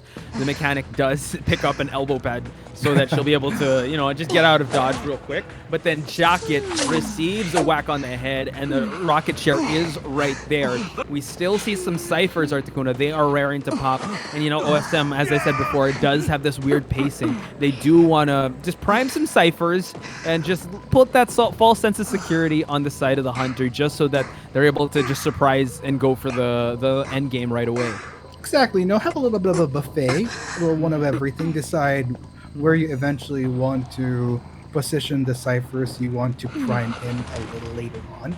Now, here comes the flash, in which case he's going to zoom his way through, go for a rescue onto Jacket. Does have to suffer a hit, but it's all good as soon as whether or not Jacket can buy a lot more time for this. Oh, wow, but the mirror image is going to be spent, and the flash is getting out of dodge, while the Priestess uses the long portal to get out of the area of that hit. Jacket, buying more time for his team, still has a tide turner in effect, and just moving around the structures here near the wooden area. Oh, wow. Oh, my gosh. That was excellent movement from 72S, catching Jacket in the middle of that window vault. Yeah, 72S wanting to make up for a lot of lost ground by not prolonging any more of these chases, in which case 2 ciphers remaining. This is huge for OSM. And the Priestess priming that cipher, I believe it's near the big boat, and Nerakun is going to be spotted, and the mirror image will be popped. Still trying to focus his attention over on the forward here, just so he can secure at least one survivor heading back to the manor. But 9 Mamos, the mechanic, is going to go for that save. So very gutsy here, waiting for it. Again, does not want to be at the end of a terror shock, and oh wow, I just jinxed it, Articuno. Oh my gosh. 72S, the timing on his terror shocks is off the charts. Oh man, that is a little bit unfortunate there. So progress on the cipher is already where they need it to be, but at the same time, can Nerakun salvage this though? 72S goes for the initial swipe, but the portal will come in just so that Nerakun has a lot of distance. But oh, that mirror image though. They have to force that popped cipher just so he'll be able to save 9 Mamos. And now 9 Mamos receives another hit by the mirror image, and the chair is right there. Even though he was able to get saved before the half, I believe he's going to switch to blink, to switch to teleport, so that he'll be able to just close out the distance because of how large this map is. Cleans up a little bit. The flash is working on that exit gate, and Nerakun is tiptoeing around the small boat. Interesting. Very interesting. So mirror image will be popped up, in which case, just to try to deter any progress on that gate. Not quite going to work out though, in which case I think at this point in time it's going to be much safer for OSM to content themselves with the 2-2. Teleport will come in, but whether or not they'll make it in the nick of time, that won't quite be the case. Nerakun instead will go for that dungeon, in which case it has to be careful. Yeah, he does, because the mirror image is about to be popped. Narukun finds the opening, and it is a 2-2 in, well, I guess in favor of OSM, because they do win this second round because they did go for the 3-1. So we still have a game ahead of us, Articuno. Yeah, and look at this. Like, both sides just having a good time out there. Just exchanging a few friendly words after that match. And it really goes to show that, despite how intense this best of 5 is, it's just a good match among friends, albeit very high stakes. Yeah, a lot of high stakes. So friendship might be tested, actually. But you know what? These guys are professionals, and you know what? They play to. They want to be able to push each other to the limit because they want to make each other better. So you saw that there. The sportsmanship was there, even though how intense this match is. At the end of the day, I'm sure all these players would shake hands. And you know what? That's just the beauty of Identity 5. It's an amazing community. Even the most competitive players can just have a laugh and just talk about the match that they just were in. Exactly. And okay, let's go in and talk about that round right there. Like, once again, one of the things that was a huge asset for OSM towards the start, they had quite a bit of breathing room, I would say, in the process of dealing with 72S. It did take a bit of a while for 72S to sniff out a trail towards pressuring, or not really pressuring, but getting one of the initial survivors. Did encounter a puppet along the way, like you said, Poch, which gave him breathing room, not really needing to worry about any rushes that'll come out of mechanics since puppets were expended. But nonetheless, still very good progress from OSM. This is one of those moments where, since they had less pressure to worry about from someone like a Dream Witch, just gave them much more breathing room, playing to their strengths as a team. Yeah, I would say also, just to add to that, the keys to victory for 72S was that well-timed terror shock once again, just really making sure that the timing or the rhythm of the rescue is kind of off, and just baiting them to just go for that rescue for him to be able to snipe out the terror shock. So excellent stuff from 72S. It's a nightmare if you have to go rescue and 72S is camping. It makes you question your timing on that rescue when you're about to save your fellow survivor. So excellent stuff, because I think that's what kind of turned things around in his favor. Because again, like you mentioned, that it did take him a while for him to get the ball rolling, and he did find the mechanics doll, but he couldn't find the mechanic per se, and just shifted his attention to that forward. And the forward does take a longer time to stay on that rocket chair, meaning he has to camp out. He does have to rely on his mirrors for him to disrupt Cypher Rush. So I love the back and forth of both these teams. And now let's check out the match data, break it down even further. Yes, sir. Match data in hand right now really reflects, like, look at the decoding progress. As I said, the person did just show just how much time it took 72S to land an initial target, because everybody got some really, even like Jacket, who was the first to suffer the wrath of 72S, in which I think is interesting in itself, because GK 72S he's had a fantastic run in this tournament, but there were those number of halves that I could count by the number of fingers I have on my hand, where he would have these lulls of not being able to scout out a survivor right off the bat. And as a result, that leads to a round victory for OSM. So you know what that means, Poch? We are going to be getting a round 4 at minimum. Yeah, that's true. So I'm really excited to see the back and forth of this. If we're counting the number of points, there is a 3-point deficit, but going by rounds, it is a 1-1. Now, Last Human, the MVP, getting the 3-1, keeping the tournament life alive for OSM, granting us at least a 4th round. So again, Last Human, Dream Witch on Lakeside. Man, that's a scary match.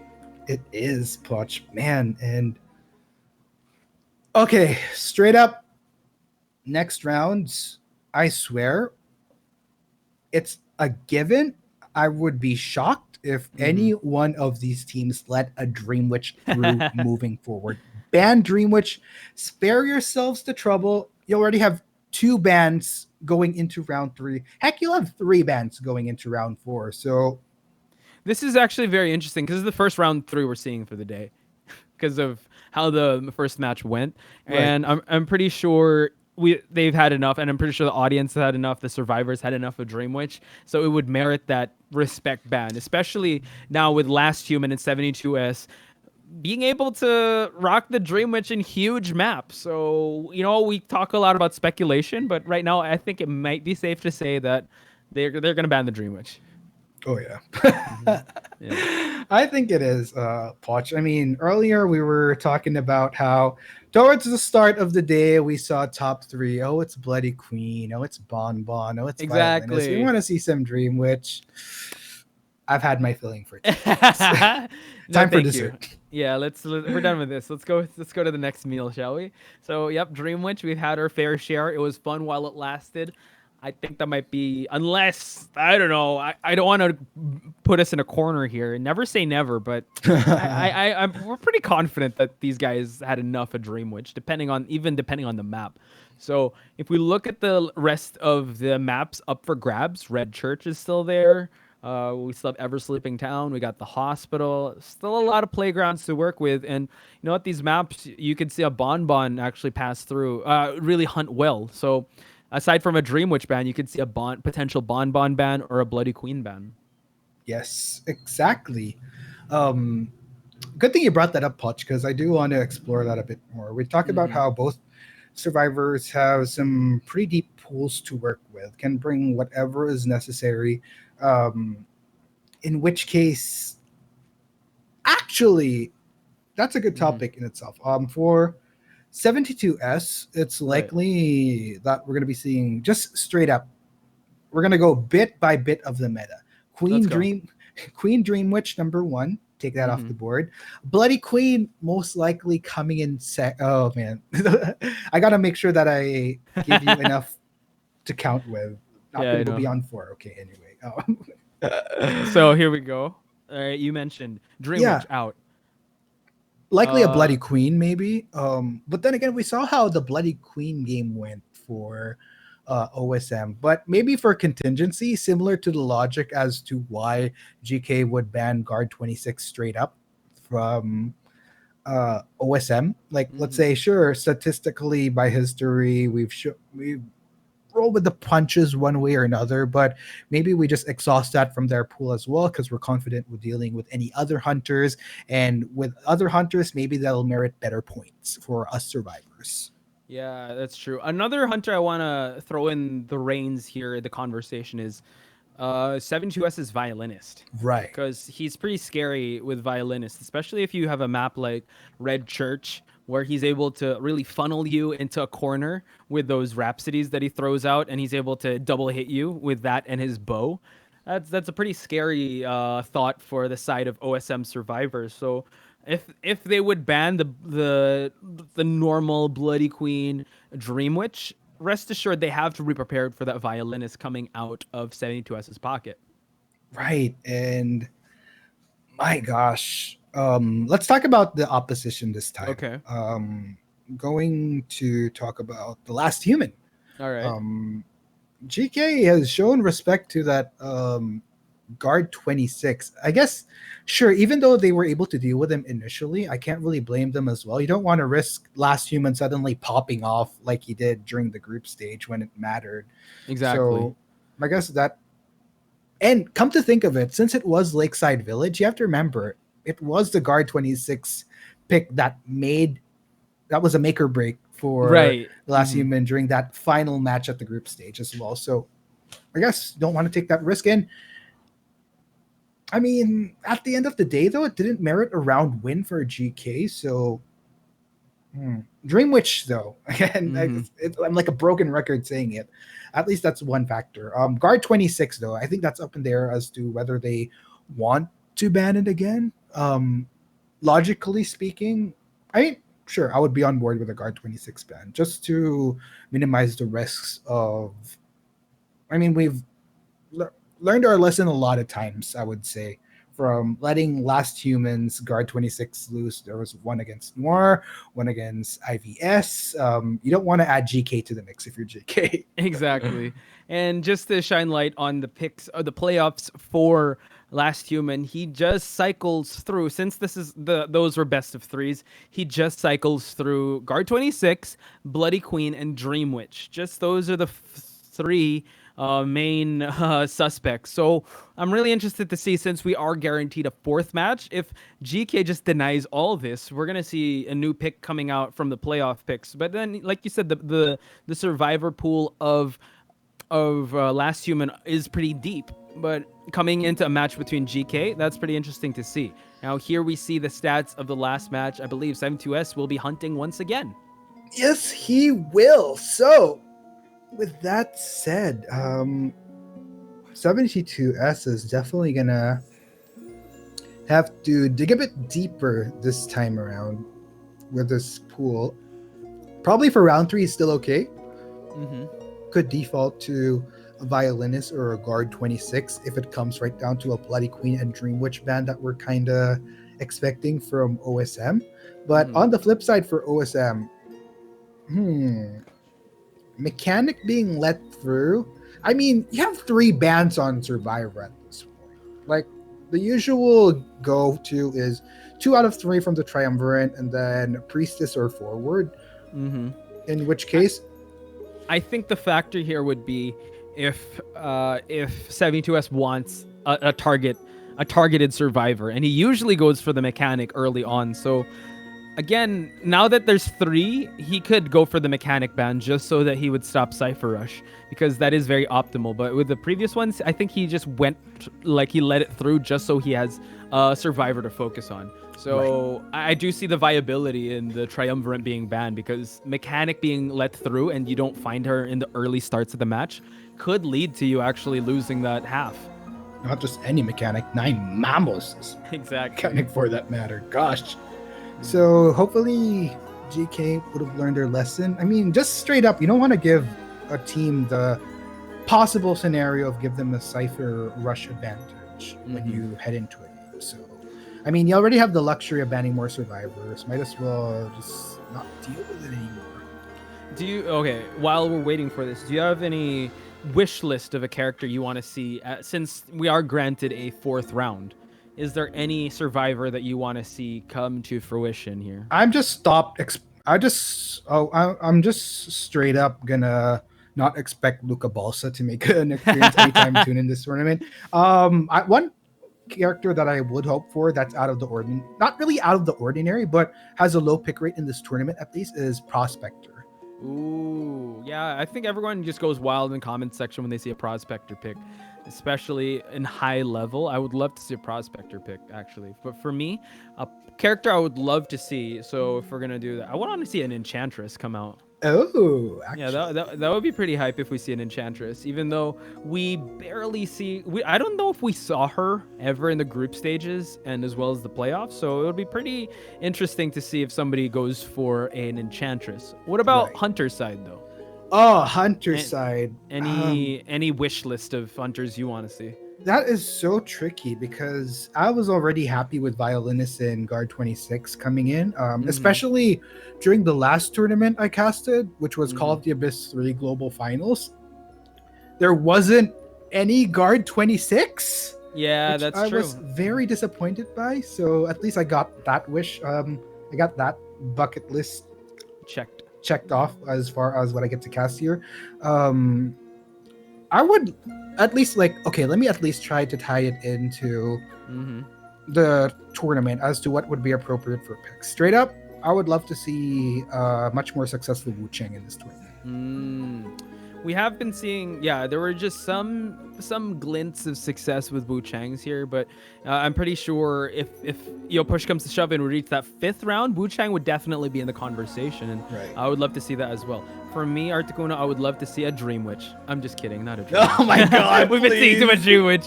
Aside from that, maybe, you know what, there is this certain YouTuber that wants to see his fellow chunky boy, the Feaster, come into play. Oh my gosh. Actually, interesting you mentioned that. We haven't seen any Feaster. That's true. Yeah. Either a Feaster or, the old reliable Ripper. That would be pretty hype to see. Right. It would be nice to throw back. You know what chat would love to see though, Potch? What? Photographer. Let's Let's go. I remember that with that group stage, it was just Photographer by Long Dep Trai, I believe. Yeah, so shout out to like that was like just fanboy, fangirl for days for a lot of our audience. Yeah, that's gonna be amazing. Actually, that's gonna be a pretty hype match to cast as well. If we see a photographer come in the mix of maybe in the 5th or the 4th, we could definitely have that conversation. But it's good that we set the stage this early on just now, so we know since this is the 3rd round, we are gonna see some meta picks happen. And as these players are getting ready, we're gotta look good for the camera. Yeah, they're just having fun over there. I just love the Identity 5 community. Oh my gosh. That look at, this is how they distract 72S. They're just like, yeah, survivors, pay attention. That's how you get containment. 9 Mamos. What a character, ladies and gentlemen. Oh man. I'm excited to see what these guys are talking about. They have intention in their eyes, Articuno. I think they're planning something. They're planning something real big for this next map. You know what's interesting actually is I'm really happy that OSM made it all the way. Yes. Not just as because of what we saw in the tournament, but also these guys are fun to watch on social media. I think where they're active the most is Facebook.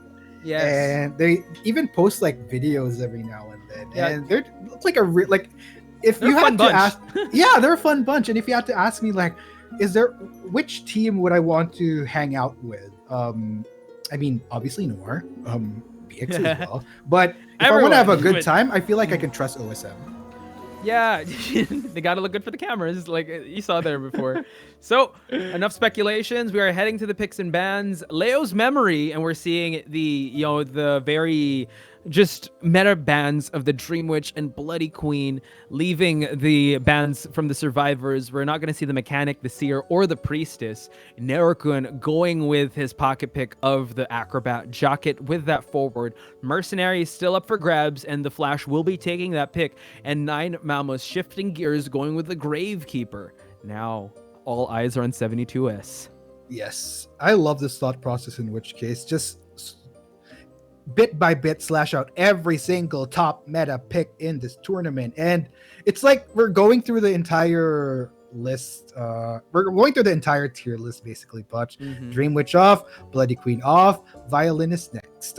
Yeah, that's true. And yep, 72S is rocking that Violinist over here at Leo's Memory. He has been in this map before, but he did play with the Bloody Queen, and he did hunt with that. So let's see how he'll fare against the survivors of OSM as he changes up the notes a little bit and goes with the Violinist, the very scary and very menacing Violinist here.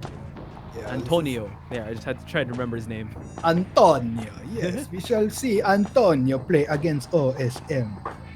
I don't know where that came from. I'm sorry, guys. No, he was Italian. That's Italian, true. right? Yeah, I think so. Oh my gosh, I'm going to assume. I think so. 72S catching wind of the Flash early on. Will he commit to this mercenary or just try to chase him to lead him to different to lead him to his teammates? Already burns 2 elbow pads, works with some structure here, and now plants a note there and early tried to go for that Rhapsody, but no, was not in sight of that, and now the chase is still on for this mercenary. Yes, and okay, 72S might actually want to try to sniff out somebody else, doesn't want to deal with the constant distance that mercenary will push through. I mean, you already got a pad out, pads out, so that's good. Yeah, with those elbow pads, he just tries to break your ankles, so he doesn't want any of that. And now he's trying to shift his sights over here at some structures of the ruins. Jacket is over there. Does he want to chase the forward? Trying to sneak his way. Excellent drop of that pallet, but the blink, though, able to cut corners, and 72S has hit Jacket. Jacket working with some real estate here, and he does have the rugby ball for him to just gain some distance and make his way to the factory. Yeah, but so far so good nonetheless for OSM. It is taking a bit of a while once again for 72S to land his first target. Luckily, he did find a target to commit to, in which case, but this is going to take a while. He is playing violinist, and until such time he can start throwing out some more rhapsodies to slow down his target, it's still going to be a long chase ahead. That's true. Jacket did an excellent job changing levels so that none of those notes would actually connect, and now forcing him to break that pallet, shifting, just still constantly rotating inside the building here. That forces him to break it once again so he can go back inside and probably head for the stairs. 72S, though, trying to just take a shortcut here, but Jacket finds wind of that. Watch out! Oh, excellent utilization of the skill there by 72S. Yes, finally, 72S getting the landing onto Jacket not only means that they'll be able to strap him to a rocket chair in the basement, but also he'll have access to Rhapsody, so that'll allow him to make up for lost ground. True. As that's happening, the mercenary does pop a cipher, and he will be patrolling around this area. Oh, finds 9 Mamas, hits him out of that burrow state, but now still continues on. Watch out, 9 Mamas has to worry and duck his way out of these notes. Just tries to, just clips him off, eats the hit, and now Jacket is set free. Oh man, that's beautiful recovery coming in from 72S. 72S not far from getting that hit though. Jacket will try to establish some distance, just decides to get the whack on Gravekeeper first though, before committing full circle towards Jacket. And both Gravekeeper and Jacket have expended their toolkits. Now oh wow, did you see that skill shot? He was just turning the corner. 72S, are you serious? Yeah, looks like 72S, have a little bit of a reconnect there, but all is good, guys. Don't worry, that was just on spectator. The players are fine. True. I mean, 72S is more than fine. He was able to down this this forward, and he's able to also down the Gravekeeper, and still has basement advantage. Now, I believe the mercenary has to be the one on chair saving duty. Oh, I believe no, he's going to pop those ciphers and just utilize the elbow pads and close out the distance for him to save his teammate, while the acrobat tries to push that last one cipher. Yeah, and they're really gonna have to make sure that this rescue is on point. Oh, nice dashing! Wow, from the flash. In which case, a little bit of a misplaced Sonata there, but they already got the rescue onto Jacket. That is totally fine. The full-on body block party. Yeah, basement party. They're waiting because the Gravekeeper is priming that cipher, and they're trying to body block. The last effort will be popped. Gravekeeper is so close to popping that last cipher, and they are trying to make their way. Excellent utilization of the bomb from the acrobat, and we have a last pop cipher. Articuno, the exit gates are ready to open. Yes, and it's all 4 survivors up and kicking for OSM. All they have to do at this point is make sure that they get that gate open and ready, because it will be Narukun that's going to be keeping 72S busy in the midst of this. This is perfect because this is the first time that 72S is going to be committing towards Narukun. And now the Gravekeeper is pushing that electric switch to open the exit gate. An excellent movement here from the acrobat, and wow, great pallet drop for him to buy more time and just really preoccupy this hunter to chasing him. But he's at a corner here. Excellent jump, but no, the Rhapsody note was able to snipe him out of the air. Yeah, but still, OSM has a lot of good things working for them here. They can easily content themselves with a 3-1, in which case, Acrobat's still the one to fall. 72S trying to weigh in on his options. Is anybody in the area? Is anybody going to try to attempt to go for the save? Not quite. There is someone near the gate, though, that is within vicinity of Narukun. But I think at this point in time, OSM might actually just make the call to go for the but no, they're still actually sticking around. They got to be careful. The Flash has to be very careful in this situation here. Will they try to go for the 4-man out, or will they just pick up the pieces from what's left? No, Jacket is in the area, Artico, and he's sneaking around. Will he be able to go for it? Oh, wow, he enters the shack, and he's going to try to make a dash for the exit. Oh, the blink, he still has it, but look at that pallet drop. Yeah, they do get the save onto Narukun, though. All 4 are still up and kicking. OSM, they still want to try to go for a nice dodge, but a little bit of a whack there, but still. this forward is still alive and kicking. That's true. And now the Flash is in the area. 2-person out. That's a guaranteed 2-2. Oh, we're going to see the Flash come into play. No more detention, so he'll be playing body block for him. But look at this. Jacket gets hit, and the Mercenary is going to eat that hit as well. Excellent utilization here. Really burnt out the detention. And now 72S trying to chase out that Mercenary, so he will be a non-factor in this. Now the forward will be seeing the chair. Good try, in which case, coming in from OSM. They took the risk of boosting their numbers by still going for the 4-man escape. Didn't quite work out, almost did, in which case. And, on the bright side here is they played a high risk. They didn't reap the reward, but at least they didn't suffer the riskiness of losing out on more survivors. They still end up with the 3-1 at the end of the day. And you know what? That's a good score to have within round 3 of this game. Actually, if I collate the score right, it's now 11-10. So that 5-point deficit is close to none now. It's a 1-point deficit. So excellent effort there. They really wanted to go for the 5 points, but you know what? They'll take 3 points over anything, to be honest, because it's still a long day ahead of us. We are guaranteed to see a 4th match. But, by the way things are looking, it seems like the pressure is starting to alleviate, and we are going back to the neutral game here. And we're going to see how it'll pan out for these two teams. It's safe to say that OSM, as far as points, is playing some really good catch-up to what GK started earlier, which was the 5 points that they established in round 1. Moving forward, though, I'm wondering how GK is going to deal with this, because if we're talking about trajectory, that's what OSM is riding on right now as the rounds go further in. GK doing decent, but of course, since this is the grand finals, decent isn't quite going to cut it this time around. Yeah, if we look back at the scores, it was 72S to really gain them that lead. While we go over to the survivor side of GK in the first round, they did tie. Then the survivor side of GK in the second round, they did get a 1-person out. So they really have to step it up and try to even things out and not let go of that momentum they gained on the first round. Right. And gosh, okay, going into the second. No, let's actually talk about that game first off. Yes, please. Again, 72S took a bit of a while to. It's very reminiscent of earlier. Again, like he took a bit of time to find his first target to commit to. Eventually, he did, which was a Jacket, if I recall correctly. Yeah, he was going for the Mercenary, but I think we expended the elbow pad. So yes, Jacket. Yeah. Eventually, he shifted to Jacket. That's a bit unfortunate. It took him a bit of a while. And the person that he did find was Mercenary. So, yeah, you really don't want to waste too much time chasing a Mercenary. This is going to distance Amigo himself the whole way.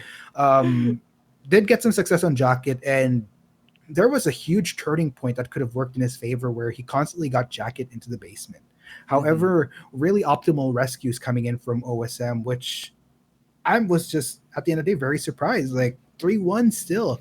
I really thought this basement was going to be OSM's undoing, but that wasn't the case. They had a basement party. They were waiting for a Gravekeeper to pop that last cipher. They were all ready to, just body block for Jacket. And it was really interesting to see how they were able to just turn their tides into the favor, even though a basement rescue is really scary and really risky. They were able to utilize that and really turn things to their favor. So excellent stuff on the side of OSM. They have strong survivors from the get-go, and you saw that put on display in this matchup. Yeah. Gosh, so talking about this second half this time around, it is going to be GK survivors taking the stage against the Last Human. We already, just a recap of the discussion we had earlier, high expectations of a Dream Witch ban as well on them. Guard 26 still a bit shaky, but I think we would come to an agreement that it shouldn't be risked either way, because the moments where teams did take a risk of letting Last Human's Guard 26 loose late in the game spelled a lot of trouble. So that's learning from history in itself. But in which case, like, what expectations do we have of the Last Human with what Pixie can bring to the table moving forward in these later rounds? But you know what? Before that, let's check out the match data first. Yes. Let's check out the match data. Indeed, here we go. 9 Mamos here with a lot of decoding because he was the one that popped the last cipher. The Flash getting a lot of decoding as well as Nerokun. Jacket being the first one that 72S really did commit to, even though he did force the Flash to spend his elbow pads. And mind you, this was actually the detention became a non-factor because of how much time that was bought because of Nerokun's excellent kiting with the acrobat. So kudos to OSM survivors. Now shifting gears to 72S, at 12 attack hits, 3 pallets destroyed, and 5 knockdowns, and not to mention the Rhapsody notes that he was able to put out there and really choke out the survivors' movements and rotations for them not to be able to drop those pallets down, and for them to especially cut corners in the factory for them to just be able to go in that hallway. So looking at the match results, we do have a 3-1. I would actually opt for them to ban the Bonbon because based on their performance, it did tie, and GK cannot afford ties for them for this next round because that'll lead OSM to 2-1. Yeah, I think at this point in time, they really have to be wary about OSM survivors, in which case, because so far,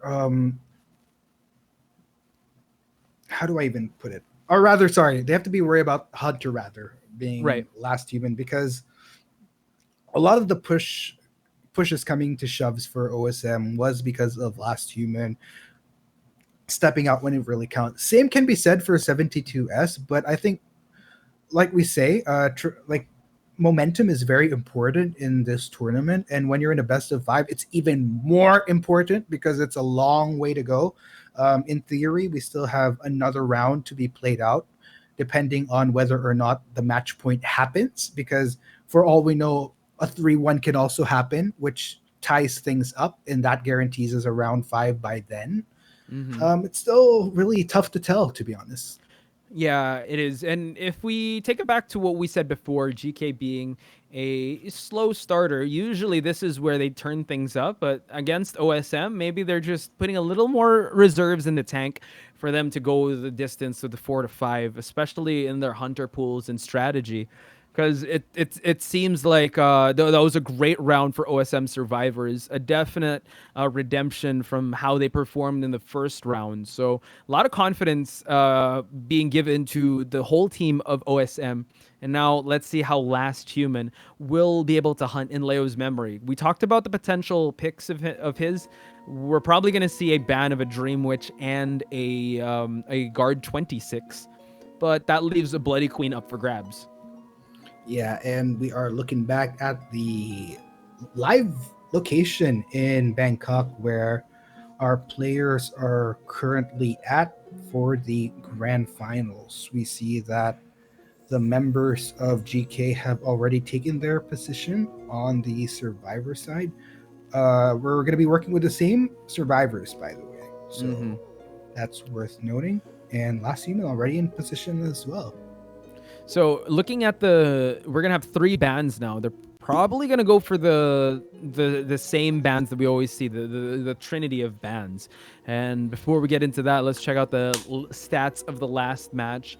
Dream Witch, we've seen her wreak havoc with the survivors in so many of these matches, and I'm pretty sure they've seen enough of this Dream Witch, especially Last Human's Dream Witch, before he gets going with that. So probably gonna put Bonbon as well in the ban list, and probably just gonna leave the Bloody Queen up.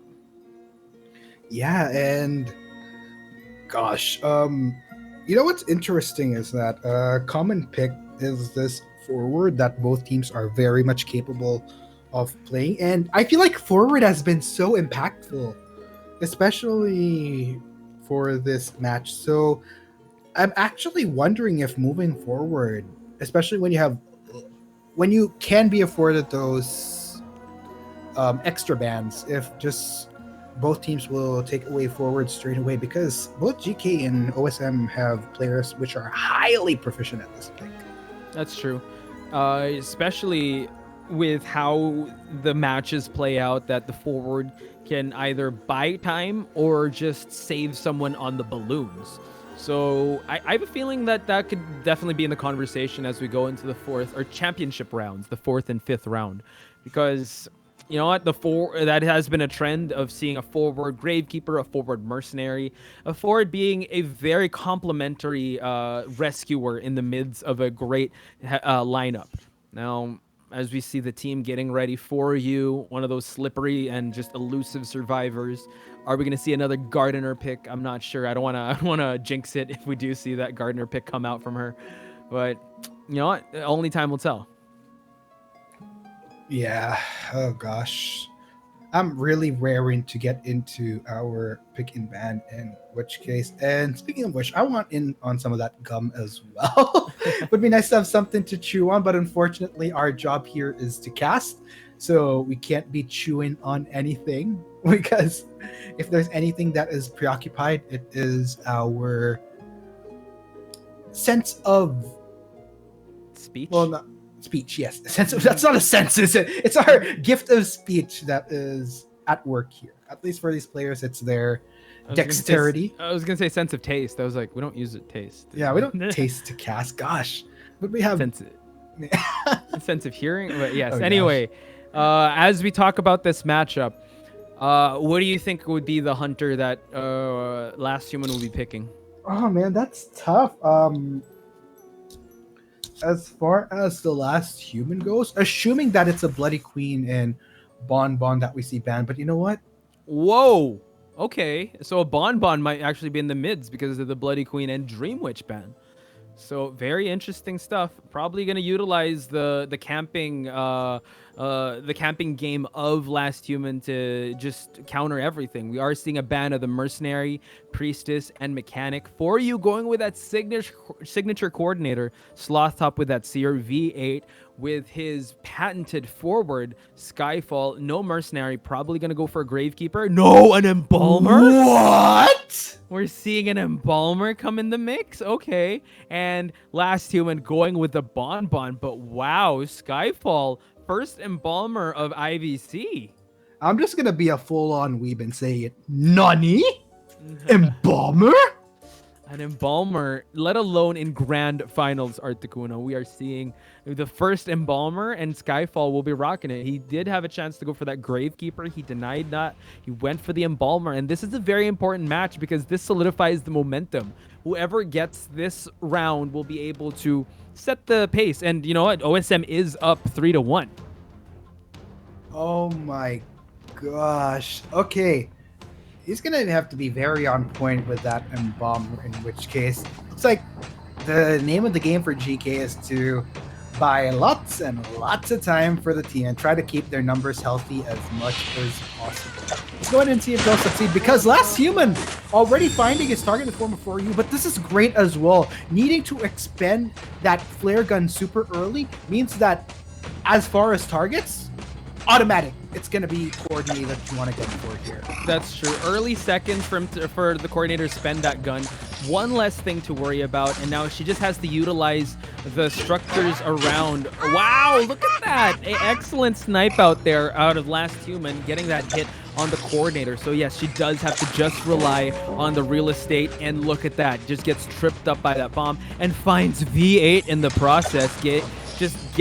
Swatting him away from his siphon.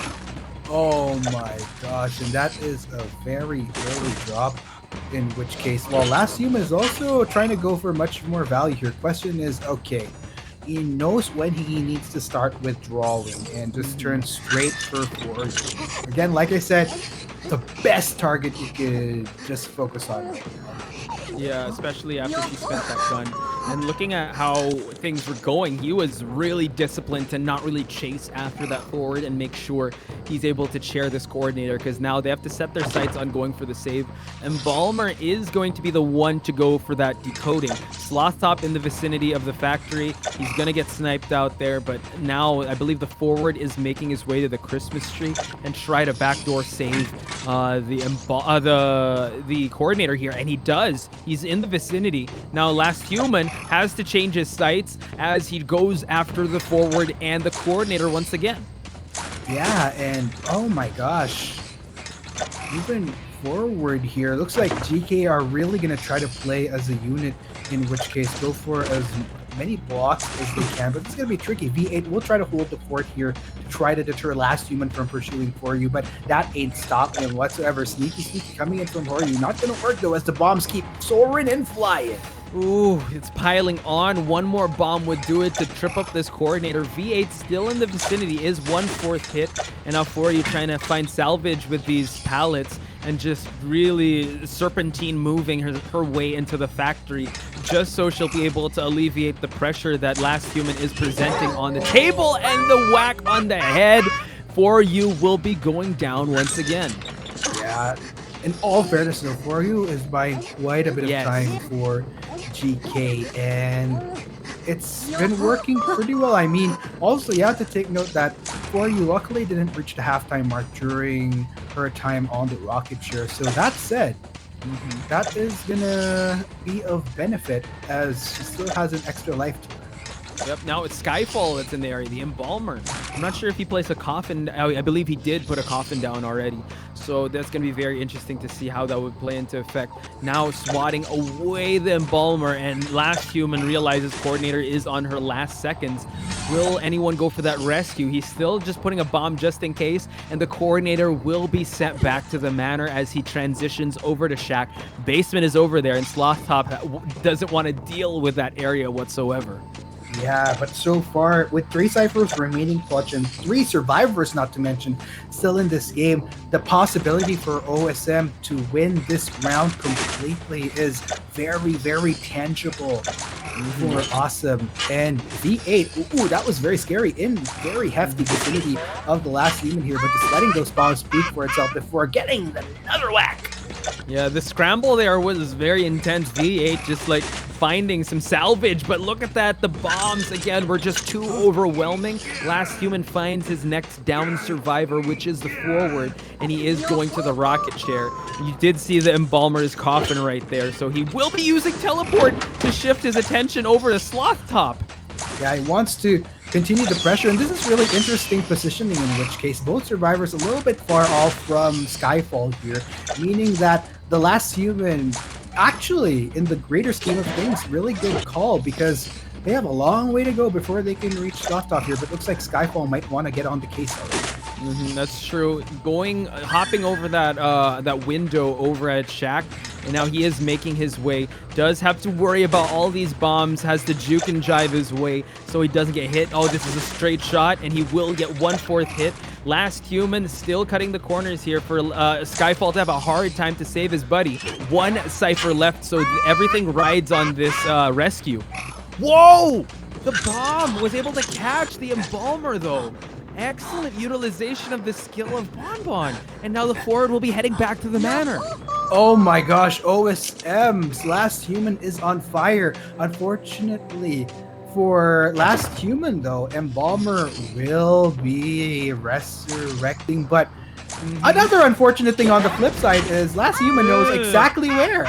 Exactly, and look, that shield just lasts for a couple seconds, but the Embalmer will be falling down, so this looks like a 3-1 victory in terms of OSM, and now it's Skyfall just trying to get as far as possible, and the Seer just trying to open that exit gate, and it does look like it's a good done deal, 3-1. Last Human still maintaining that momentum that this team carried for him. He's gonna try to go for more, getting the teleport on, in which case looks for the whack. Not gonna quite get the connect. Very close though. I got scared there. You can take a breather, Punch. I got so scared. I was like, oh my god, get out of there, Seer. But man, you know what this means, Punch, is OSM dominated this 3rd round, both Survivor as well as Hunter side. And yes. Gosh, this is huge for them, because not only do they get a chance to pull ahead in points, but they also get the round win, and their trajectory is just beautiful. GK, you gotta kind of be worried for them at this point. Looking at how the match is going, and I computed the scores, if it's correct, it's 12-13 in favor of OSM. That's how they were able to turn the tides around, just with these, small victories. They don't have to go for a complete wipeout of survivors or complete just out of survivors to escape the compound. So we have ourselves a game, Articuno. We will be going to the 5th match, unless GK. Oh, sorry, unless OSM gets the 4th. Yes, it's match point, in which case where Yes. GK has to step up their game in round 4. But yeah, it's an interesting build up here.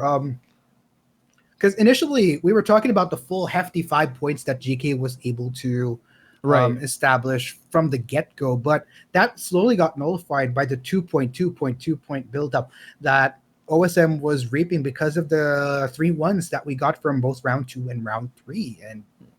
And like I said, there's a part of me that's worried for GK, because if anything, OSM has been going, I hope I presented this right on stream. Yeah, I'm going the right direction. Upward that way. Because like if I use this one, then it's like a weird.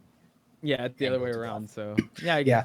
So but yeah, but at the same time, you also have to remember GK is one of those teams that is gone through these scenarios where they start off slow during matchup, and you're almost worried for them to an extent, because it's like, can they catch up? And they've proven that they can. It's just that a lot of the times that it's happened, it was against VX. Question is it feasible against OSM? Because OSM pulls off the same thing, and especially Last Human, gosh. So this is where the worry is coming from ultimately.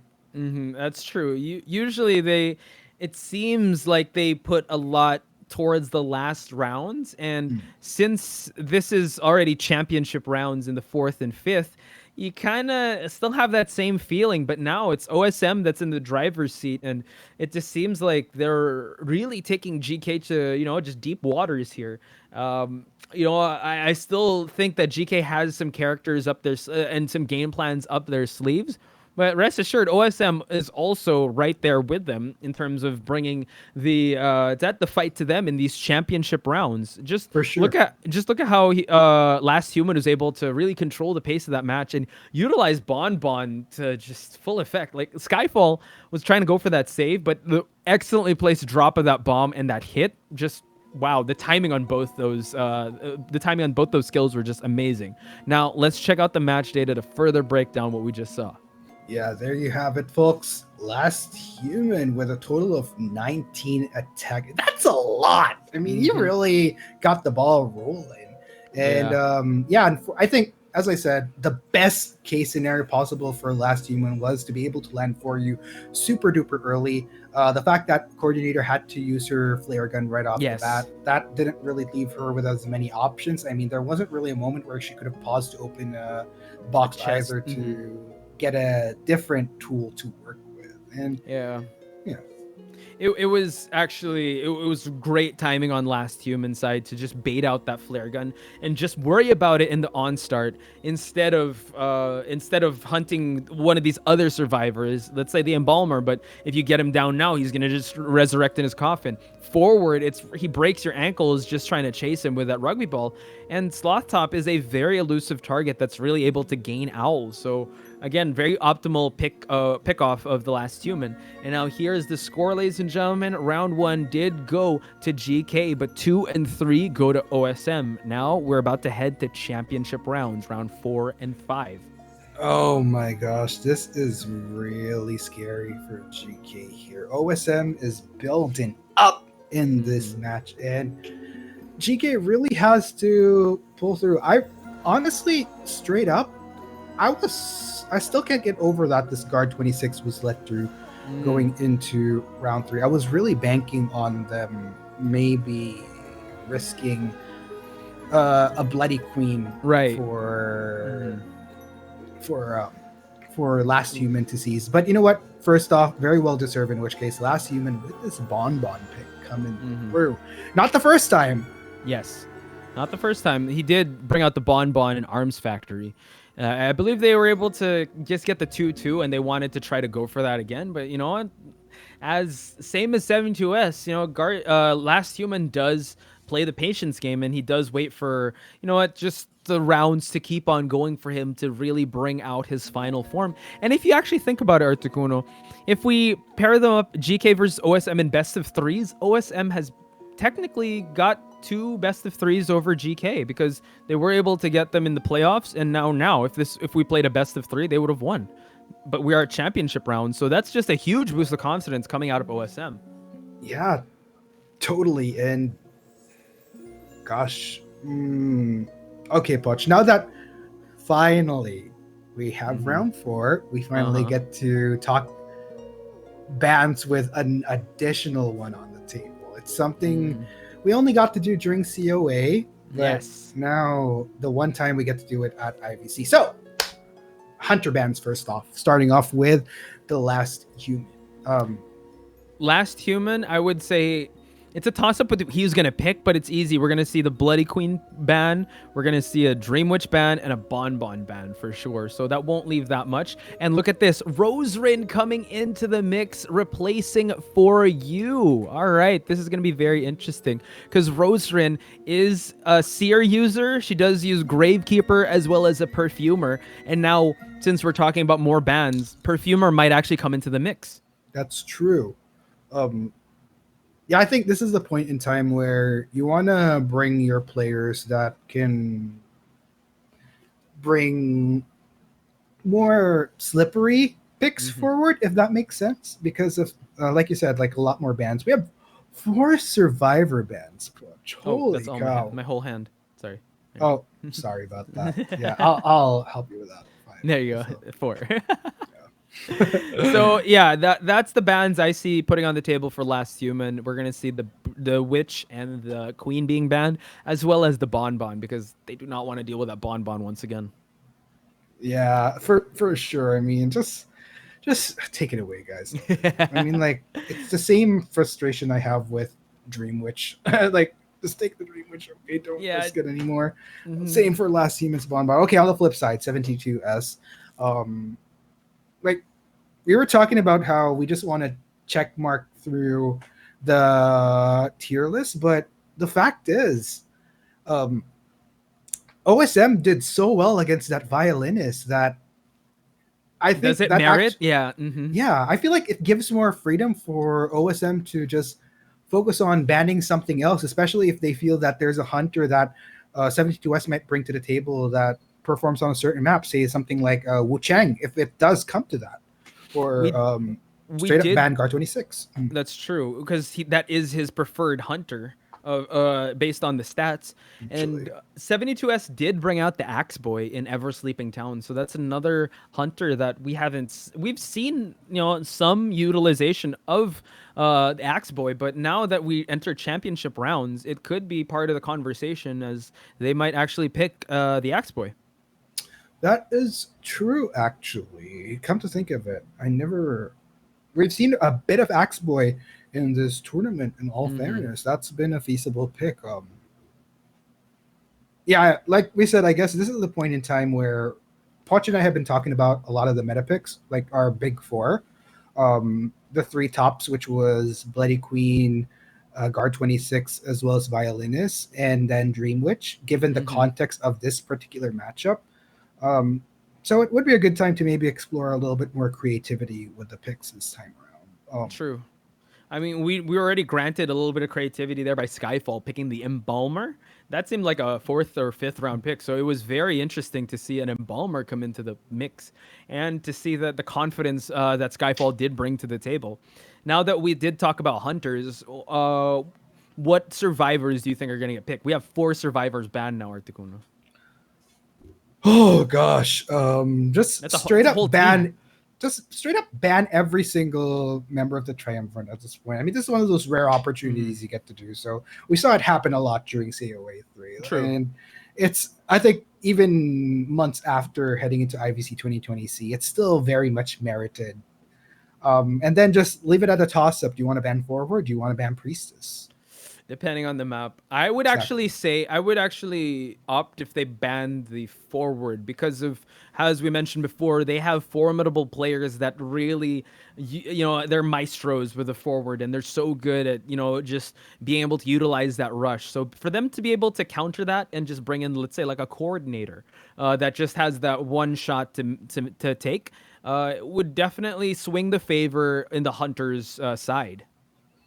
That's true. I mean, we already championed both Jacket as well as my memories V8 giving up on me. There you go. Thank you for saving me there. Yeah, V8. Got you. We've already championed them as really good. There's a lot of good forward players actually in Southeast Asia. Oh yeah, surprisingly. Just VX Ling Tian is really good. It just seems like that's the complementary of the mercenary or gravekeeper, just to have that survivor that can also go on the offense for survivors. So yeah, forward also has been seeing a lot of airtime in Call of the Abyss. So I'm pretty sure a lot of people are gonna pick up the forward now. I tried. It's really hard. Yes. Mm-hmm. And since we've had quite a long stream, guys, don't forget to stretch out. I'm stretching right now. It's been a long day. If you haven't had dinner yet, by the way, be sure to have dinner. And while you're at it, since we're still quite unclear like how this is going to go, OSM does have the upper hand though. So let us know. Continue to let us know what your thoughts are on social media by using the hashtag #IVC2020C. And if you want to include who you're rooting for, hashtag GKWin or hashtag OSM win. And just continue to put it out. You're still, even after this, if you guys want to keep in touch with us, if you guys want to update us on what's up with y'all on social media, Facebook, Twitter, Instagram, be sure to use the general hashtag #IDVC so that all of us can catch up on what's going on in our respective countries as far as Identity 5 goes. Yes, and for those of you just tuning in now, we do have a 2-1 lead for OSM, and OSM will be doing I believe, it's Last Human that's going to be doing the hunting, because we do see Skyfall all ready to just go for another round in the championship rounds. This was his performance with the Embalmer. He was the decoder of the team, really pushing those ciphers, and he also did try to contain and go for that save. So are we going to see another Embalmer pick? Still up for debate as we head into the picks and bans, but we are going to review Last Human as well. I believe, and also I believe Articuno believes, that Guard 26 does merit that respect ban. Yeah, gosh, just take it off the board already. Like, I mean, not just for GK's sake, but for my nightmare's sake as well. I don't want to hear those laughs again when I go to sleep at night. But actually, just a thought that came to my head. If we do see a ban of the violinist on 72S's side, we might also see a Guard 26 come out of his like pocket. So those laughs will come haunt you and me, Articuno. Oh my gosh, I'm not sure if I'm ready for that. Another evening potch, but you know what? It's all good. These guys should just play to what will guarantee them the win, and both GK and OSM. A game is still up. As you can see, Rosarin has already taken the stage with the rest of GK, so this should be interesting, whether or not Rosarin will be the key to turn things around. Yeah, I believe this is actually a very apt pick, because the usual suspects that 4U goes for are the Priestess and the Mechanic. So Rosarin bringing the Perfumer and possibly a Gravekeeper into the mix of characters of choice. Or who knows, we might not actually have seen it yet, because this is the first time we're seeing the 4th round in the IVC. So maybe they have other tricks up their sleeve as they switch this one out. But if I were Last Human, I wouldn't take Rosarin lightly, even though they did switch out 4U, a very slippery survivor. Rosarin did do a lot of kiting and a lot of decoding in the IVC. Yeah, and there she is, finally making her grand finals appearance. I'm looking forward to seeing how Rosarin will affect the survivor selection for GK, because we've been seeing a lot of 4U today. So maybe this is the fresh, or rather the refresh that GK needs to pull things back into their favor for round number 4. Yeah, I think, sometimes you do need, as you said, like stretch. You need to shake things up just a little bit, just to shake up the momentum. A fresh new player coming into the mix would for sure throw off the timing of Last Human, and would give him another additional thing to think about, because he was so used to hunting these 4 survivors, which were 4U, Sloth Top, V8, and Skyfall. So adding Rosarin into that mix would for sure bring an additional factor for him to consider and probably worry about in terms of picks and bans. If since Rosarin did not see the did not see the grand final stage just yet, so they're working with probably. I mean, she is coming into this not really warmed up, but kind of ready to just get more points for her team. Yeah, and my gosh, I am so looking forward to this mini revamp from GK. And in all fairness, like just looking back at history for Rosarin, during the moments that we did get the opportunity to see her, has done phenomenally well in this tournament. So this could be the I don't want to say ace or trump card, but rather the variation that GK needs to hopefully, in their case, maybe throw Last Human off guard. Off guard 26. Check it out. See, well, everyone. Aside from I'm pretty sure they're gonna take that out. Yeah, she could be, ace, secret weapon, or just the shakeup that the team needs, especially in the 4th round. So I'm pretty sure they accounted for this and they're able to figure out a game plan coming into this next match. Oh my gosh, actually. And really raring to get into this round 4 punch. Like, finally, we're getting these extra bands, and this is where the strategy has to go even deeper for both GK as well as OSM. Like, and what I'm really looking forward to even more so is the fact that it's OSM that actually needs to be more prepared for this, because GK, they've had to prepare for this instance of Best of Vibes numerous times, and with that preparation, they've had to expand their pool, like even many years back. So going into this one, they're theoretically much more prepared than OSM. But you know what? You don't want to discount OSM either. This is the beauty of having fresh faces in Identity 5. Sure, they can play to the meta, but I think all of us, Potch, one way or another, before, well, we're not in any time soon going to become pro players, that's for sure. But like, I mean, for these guys at least that suddenly made it to the big stage, they've had their favorite picks before becoming professional players. Yeah, we've talked about this before, Kuna. There's a reason why we're back here. We love the game so much. Give us just give us the control. I mean, give us a phone or something.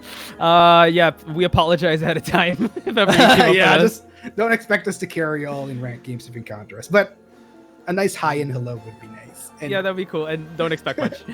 Just don't expect much. We will do our best, though, and we will do our best right now to call the action.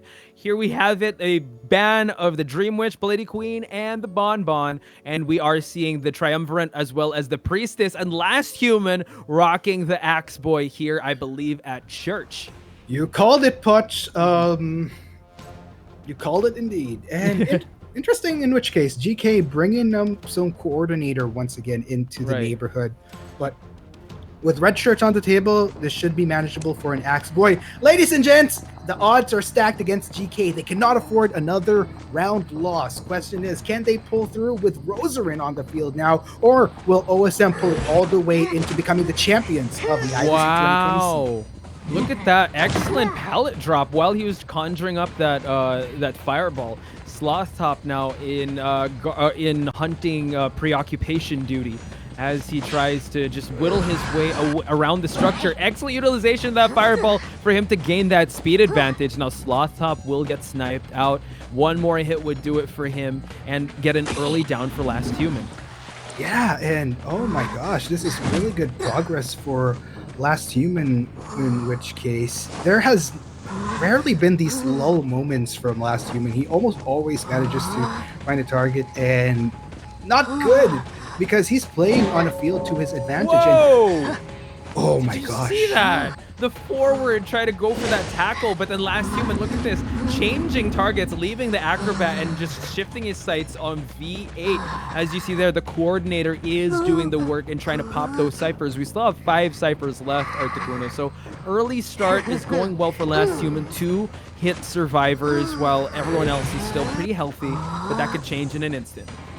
Yeah, playing all the way around the corner. Great job coming in from V8, in which case, playing around a lot of structure, dropping these pallets left and right, but the blink comes in, but the connect, there it is. Was a little bit worried there, but you know what? Last Human gets the job done as his first target will be sent to the rocket chair. Look at this well-placed restful road for him to be able to just traverse the map, which is quicker. Now he's over here at back broken walls. Oh no, going for the side of the church. Excellent rocket chair placement. So he still has utilization of, you know, just harassing the survivors. And look at that excellent play shot there by Skyfall and clean rescue. Last Human is back on the chase to V8. Yeah, and oh man, this is crazy. GK making sure that they could get their teammates up right away, you know, not leaving it to chance.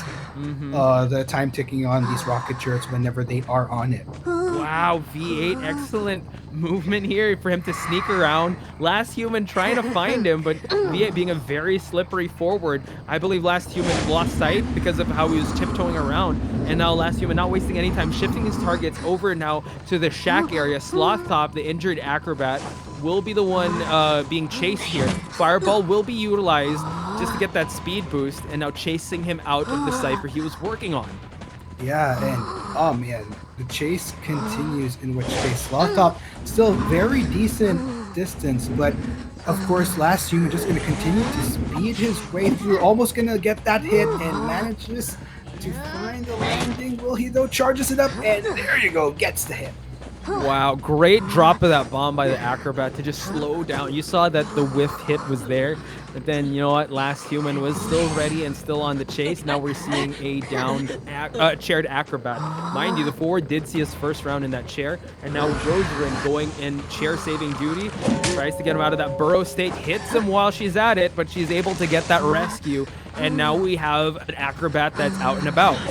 Yeah, Sloth Top, nice drop on that pallet, but unfortunately, good timing on the flip side for Last Human, as the last effort is puffed with Sloth Top with no choice but to just establish some distance. 3 ciphers left, but you see that the forward is working tirelessly to pop that cipher. Now we are down to 2 ciphers remaining. Acrobat will see that chair once again, and Coordinator did expend her gun already, and the Gravekeeper has 1 shovel remaining. Forward cannot afford to utilize that rugby ball just yet because it's just 1 like a pinch left. Yeah, interesting though. V8 gonna try to attempt the rescue, in which case much merited though, since V8 is very, very healthy. Not to mention that cipher is near the pop-in, so GK is in a very good position. Yeah, excellent snipe out there for that the body block there from that forward. Still prolonging the life of Sloth Top, and Sloth Top is gaining a lot of momentum here by just buying so much time. You see over there at the shack area, the Gravekeeper is ready to pop that cipher once the hit is there. Ooh. Oh, wow! Double hit! Double hit by Last Human. Excellent timing there. Uses the fireball just to bait out the cipher bomb, and he was ready for that swing. And now he has teleport, Articuno.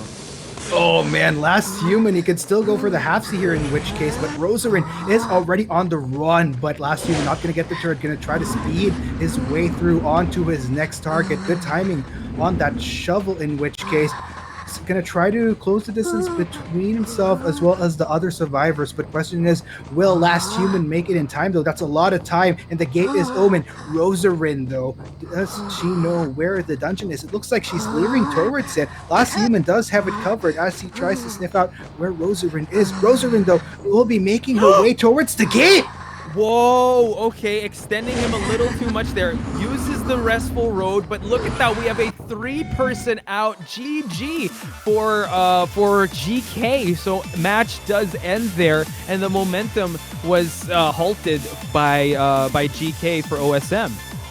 Interesting call coming from Last Human towards that last moment, but you know what?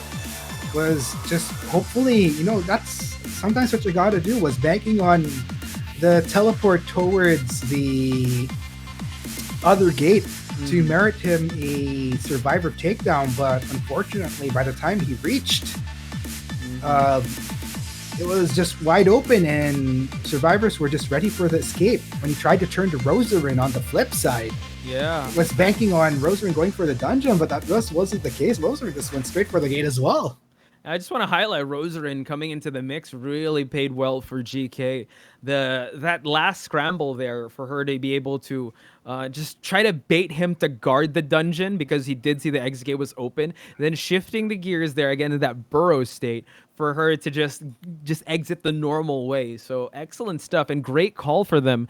Just shifting the tides there, just benching for you just for now. And Rosarin did pick up the pieces, and she was the difference maker there for that 3-person out. Exactly. And my gosh, just super crazy how GK, we were kind of wondering, can they flip the switch going into this? Because again, they couldn't afford to lose out on another run. It's match point, which favors OSM. And by pulling off a 3-1, that gives them much comfort towards potentially transitioning to round 5. The worst is over, in which case that was them playing Survivor with Last Human on the other side, and we were talking about how Last Human was usually the one that pulls through for the team when it comes to securing the points that they need, but that didn't really hold through in this round 4. So that said, GK still very hot and potentially in it for the game. Yeah, that's true. We did see, aside from highlighting Rosarin, let's talk about that acrobat performance, I believe by Slothtop. Excellent utilization of the bombs and a great way to just preoccupy the hunter for so long.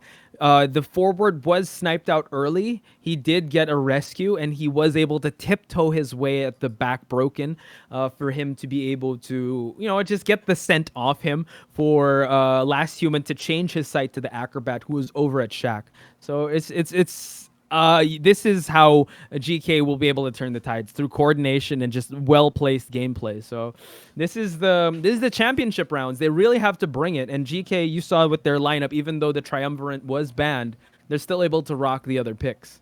Yeah, this is going to be super hard, though, moving forward. I mean, just thinking about it, the chances of round 5 are just very tangible right now, Putch, because if OSM wants to close out, just to set the win condition here, survivors for OSM need to get 5 points and to close out. And that's hard to pull off when you're playing in a best of 5 at round 4, most especially. Not impossible though. Yeah. But the fact is, like, if you look at GK, for example, they pulled off a 3-1 at round 4. So there are telltale signs, at least, that it is doable nonetheless. Now let's go and look at the match data here to spell out what happened. So you see here, V8 able to buy a lot of time, as well as Slothtop. These are the main targets, and Slothtop did fall to the axe boy of Last Human, but Rosarin, V8, and Skyfall were able to exit the compound of the Red Church, really pushing those ciphers and really doing their part. And you did see here that it is now a very interesting game, 3-1 in this 4th round. Will GK push for a round number 5, or will the 5 points be granted by the survivors of OSM? Yeah, and oh gosh. Okay, so let's talk about scenarios now that we're going to be heading into our second half this time. OSM is going to be playing on survivor side. Most likely, I wouldn't be surprised if we see the same variation of bans that OSM's Last Human did. The Triumvirate plus a Priestess, if I recall correctly, because we kind of look between whether it's Priestess or Forward that goes through. We did see a Forward, so I'm just going to straight up assume that's the Priestess, especially since we play on Church, not to mention. That leads to the question, what are they going to be... How is Pick and Ban going to turn out? For 72S or for the survivors? I guess let's talk about 72S first. We kind of talked about it already. so let's review what we did kind of put on the table earlier. So it is you can go for it, Punch. If we look at the performance of the violinist, if they want to risk rolling the dice against 72S's violinist, that is up in the air, and that would be viable because of how well they performed at Leo's memory. But if they do ban the violinist and force 72S to go for something else, because we're assuming already that they're going to ban the Bloody Queen and the Dream Witch, we're possibly going to see a Bonbon or an Axe Boy, but more likely a Bonbon, I believe. Just seeing that the preference pick of 72S is that Bonbon, and I've seen some of his streams. He's very scary when he uses that Bonbon. So, yeah, or they could ban the Bonbon and force the violinist to come out once again, since they do have a good track record against him in a bigger map. But this is Red Church we're talking about. Exactly. So, I think this is going to be a really interesting build up here for OSM. Like we've been talking about, OSM has proven themselves pretty strong in the best of threes, and sure, maybe a mini best of. I don't want to call it a best of four. Scenario where it goes all the way to 4 rounds because of that extra round that we had during group stage. But moving forward, I feel like the worries are starting to manifest, Potch, because this is where they really have to stretch their survivor pools. And I mean, sure, you might have some picks left available to you that you'd still play, but it's a different story altogether when you're trying to make it come together. Right. That's true. I agree with that. It's, the tension is still there because we can easily say that, oh yeah, the momentum is here. This team has it, but just seeing it play out is a different story. And especially with now that we changed the map, we changed the cast of characters potentially with the extra bans. It's really up in the air. And we talked about the bans of characters, and they might merit a forward ban, but then you know what? The priestess is also very dangerous in church, especially with how she's able to use her holy keys in that structure. Yeah, and okay, we've already talked about survivor bans, possible picks that are coming to the table this time, Clutch, because we don't really have as big a sample size to work with for OSM's case. Ooh, okay. So if we're gonna ban the usual suspects, which are the Triumvirate, I have a feeling we may see the Gravekeeper come out. Right. We for sure might see the Acrobat once again if the Priestess would be banned, and Nerikun would be rocking that, as you saw the stats that were presented. Up in the air, we might see a Perfumer as well in that mix, or a Coordinator, I believe. Again, just speculating here with how what they would go with, but based on how they performed in the playoffs, it's safe to say the Gravekeeper and the Forward would be granted if the Forward doesn't get banned. Yeah, and oh my gosh, so okay, let's go ahead and try to just to recall on the points here again, so that we can set the playing field. In order for OSM to close out, they need to get the full 5 points. Now, they are capable of doing it. They've done it before. Again, it's just harder when you're playing in a round 4. The tie would be a 3-1 in their favor. 2-2 below merits the round win for GK. That means both teams of which would have won a pair of rounds each. Yes. That is the scenario that we are playing with, and you know what? This is what we're talking about. OSM is being tested. If they want the OSM era to begin, they have to pass with flying colors against a formidable and very dangerous opponent, which is GK. So for them to set their story and for them to set their legacy, this is the road they have to walk, and it is not a easy task for them, especially 72S, a very seasoned and a very known hunter in coming into this playoffs. Exactly, and I just keep on going back to these picks again because it's a no-brainer that Bloody Queen as well as Dreamwitch are going to come into the ban. I want to see if they'll let Violinist through and just opt for a Bonbon ban, which will maybe be them banking on another Violinist pick from 72S. Mind you, the Violinist was in Leo's, so they really played to the disadvantage of the camping game of the Violinist. So I don't know, when it comes to this map, which is the church, it might be a lot scarier. True. Quite true indeed. So I guess with that, we'll just have to wait and see once pick and ban pushes through. But based on what we're seeing here, looks like the players are almost set up and ready to go. It's coming down to the wire, guys. Yeah, just admiring the stage once again. Look at how much effort is put into just the big pieces here, down to the little details. All of them fighting for that coveted prize that is right there at the center. Right, and that is one really big mirror that they have in the background. By the way, oh god, do not want to get lost in that. That's for sure. Speaking of which, though, just noticing how this is a chessboard. Yes. Yeah, with the chess pieces, the movable chess pieces. Yeah, I was a little bit worried there. That but yeah, I was low-key hoping that we'd see a tarot themed stage. Because who knows? Call of the Abyss, it might happen. Actually, it would be nice to have a tarot theme for Call of the Abyss 4.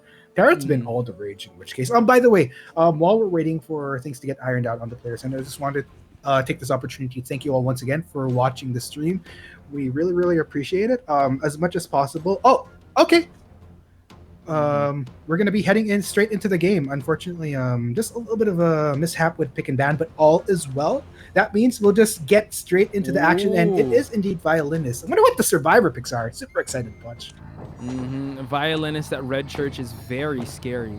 So we're going to just wait for that to come into fruition as we head into that match. But Violinist at Red Church, they are rolling the dice there to see what's going to happen. And when you say dice, so we hear a little bit of the game right now, but we'll get into that just a bit. We're just ironing out a few things. And yeah, there we go. Wow, okay. I was going to try to cast by just listening. But we did see a hit happen on the Acrobat. Great target here by 72S. He will have to walk through the fire for him to close out the distance with Narakun. And now baiting him to try to go over that gate. He is ready for a Rhapsody note for him to score another hit on this Acrobat. As you see, the Gravekeeper is pushing. Let's check out we have a Coordinator, Acrobat, Gravekeeper, and Forward. So a very rescue-heavy lineup. Yeah, question is, man, Narakun is getting some really nice sets to deter 72S here. And so far, so good for this Acrobat, in which case, buying a lot of time for the team. But you got to be careful of those Sonata notes, though. You don't want to find yourself in a position where that window becomes from your biggest asset as a kiting area, becomes your deathbed. Ooh!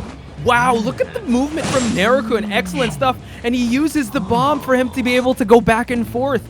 Excellent buying of time by the Acrobat. And Jacket's still trying to harass while Narakun moves over to the graveyard.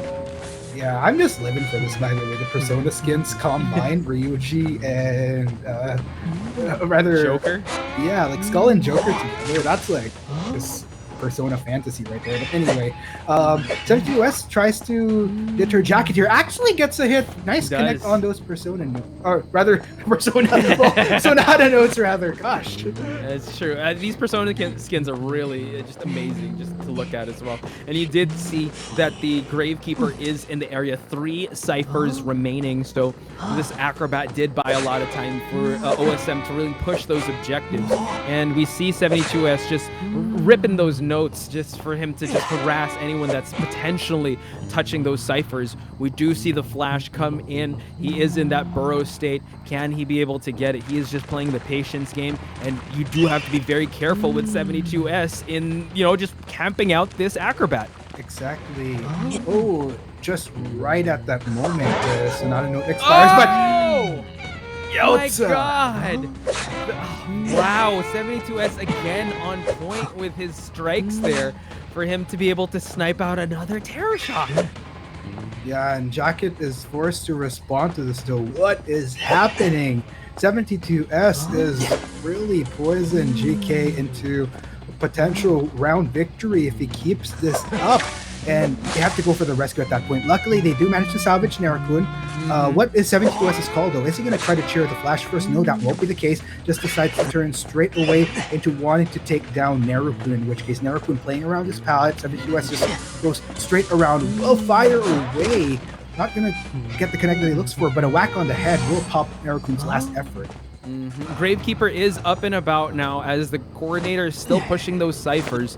So this is the last we'll see of the Acrobat because he is way past the halfway mark. So 72S is showing up and he is driving the momentum of this matchup.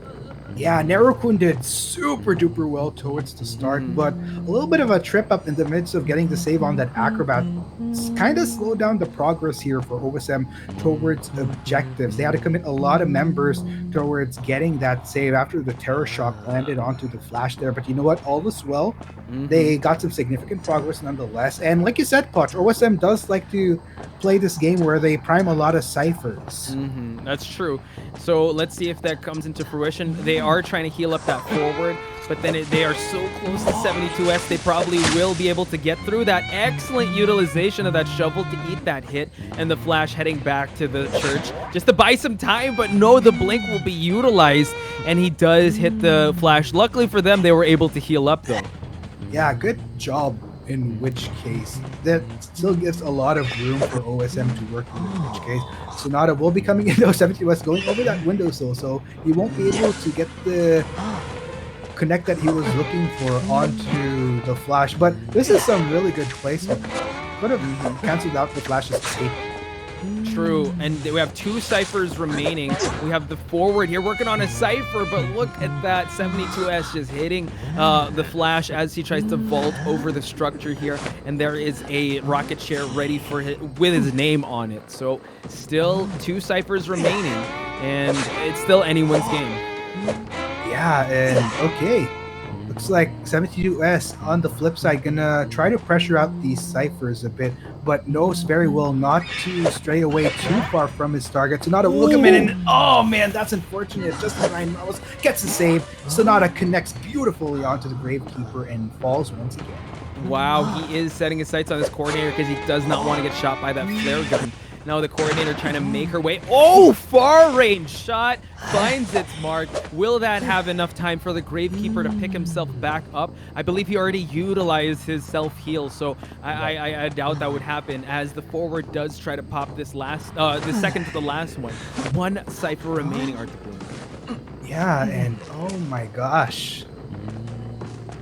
This is still very much workable for OSM, but now the tricky part is there's not really anybody else that can attempt to save at this point that's at full health aside from Jacket. They're just going to have to trade places here, Nine Mamos and Jacket. True, and the Flash will have an arduous task to just survive like he hasn't survived before and just be able to utilize everything he can, but 72S with that area of effect able to down the Flash. Yeah, that's a little bit unfortunate here for OSM, but on the flip side, GK going to be very, very happy about that. They'll try to secure as many points as they can, and that's going to be Sayonara the Gravekeeper. It's official. We have a round win for GK, but a bigger question here, Poch, is can 72S get even more points out of this? That's true. You know that 72S, when he's out for blood, he really just zones in to get as much survivors back to the manor as possible. And we did see that, you know, the coordinator and the forward don't have that much resources to work with. Coordinator doesn't have a shot left, while the forward did trade. Wow, I believe he has a flare gun now on deck. So that's going to be very interesting to see how he's going to utilize that. Nine Mom was trying to hide, finds the chest here, but the 72S denying him to search any further and still tries to close the distance. Mind you, he still has blink, so that's something to worry about. Whoa, gets a huge whack in there for a down coordinator.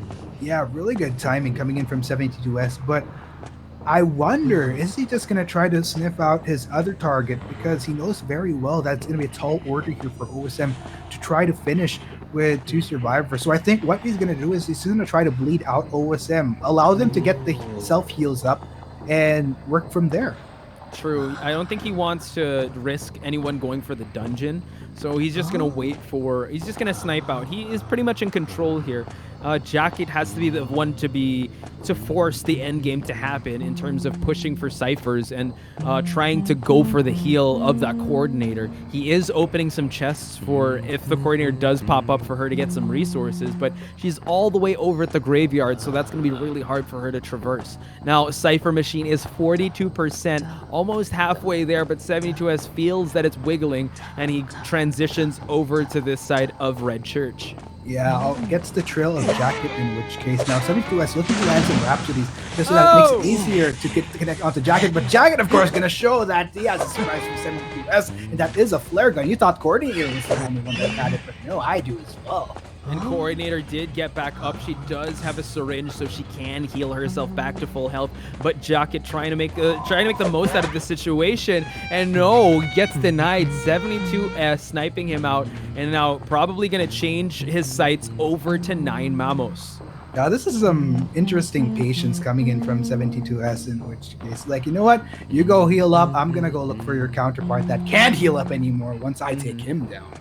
True. 72S really making sure he looks through every corner, every inch of the Red Church to make sure that this coordinator doesn't stay up for long. She does have half a syringe to work with, so she can go back to full health.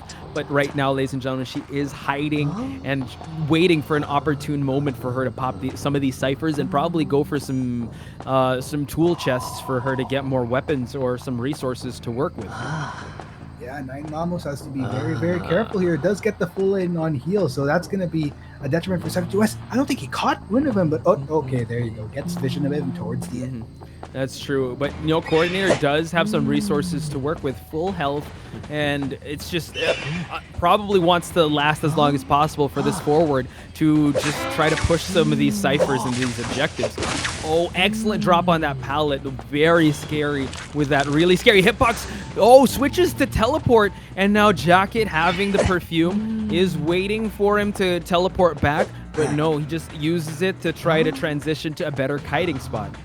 Yeah, man, oh man, how much time can Jacket buy though? Because on the flip side, there's not much that 9 Mamos can really do right now. Knowing that the cipher that Jacket was working on was on his side, and down he goes.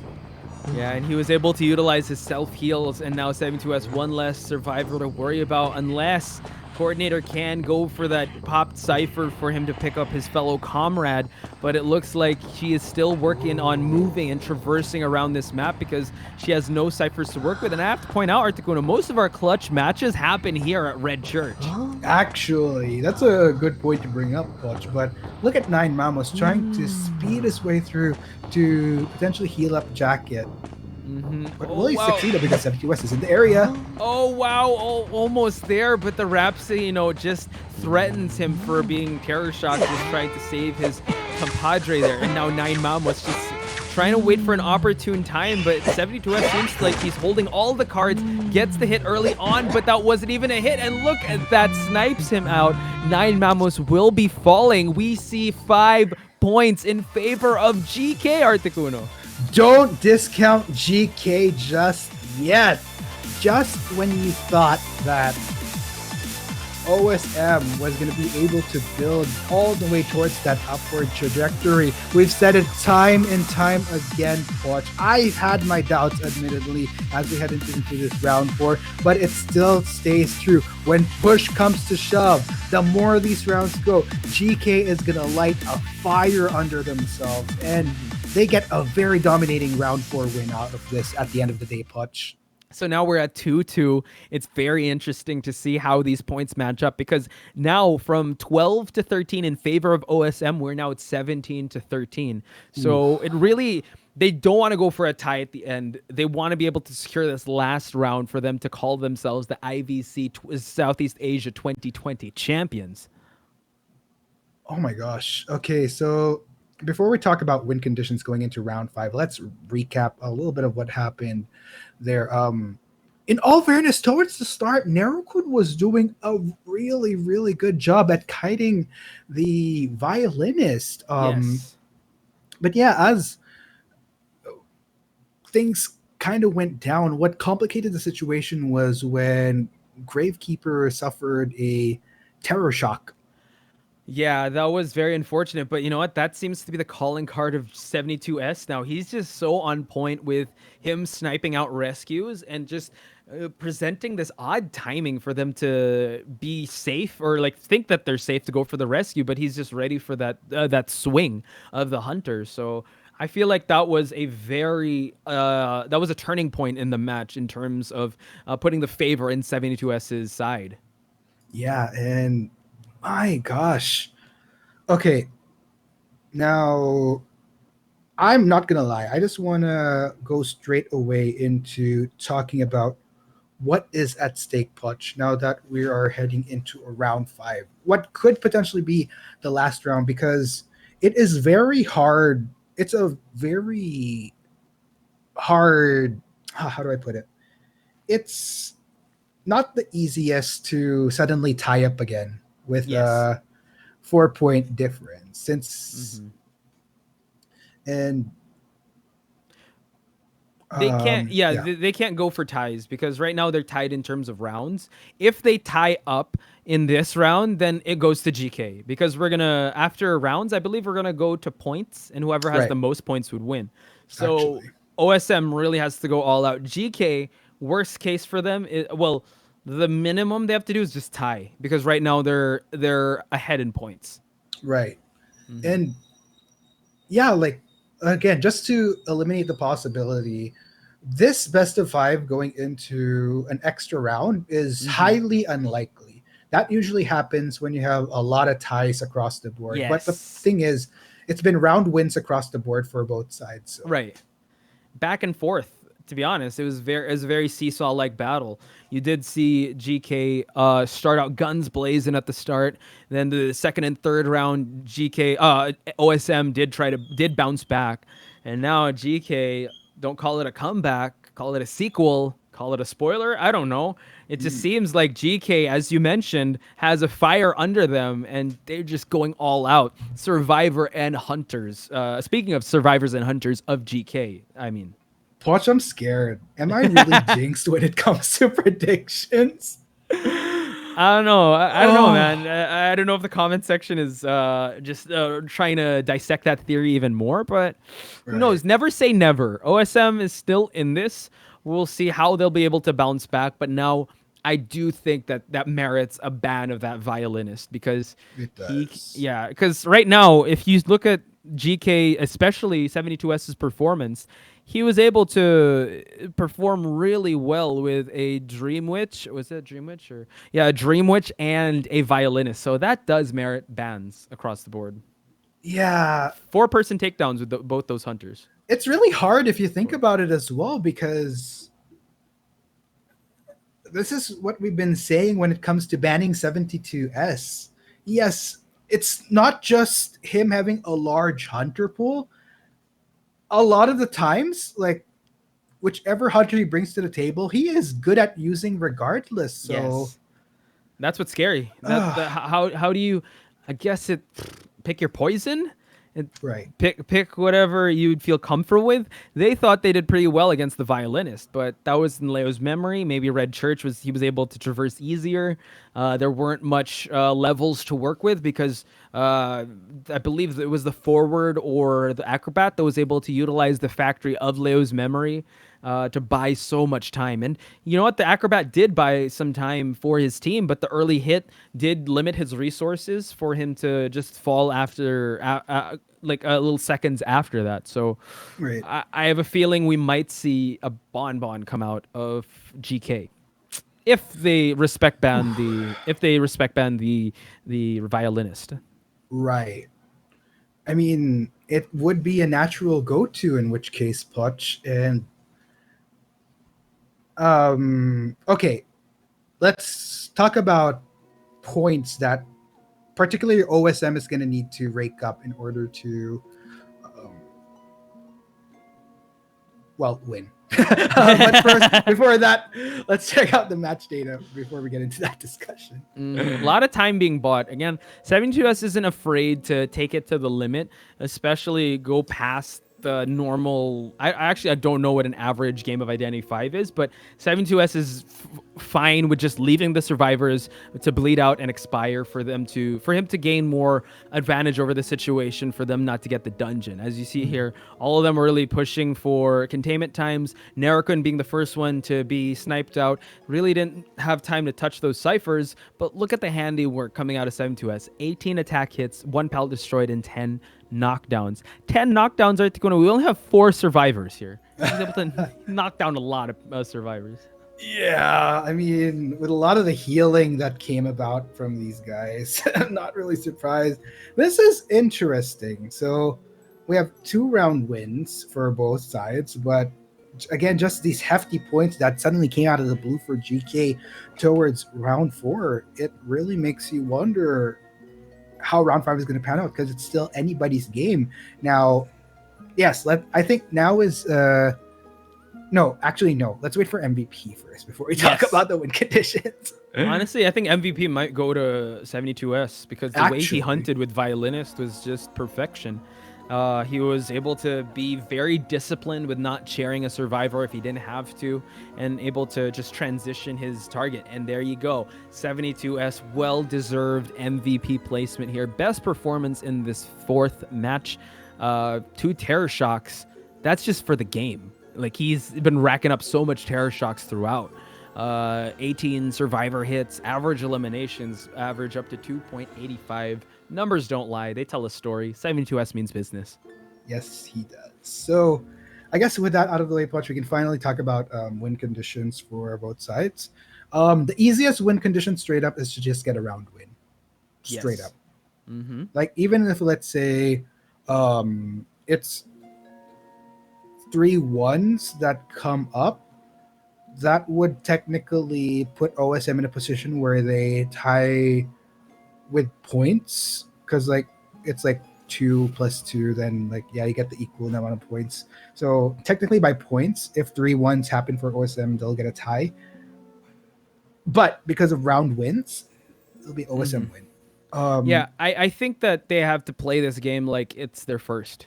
They shouldn't. Right. They should just discard of what just happened. They should discard of everything, the points, and just play like it's their first game, just so that they have that fresh mindset coming into this match, so that they won't be distracted with, I need to be able to do this, or I did this, I can't do it again, or something. They have to reset everything. And it was just crazy, because I think when we were talking about the 3rd round, we were scared for GK. Now we're scared for OSM. Actually, it's like an interesting back and forth. I think the easiest way to put this, to be honest, is you just straight up need to win. You just have to be on the winning end of this round. I don't think points are really gonna factor in this time around. I mean, sure, there's a 4-point lead for GK, but like, even if you look at points, it's not really gonna matter as much, to be honest, because like I think it would if they go for those ties. That's when we have that conversation about points. But if they really want to win this, I think they shouldn't be aiming for ties. They should be able to just really go all out.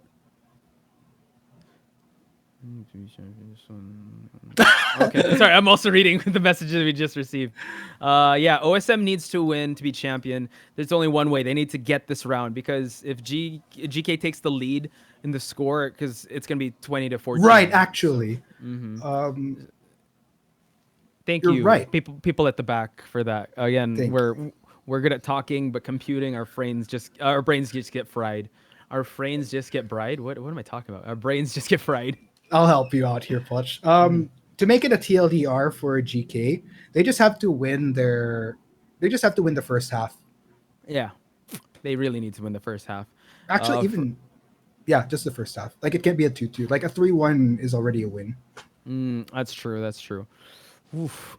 lot is at stake for OSM. Again, they want to solidify this era that they want to be able to put in their legacy. So, you know, they do have to go past the huge juggernaut that is GK. So no one said it would be an easy task for them, but Right. that's the challenge that they have to face. I'm sorry, my math is just so out of this world right now. So it's 20-14. Okay, erase everything that I just said.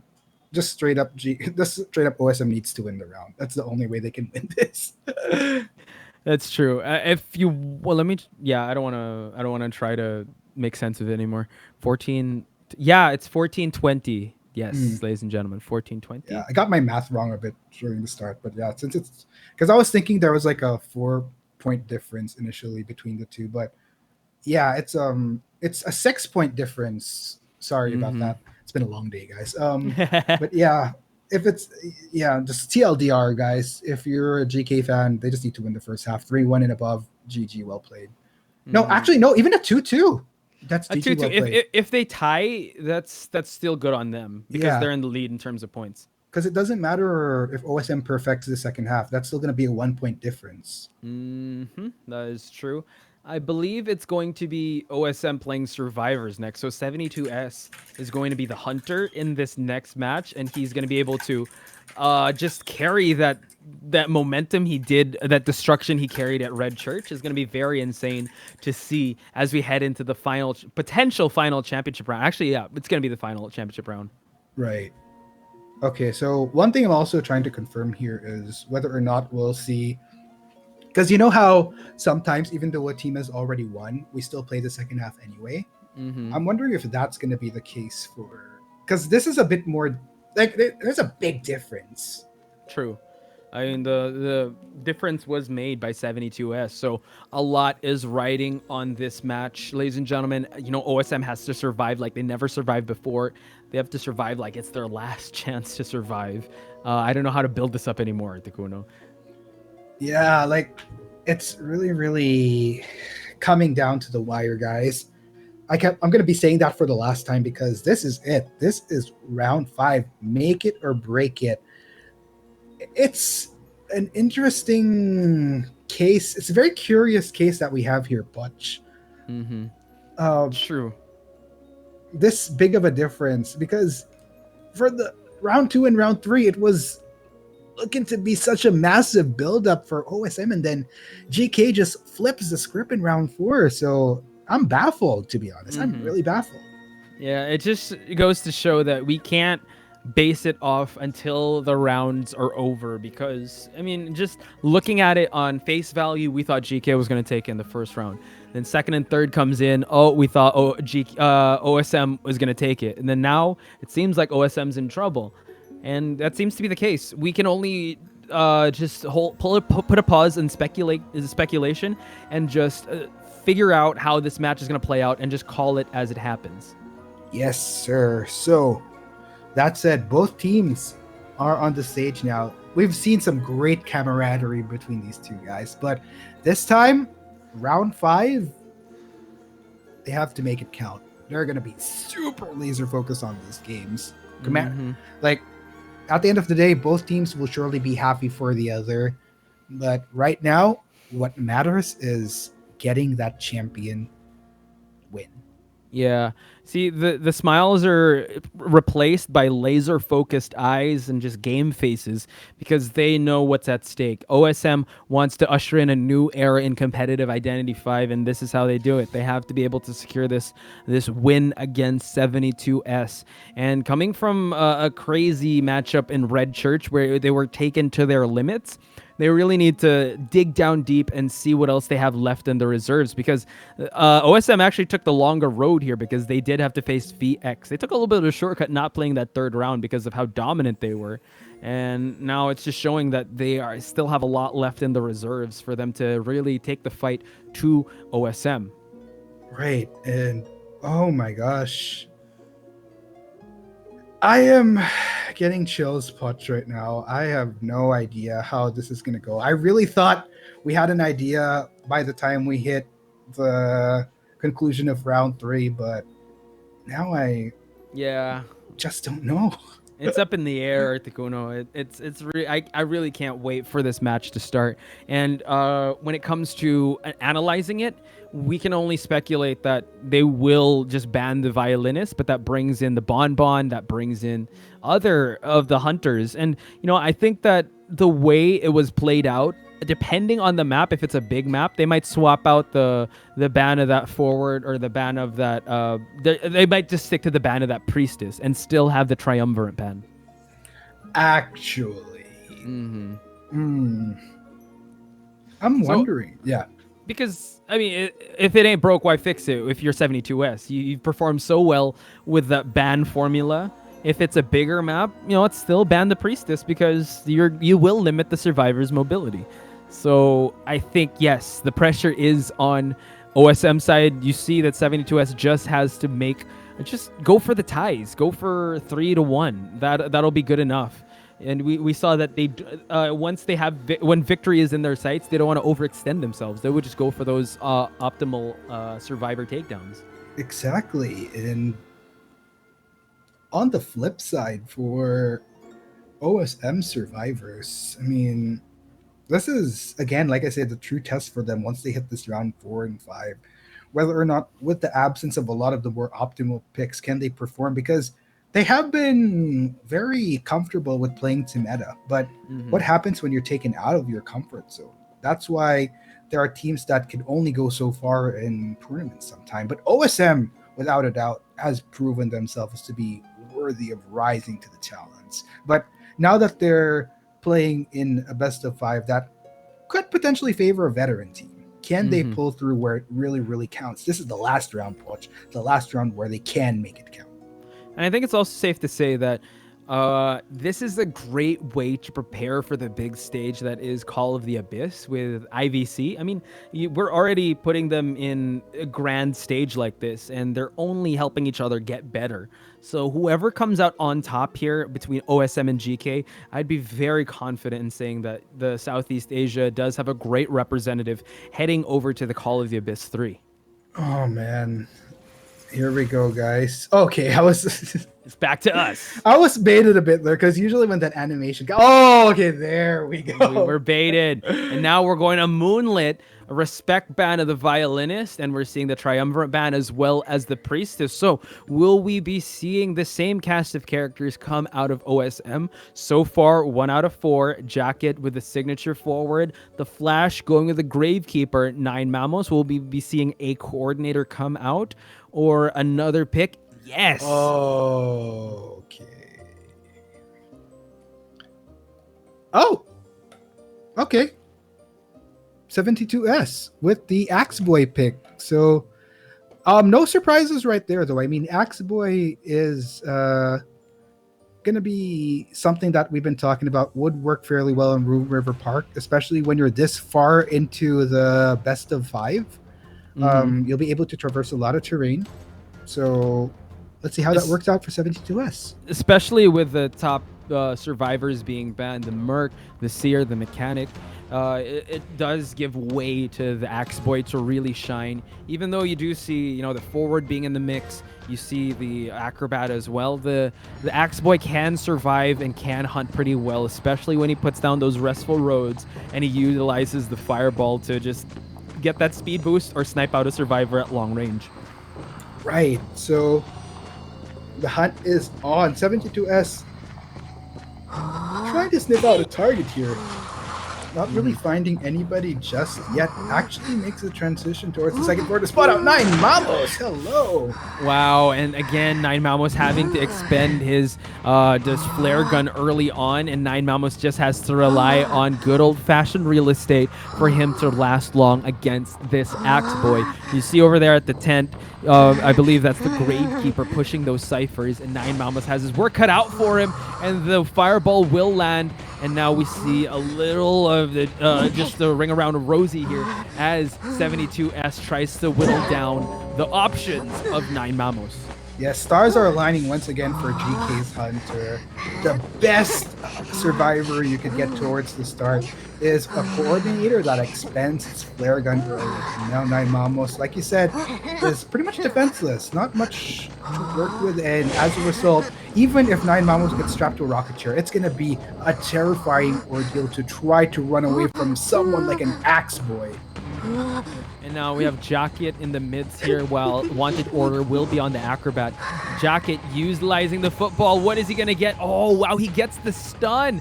But now the fireball was utilized, and Jacket does have some time for him to close out the distance for him to be able to save the coordinator. And now did buy a lot of time and gets another tackle. But then 72S was ready for that. And now the coordinator is putting some miles between him and this Axe Boy. Oh my gosh. So here we at it. Nine Mamos is that's a lot of distance in all fairness. So that's a good head start for Nine Mamos. But like we said, Axe Boy can easily close the distance with his kid. And there you have it. Just gonna go root surfing, in which case leading straight towards Nine Mamos. Nine Mamos. Good timing on that pallet drop though. Yeah, excellent timing indeed. And now Nine Mamos traversing back to working carousel. He did expend that fireball, so he does have a window of opportunity to make this transition. Goes up the slide. Oh, he goes for it right away. Doesn't want to even play the game there. But look at that. The long-range fireball finds its target. Nine Mamos will be finding his way back into the rocket chair while Jacket is still in the area. Not much to work with in terms of life as well as the rugby ball. Nonetheless, respectable progress coming from OSM. Look at this, Oh though. no, he carried abnormal. And now it's going to take much longer for them to get out of Moonlit. Yes, sir. So, what makes this even trickier is the fact that 72S has a great setup right now. And with the abnormal that he took, it's very clear that 72S also knows what his win conditions are. So long as he can secure a half, then it's really a good one. Oh. Man, that scramble was in favor of 72S, conjuring up that fireball to hit the Gravekeeper. And now he was still ready for that swing. And once Nine Mamos popped out of that rocket chair, he was ready for that swing. Nine Mamos trying to make his way to God Kiting. And now it's just a matter of time before the last effort wears away, and he will be going back to the rocket chair and back to the manor. That is unfortunate, but you know what? Nine Mamos bought whatever time that he can for the team, and that's sayonara to him. Still, it's a bit of a tedious task that OSM has to go through here. Ideally, they go for a 3-1, but with 2 ciphers remaining, it's going to be a long way to go, especially when 72S is running abnormal. That's true. I mean, 72S just needs to tie it, or you've got a 3-1 for them to really secure their victory. And look at this excellent utilization of the bomb by the Acrobat for him to be able to just jump that window with the greatest of ease. Now 72S trying to find the target again, which is Narukun's Acrobat. Oh my gosh, playing around the 2-story is great here for Narukun. But the drop comes in. Unfortunately, Axe Boy not able to make it so that he can get the connect. This is really well played coming in from the Acrobat so far. He's buying a lot of time for sure, because the Gravekeeper is propping that cipher, and I'm pretty sure the forward is working on one as well, but we can't have 2 cameras on them. Narukun now thinking twice before he makes the jump, and look at that, the fireball will be expended for him to be able to just snipe out that Acrobat. 1 cipher remaining, Articuno. We have ourselves a very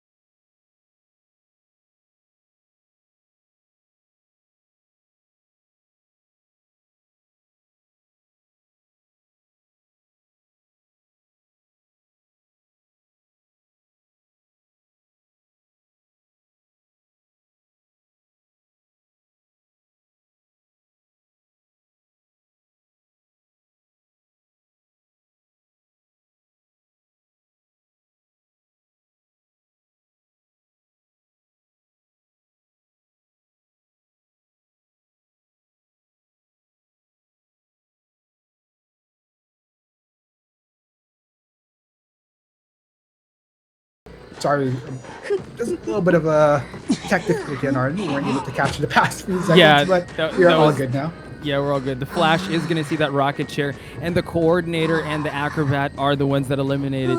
Forward is the only one up and running, and the last cipher, oh wow, it gets popped, and look at that. It is a 3-1 Articuno. Man, oh my gosh, the turnout of what's that, of 72S. I believe they're good. This is a good done deal for them, but we will still see Last Human do his hunting. It's just strictly business. But wow, Yep. I mean, it's safe to say that GK did secure themselves this victory, and now it's just gonna probably be just a match for formality's sake for them to be able to just seal the deal and really solidify themselves. And I'm sure that OSM wants to go out in a blaze of glory and show everyone what they're made of. Yeah, and okay, another thing here is that take note. It's a 3-1. Mm-hmm. You don't want to there's like without a doubt, points wise, there's no way OSM can catch up. There is Right. still one win condition they can live up to, Clutch, which is That's true. they need to pull the not impossible, but the how would you very say- hard, ultra extreme difficulty task of getting 5 points for the second half. That's super hard. I mean, that's like I'm trying to find a metaphor for it because the stakes are this high. The map is set. There are so much bans coming in. So Last Human has a lot stacked against him. There is that one possibility. The one in, I don't know, if you look in the reality stone, the one in all the realities that they will come out on top. So as the famous saying goes, don't give me hope, Articuno. Don't give me hope. Oh my gosh, for the sake of our predictions and me not being a complete jinx, I'm like OSM, but it can't be denied. Like, gosh, GK proving once again that when it comes to these long series, they are the kings of endurance and mental fortitude. Kings and queens of mental fortitude. Oh yeah, for sure. They just showed that they do have the tournament experience. They do have the skills to back it up, and they have the mileage. They just know how to traverse with these long sets for them to just play in tip-top shape. The execution of switching out Rosarin for 4U, just changing up the strategy just a little bit, and the mental stack of 72S, the timing on him, he's so sharp. Even in long sets like this, for him to play at high level is just insane, and he is one hunter to really be careful of. Yes. And okay, I really want to say though that OSM has a chance here. I want to, okay, not gonna lie, the odds are super duper tough. Let's look back during the group stage. Last Okay. Human, Yes, I like where this is playing that extra round. OSM playing such a super tight match against IVS. Nobody saw the possibility of anybody getting big points as the rounds went on because it was super duper tight. Come in Last Human, all of a sudden, towards that last half, pulls in 5 points out of nowhere. Now, here's the thing though. When he got that 5 points, he had what is arguably one of his best picks, guard 26. He's not going to have the luxury of that this time around. JK is smarter than letting Last Human have the benefit of getting one of his top picks that he has clearly shown to be really, really good at in this tournament. That's true. I also see if he does get it through, I don't think that GK is going to risk going for saves. They're going to go for ties. They're going to let that person, especially with a big map like Moonlit, yeah, the odds of him, again, probably a respect ban. And even if he does go through the guard 26, so we have to look into the other pools and see what other hunters that Last Human can go plus ultra in. But before that, let's check out the match data and try to break this match down even more, because 72S was playing this Axe Boy with the greatest of ease, and how he was able to hunt each and every one of these survivors down, taking it 3-1 in their favor. Oh man, and it actually makes me wonder, are we going to see the same Axe Boy pick coming in from Last Human, or are we going to be seeing some last minute variation? Because you can't play it safe anymore. There's no playing safe for OSM. True. But, yeah. That's true. OSM, if they win, again, we're all tied up in terms of rounds, so I don't think GK is going to take this any lightly, even though the 3-1 is a big hill to climb, because there is that possibility of, OSM scoring the 5 points for them to be able to win this last round. Right. So there you have it, guys. Just a little bit of a recap of the match results. By points, without a doubt, GK has secured it. But the primary win condition here will always be towards the rounds. Now, because of letting one through in the first half, OSM still has the possibility of taking it all. All they need is 5 points. It doesn't matter if there's still a big difference between points. Round wins trump, like trumps more points. Yeah, there you go. So I would say this: Last Human is the last hope of OSM. Can he get the 4-person out? Can he keep the era of OSM alive? That's a big, monumental pressure. That's like 8,000 leagues under the sea pressure. It's just too much for one person to handle. But if he's able to do that, unquestionable, OSM can rise to the occasion. I mean, if that happens, then Last Human might need to consider changing his name to Last Hope Indeed. Yeah. Let's go check out last match stats, though. Roserin here being the switch in of the 4th match. Again, she was really able to play this Gravekeeper really well. We could possibly see another Gravekeeper. And this is the man of the hour here. All eyes are on Last Human. He needs to be able to get 5 points for his team to secure a victory against GK. So I mean, he looks stone cold right now. He needs to be able to just get a clear head in for him to be able to just get some scores in for his team. Yeah, and oh my gosh, all eyes are on Last Human right now. You can feel the tension. I can feel the tension just coming out of my screen, Potch. And like, Bangkok is miles and miles away. It's not, forget about miles, it's an ocean. Well, is it an ocean away? It's a sea away, technically. It's a plane ride away. It's really far away, but we can feel the tension all the way where we're at right now, ladies and gentlemen. I'm sure that everyone at home can feel it as well, especially those that are using the hashtag OSMWin. Want to see Last Human just make his last stand against this very formidable team that is GK. Exactly, and it's scary, guys. It's really scary if you're an OSM fan. It's all or nothing for that. Last Human needs to pull through, all 4 survivors back to the manor. Anything less is just not going to be acceptable. And it will secure GK that champion title. And not just that title, but revenge onto OSM for taking them down initially in the upper bracket. I'm really ready to go. I'm sure everyone in the comment section is going wild for their support of OSM and GK as we just set the stage for what is to come. Moonlit River Park.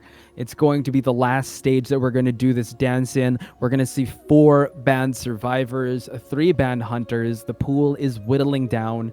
Does Last Human have anything left in the reserves for him to pull out a 4-survivor takedown? Last Human, again, rising to the occasion like before. He's able to turn clutch situations into highlight reels, and he's able to perform under pressure, but this is a new type of pressure he's facing. As Articuno mentioned, that his preferred pick is not going to be available, most likely, unless GK just grants him that. Exactly. Last human gonna take his last stand as the last hope in the last game, in the last round, in the last half of Identity 5 Championship. Of the last day. Of the last day, exactly. Mm-hmm. Wow, a lot of last. Will this be the last though? Because I have a feeling it would. Because there's not. In terms of ties, I don't think that's not gonna happen. Mathematically, it's impossible. The only way for him to be able to grab that trophy is to get to take a four survivor takedown. Yeah, it's not like Avengers Endgame where there's not one scenario where an extra game could happen. This is like legit. The math speaks for itself. I'm that horrible at math where there's no parallel universe where this last half can end in a tie. That's true. It's really all or nothing, as you mentioned. He has to go all out in this next match and really just defend, or just be the shield and the sword of OSM for them to be able to grab that trophy of theirs and make their mark in IVC history. Oh man. Like I can't, like, I'm getting impatient, Clutch, to be honest. I really want to get into this game. I want in on this last half to finally determine who is our champion. Who would have thought, Clutch, that we'd be getting the full 5 rounds and last half of which is just a lot riding for OSM. Yeah, you know what I could say is that GK, VX, and OSM, congratulations to these guys, because they have rose to the occasion and they've given us one heck of grand finals here. And you know what, if we ask, we shall receive, because you know what, we did ask for Dream Witches. They're like, all right, here, Dream Witches, eat your heart out, guys. Then we saw like, oh, we wanted this to go to the full five rounds. Here we have the full 5 rounds. So, you know, they're just catering to the audience members, ladies and gentlemen. Do show them your love and support, because they are leaving it all on the line here as we get into this final match. 5th round, last half, last match of the day. We're going to see GK and OSM square off for one last time as we close out IVC Southeast Asia 2020 on a high note. Exactly. And not much left to say, Putch. I think at this time, like, we could theorize all we want, but what it's ultimately going to come down to is how these players perform in this last half. Let destiny take its due course as we reach the epic conclusion of the Identity 5 Championship 2020 Southeast Asia. Let's check out how Pick and Ban is going to roll out, Putch Bice. Ooh, we see a respect ban of the Bonbon, and the Dream Witch and the Bloody Coon will not be seeing the Moonlit River Park. We are seeing the ban of the Triumvirate as well as the Priestess. Rosarin going with her Gravekeeper. We're seeing another Embalmer from Skyfall, V8 with a forward, and Slothop with the Acrobat. Who will he be using? A Violinist from Last Human. Okay, I'm all for this pick. Make or break for Last Human. Can he pull off a very crucial 5-0 towards the last half of this entire tournament? Ladies and gents, fasten your seatbelts. This is it. This is where IVC history is going to be made. This last half will ultimately determine who will be our champion. Is it going to be GK? Is it going to be OSM? We'll find out as we head into, for one last time, the Moonlit River Park. Last Human, he is now on the prowl. Last Human making his way to the last stop here. A lot of lasts in our vocabulary now. And he does see that there might be some movement. Spots V8. Will he commit to this? Puts a Sonata note there just to limit the movement, but he's still on the prowl here to down this forward. Now, again, going for the forward this early on is a very interesting choice, because we did mention how the forward does, you know, have the toolkit to break ankles with his football. So again, utilizing those Rhapsodies to try to cut them off. But then I feel like that might be a long chase if we're gonna try to speculate how that would turn out. Yeah, so we have a little bit of a pause just to iron things out for GK's end at least. I'm going to make sure that our tournament ops resolve that so that we have a fair game, that all is well. We want these players to be able to play at the optimal condition here at the IVC 2020 Southeast Asia, especially in such a crucial match. I mean, you got to make sure everything is pitch perfect for both these sides. Yeah, again, this is the last match. They want to be able to play optimal conditions. And as we broke down what just happened, we did see a violinist pick from Last Human. I can't recall him using a violinist in the playoffs, so this is going to be a treat for everyone. Yeah, and just want to remind everybody what's at stake here. We have a 1 million Thai baht prize pool, and first place going to be coming out with 380,000 Thai baht. That's a lot of money, Butch. Yeah, it's a lot. I'm going to do a quick conversion. Pardon if you guys hear my keyboard, in which case, THB to USD. So 380,000 Thai baht is over 12,000 US dollars, Butch. That's a lot of dough, Articuno. And, aside from that, we did mention that the golden ticket is up for grabs to get a fast pass to the next Call of the Abyss. So just a lot is riding on this. Plus, to make their mark in IVC history, to be called the first Identity 5 champion, Southeast Asian champion, like IVC champion, that is a lot to put on your resume as a competitive Identity 5 player. True. And again, guys, for the last time, since we are reaching the last half, be sure to let us know one last time what your thoughts are on social media by using the hashtag IVC2020C. And I've been in between moments, I make it a point to check out what's going on Twitter. I'd also like to just give a quick shout out, by the way, to Sally on Twitter for the lovely fan art. Oh, it's beautiful. Yeah, like on the spot, actually. This is amazing. Like, imagine we've only been broadcasting during the day and Sally just procuring this amazing fan. I love it when fans are kind enough to send us over fan art because there's so many talented artists in the community. Punch. That's true. I mean, this is my first fan art ever, so I'm just gushing over it, to be honest. So, shout outs to you, Sally. This is amazing. And I think they got, our expression in our faces just says it all. Like, especially with what we're wearing right now, Articuno. Excellent stuff. Mm-hmm. So, if we can try to break down what we just saw, we did see that a violinist did go for the forward, and we are seeing a hit forward. V8 trying to establish some distance away from Last Human. And we did say that it was going to be a tough task to down this forward, but Last Human is rising to the occasion. Yeah, and V8 just trying to do what he can to kite around, and luckily nice dodge on the Sonata, in which case did need to expend a football though, but he's still very much well on track. The members of GK, as you can see towards the lower left of your screen, since they are left undisturbed, are making some pretty significant progress on these ciphers. Again, just a little bit of a recap of what the win conditions here are, ladies and gents. All GK needs is to just get one of these guys, just one, out of the gates or out of the dungeon, and they are good to go. Oh, wow. Uses the last of that rugby ball.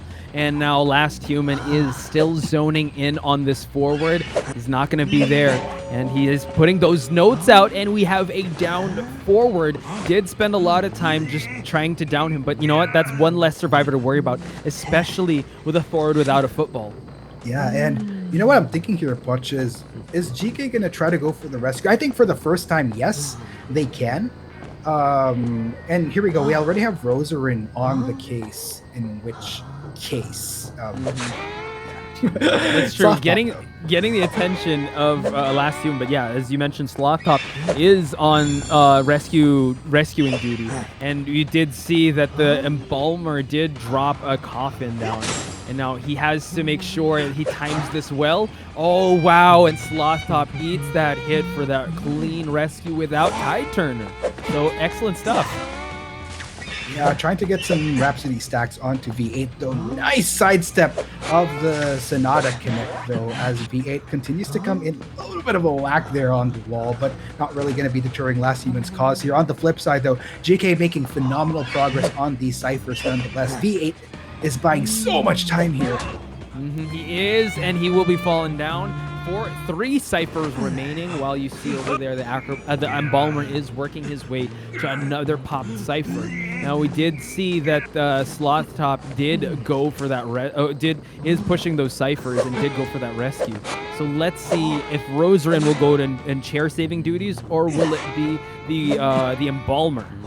You know what's kind of scary here, Potch, is a lot of the ciphers that they are going to work on moving forward are within reasonable distance from Last Human. So one way or another, they're going to have to make their way towards this latter side of the map to work on it. So this is only a bit of the battle that GK was able to climb up from. And there's still a lot of ways this can go wrong. So it can still go either way, Potch, at the end of the day. That's what I'm trying to get at. Yeah, it's true. And now Last Human changing his attention to move to where people are using the ciphers, and he snipes out Rosarin from that dig state, and she is transitioning to go to 2-story, while you see Sloth Top and Skyfall just trying to heal up and just trying to get more resources in, as 2 ciphers are still remaining.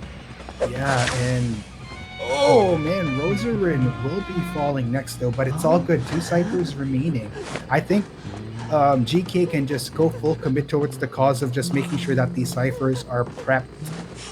That's true, because they don't want to overextend. I mean, a shared survivor is all right, but they do want to go for at least a 2-2, or even a 3. Well, if it's a 3-1, it would go into points, and they do win in that aspect. And now Last Human just sending out those notes to make sure no one's there, and we are going to see a rescued Gravekeeper as Skyfall, Rosarin, and the Acrobat make their escape from this rocket chair.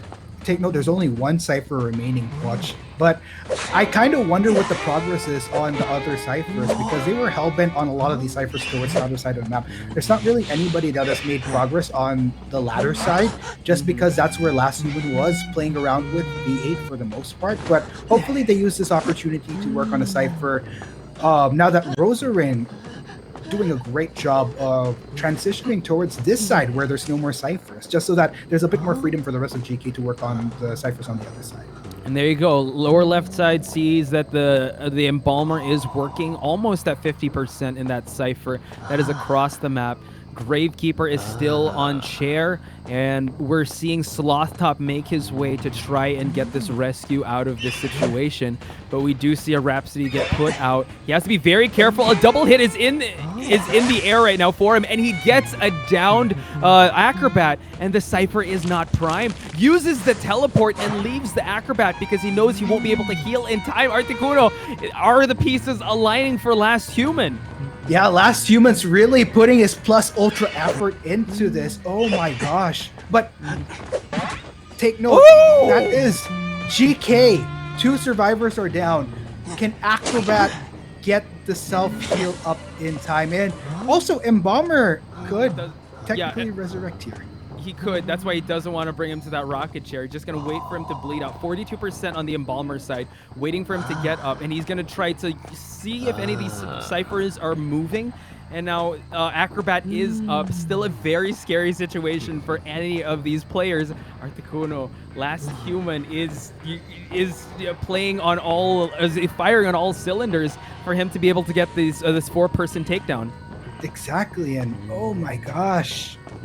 This is really, really scary for GK.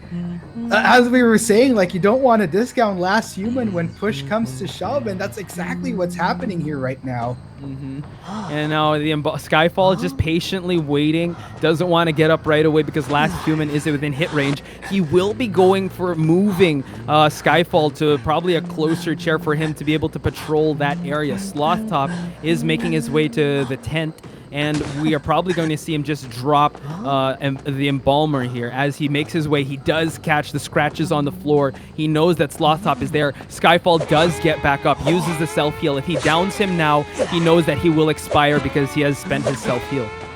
Yeah, and oh gosh. Oh, Sonata looking for that right connect. Will it actually lands on Skyfall. And he is, you can bet your bottom dollar that he is not going to chair him because he does have a coffin that's out. And now it's all up to Sloth Top. Again, he did see the cipher that was near the broken carousel. That was the one that was primed. Articuno, this could happen for Last Human. Sloth Top is the last remaining survivor that is up and moving around. He does have some bombs to work with. Can he make it happen for GK though? Exactly. Is this going to be a new era? Oh, Sloth Top just narrowly dodging that though, but can he dodge that? He actually still does. Last Human still on the chase. Rhapsodies are coming in. He's looking for the connect. Can he get it though? He's slow.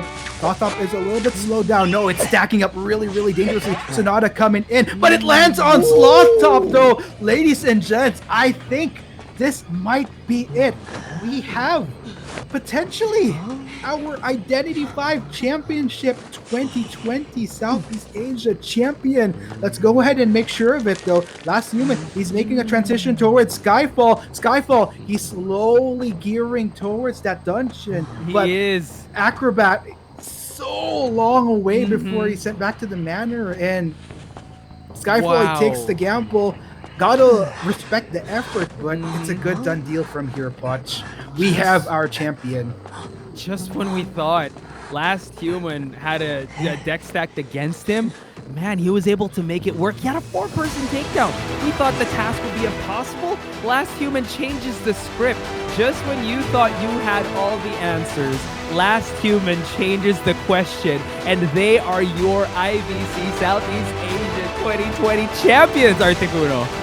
Oh my gosh, talk about a crazy Cinderella story for OSM. Everyone was expecting it's gonna be another GK champion win. It's gonna maybe be VX getting their revenge on GK, but that's neither story of the storylines that have come in. OSM just proving to be a force to be reckoned with, and there you have it. Ladies and gentlemen, the OSM era has begun. These are your champions for IVC Southeast Asia 2020. They are raising the trophy high and proud. As Articuno mentioned, the Cinderella story coming to fruition. The champions here, you know what? Well deserved.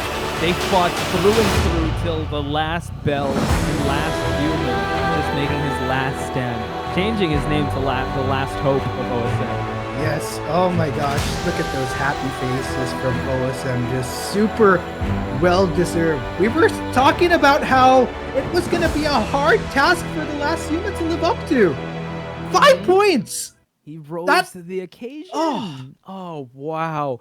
I mean, we were having a dismissive tone because it was like, yeah, 72S getting 3-1. That would be a tough hill to climb for Last Human. But Last Human just showing everyone that, you know what, his team, he had the weight of his team to just carry till the end. And also his team did a lot of the points, gained a lot of those points. And it's just an excellent team. I'm so excited for them. And I'm so excited to see how they're going to perform in Call of the Abyss. Yeah, actually, now that you mention it, Poch, not only do we have our Identity 5, sorry, I have to start from the beginning. Identity 5 Championship 2020 Southeast Asia champion, but we also have, to everybody, may I present to you, one of our first 2 representatives to represent Southeast Asia at Call of the Abyss 4.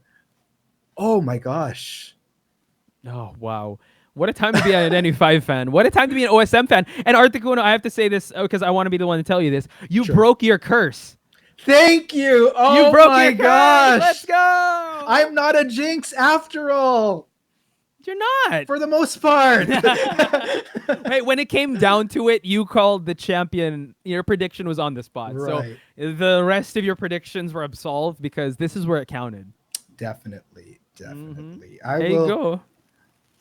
I'm going to take one moment, Poch. Can you keep the viewers preoccupied for a good minute? I'm going to get something. Go for it. So, ladies and gentlemen, we just witnessed history right there. OSM are your IVC Southeast Asia 2020 champions. It was a Cinderella story. They were just in the background. We were always talking about GK and VX being part of the finals. They were able to trump GK and VX, and now look at this. Articuno with the crown. Is that a crown? It is a crown. There you go. Yes. So you know what the crown is for?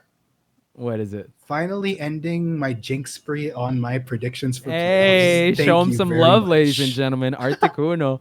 Yeah, going with the OSM pick right off the bat. Again, I was just telling them that no, OSM not changing the conversation, because we always said that GK and VX potential finalists for the grand finals, and now we saw that they were able to dominate VX, and now unquestionable that they were able to rise to the occasion, not just against GK, not only once but twice, once in a best of 3 and once in a best of 5. So I'm very confident in one of our representatives for Call of the Abyss. Yeah, the future is looking bright for Southeast Asia, guys, and it'll be OSM that'll lead us to potentially greater heights on the international stage for Identity 5. But let's go ahead and check out the match data just so that everyone gets a peek as to how that epic conclusion came about for IVC. We were thinking that, you know, does Last Human have anything left in the tank? And apparently it was Antonio. It was the violinist that he brought out to the table that really just gave them the winning points. You did see like 14 attack hits, 3 pallets destroyed, and 8 knockdowns.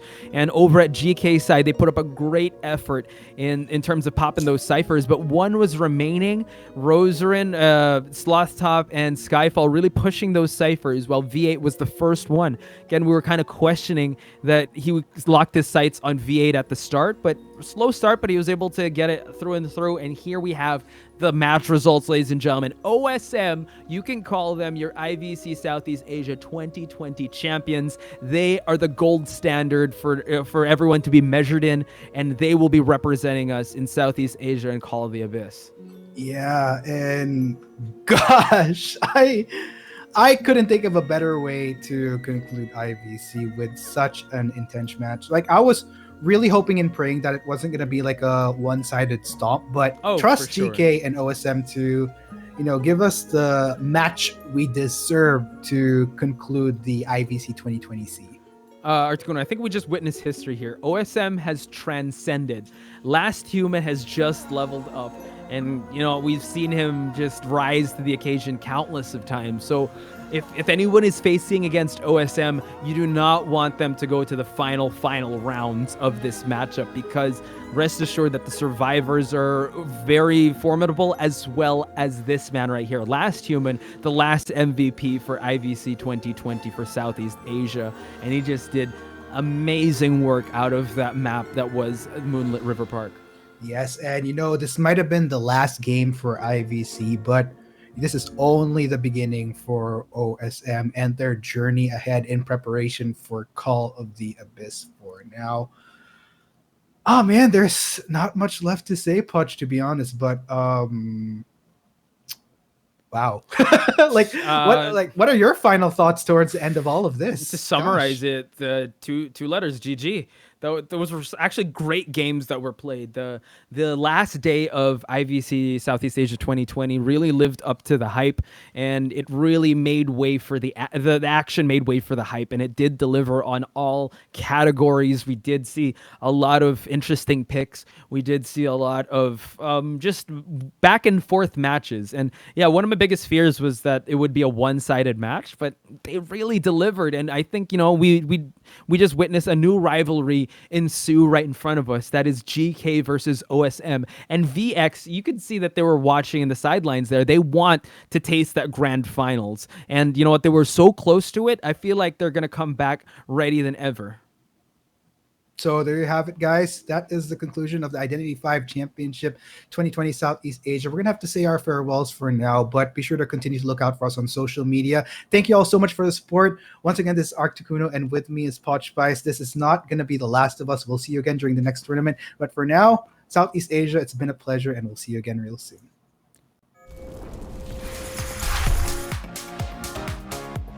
Wow, what a perfect match, ladies and gentlemen. Congratulations once again to our champion, OSM. The final match was so intense and not to be missed. So many amazing moments. We would like to also thank GK excellent performance as well, and I'm sure the fans who are watching right now are really proud of both of the team. All right, so we're here at the award ceremony of Identity 5 Southeast Asia Championship 2020. Let's begin with the third place, ladies and gentlemen. The prize of 120,000 baht goes to, congratulations to VX.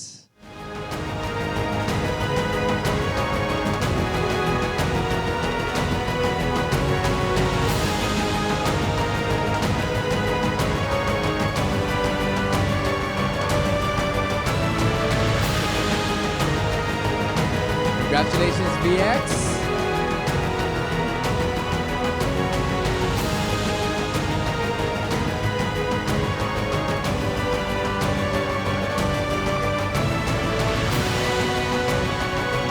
One shot with me.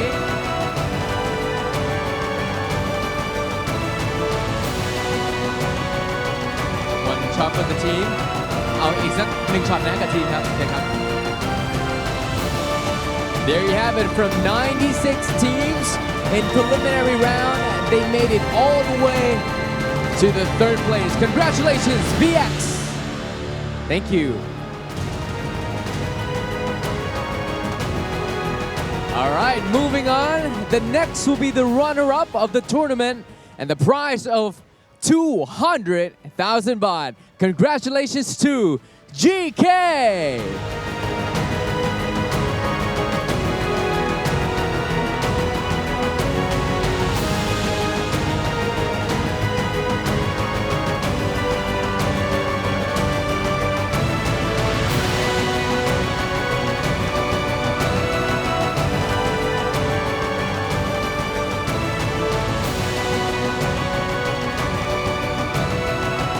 What an amazing performance by GK just now as well. I'm sure the fans loved him for it. Took the first lead, did really well in the first round. And there you have it. On the second prize, the runner-up of the tournament with the grand prize of 200,000 baht. Congratulations, GK! And of course, the last team, here comes our champion, the prize of 380,000 baht. Ladies and gentlemen, this is the champion of this tournament. Congratulations to OSM!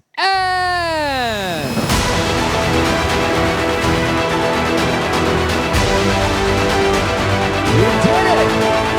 Yeah! The moment the team has been waiting for.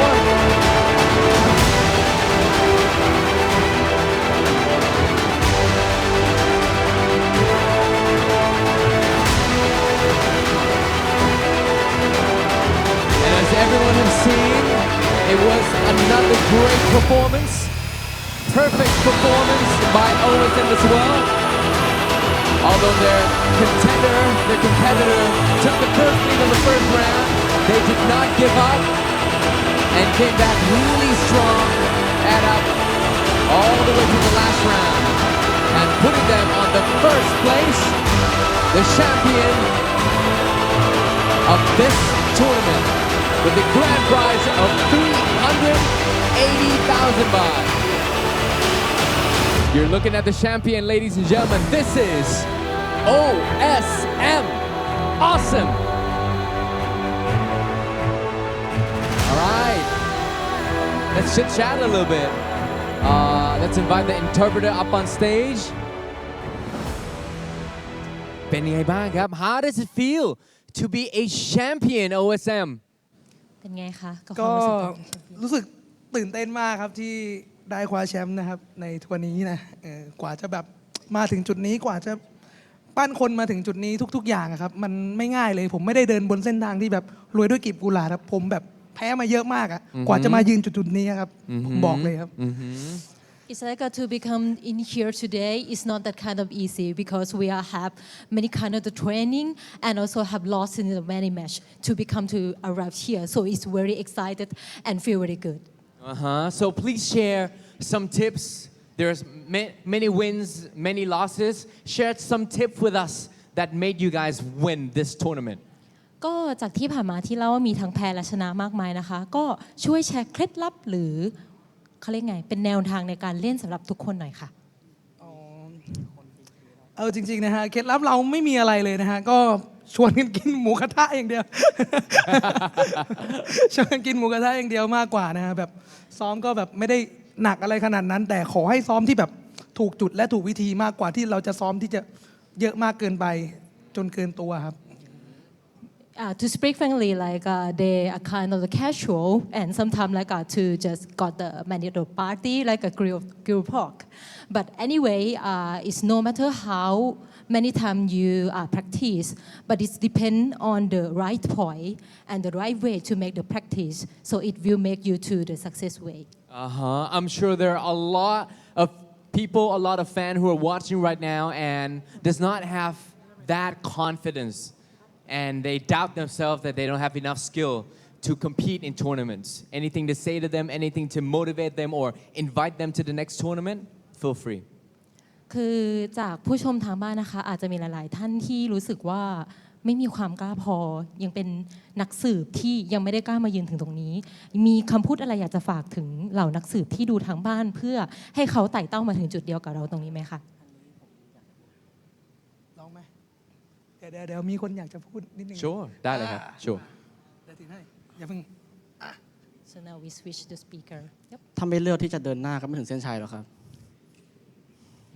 If we don't move forward we will not reach the finish line Wow that's one awesome straight to the point sentence right there right so you got to move forward if you want to keep going if you want to be champion right just like these people right here, OSM, they kept moving forward, although they had some wins, they had some losses, and here they are, the champion. Anything you want to say to the supporting fans who are watching right now? แล้วก็ช่วยฝากอะไรถึงกับแฟนๆที่กำลังดูความสำเร็จของเราณตอนนี้ด้วยค่ะ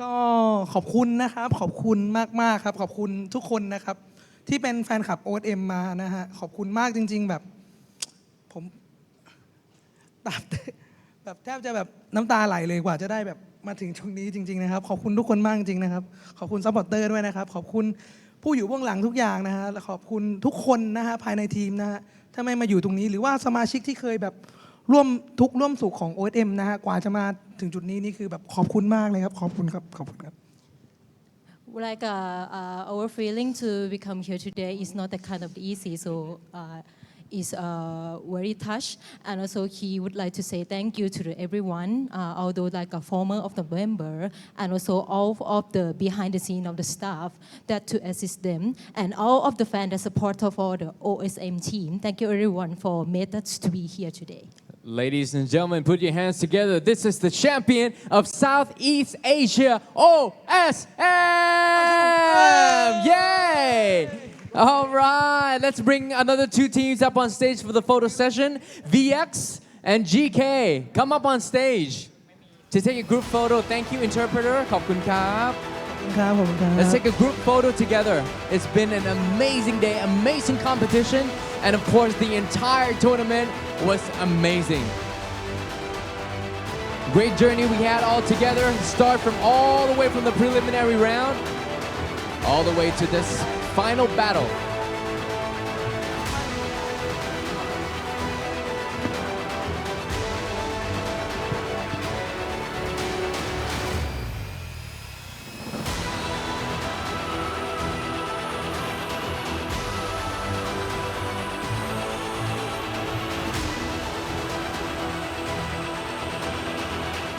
There you have it, ladies and gentlemen. You're looking at the three top team of Identity 5, VX, GK, and of course the champion for tonight, OSM. Congratulations to all of you. And thank you so very much. We've come to the end of this live, the end of this tournament. I'd like to express my gratitude. Thank you all the fans who are watching right now, thanking the gamers, Identity 5 gamers, and fans for supporting and creating a warm community. Of course, a special thanks to NetEase Inc. And of course, this is Identity 5 Southeast Asia Championship 2020. It's a wrap for tonight. Thank you so much once again, and we'll end with this epic memory up on stage. My name is Bam, signing off, and I wish to see you again next tournament. Good night, ladies and gentlemen. Sawasdee krap.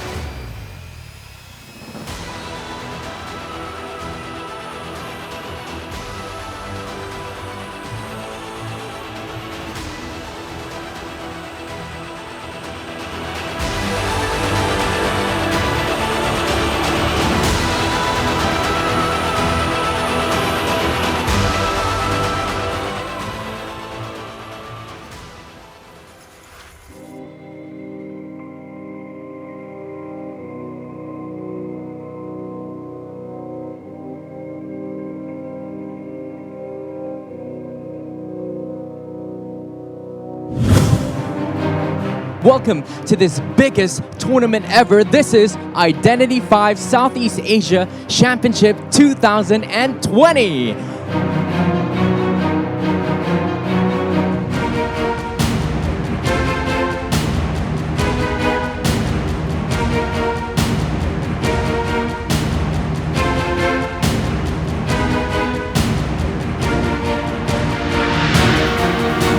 ต้องบอกไว้ก่อนเลยว่าทางด้านของ GK และ VX เนี่ยเคยเจอกันมาก่อนแล้วด้วยนะฮะแล้ววันนี้จะเป็นอีกหนึ่งครั้งที่กลับมาเจอกันครับสำหรับทั้ง2ทีมถ้าเกิดใครชนะไปก็จะเข้าไปเจอกับทางด้านของ EN-IVC นะครับผมมิลเลอร์อิเมจพร้อมแล้ววางไปก่อนแล้วตรงไงลากเอาขวาแล้วเรียบร้อยแม่นจริงๆอะตรงนี้จะตีบล็อกข้ามหน้าต่างหรือเปล่าคะเราตรงนี้ใจเย็นมากนะของเจนสงเอสแล้วแคปคุณฮะมีไม้ให้เล่นเพียงแค่แผงเดียวแล้วพับหรือเปล่าแล้วตรงนี้ตีเข้าไปแล้วเรียบร้อยแล้วครับผมโอ้แล้วต้องหนีมาไกลที่สุดแล้วฮะแล้วเป็นทางด้านของ 72S หรือว่าทีม GK ทำได้ดีกว่าครับ